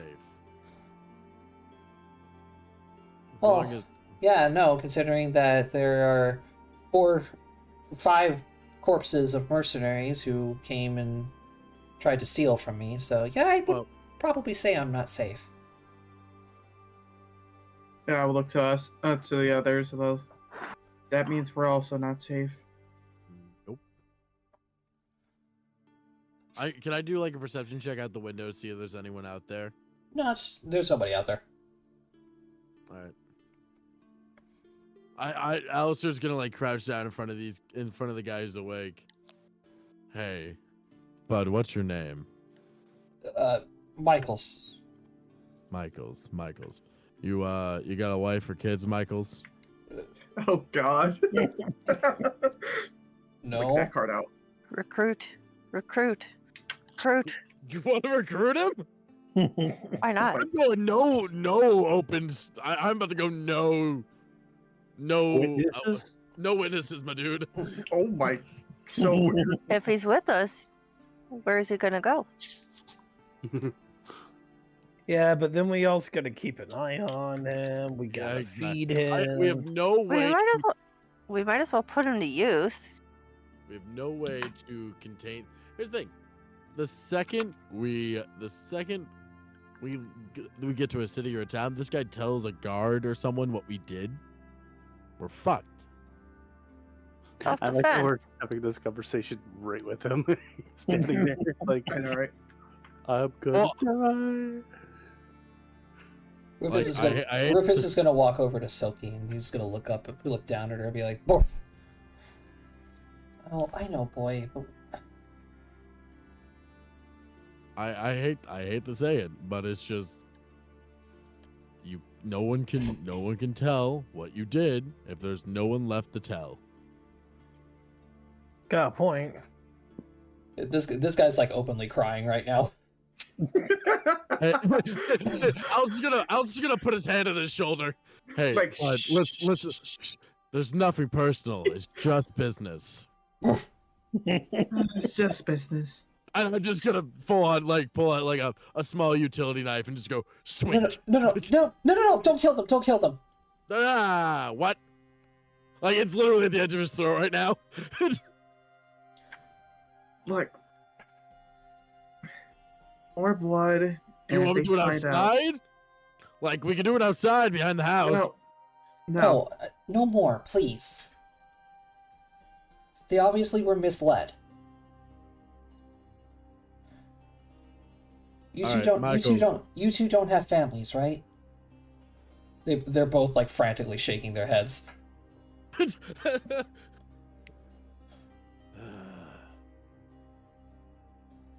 All right, gentlemen. How do you feel about working on a farm? You said your name was Michaels, right? Yeah. What about you? Collins. Michael Collins. You can put yourself on the spot. All right. Silky, I got a better plan. Michaels, Collins, have you ever wanted a rustic farm life that you can never leave and just stay here for the rest of your days? If it involves us not dying. Good. You're gonna be underneath the watch while I have Rufus here. You're never to leave this farm. Have fun growing food and things on it, I guess.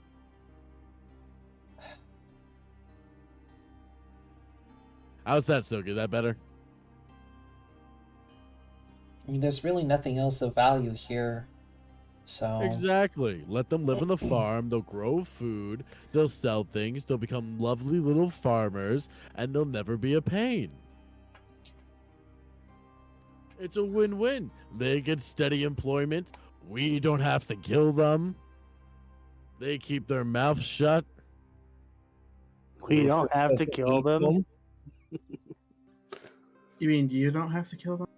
Oh, I mean, I think it's very obvious I would just kill them if you guys will let me, but that's the point. The two guys are going to look over at Silky, and they say, if you need somebody to run your farm, yes, we'll do it, please. Just don't let the dog eat us. I look over, good boy, Rufus.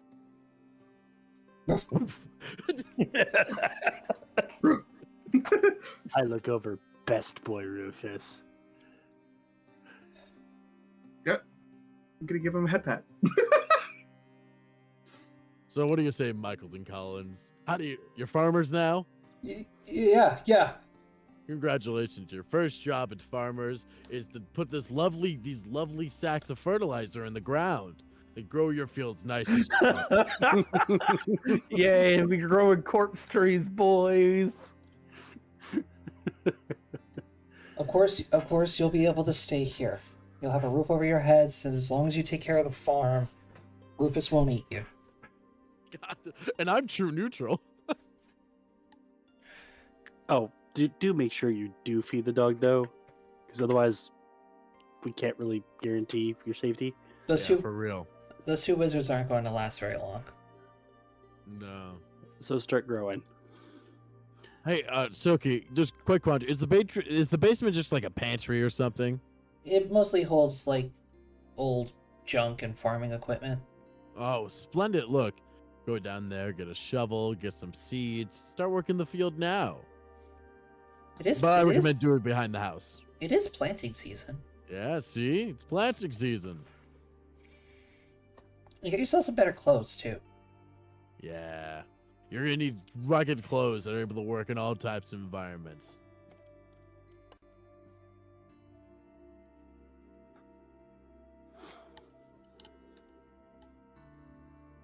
And since you're all adventurers, you're also in charge of defending the farm, in case if anybody else comes by. Okay.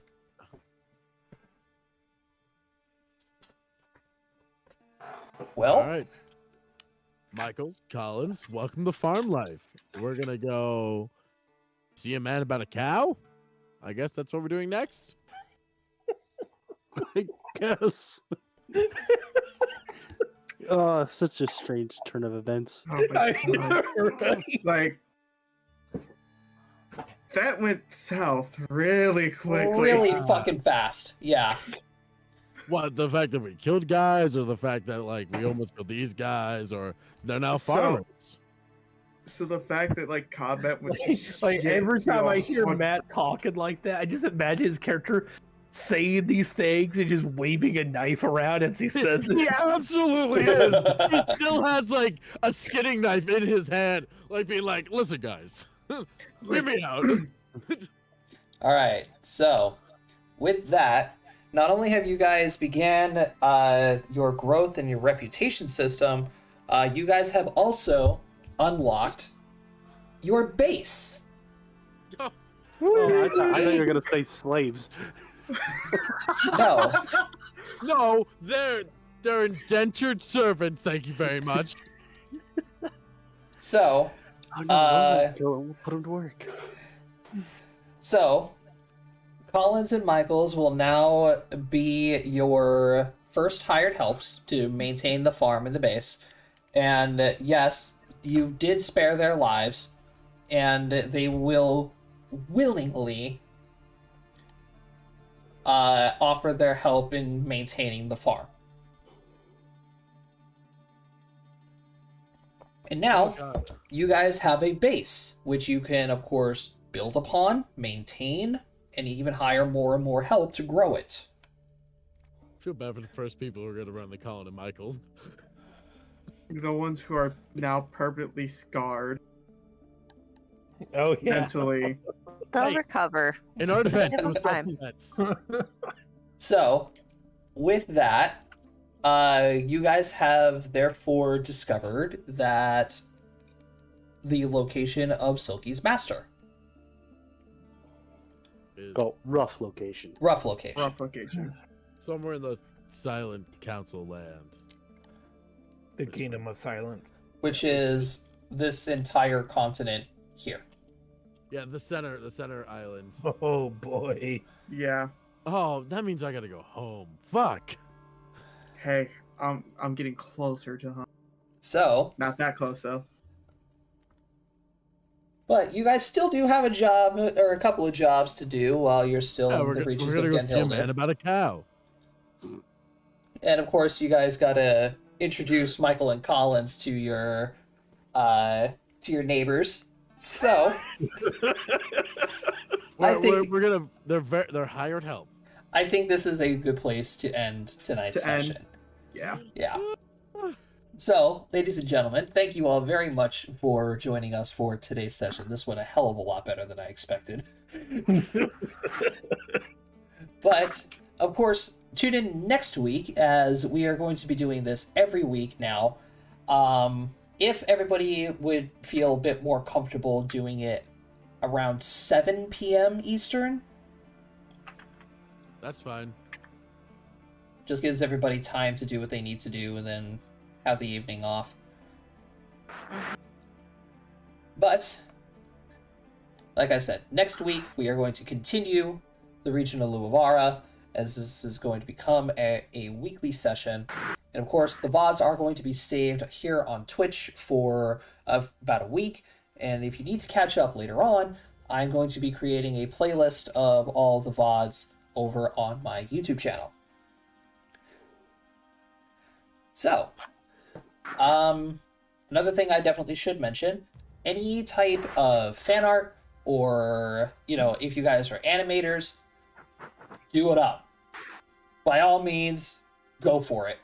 I Do it would up, go love crazy. to see this stuff. Need the clip of Alistair waving a knife in these men's faces. No, I specifically want the one for KP's character. Oh, that's a good I one, know, too. right? I'm gonna clip that, and by God, So, even if I have to pay someone to animate that shit. I am going to be live again tomorrow. We are going to be continuing our adventures in Valheim. So, we're going to do that. And, yeah, at least everybody on my end, thank you guys for watching. And I'll see you guys next time. Well, I'll see you next time. Ciao. Bye-bye! Bye. Toodles.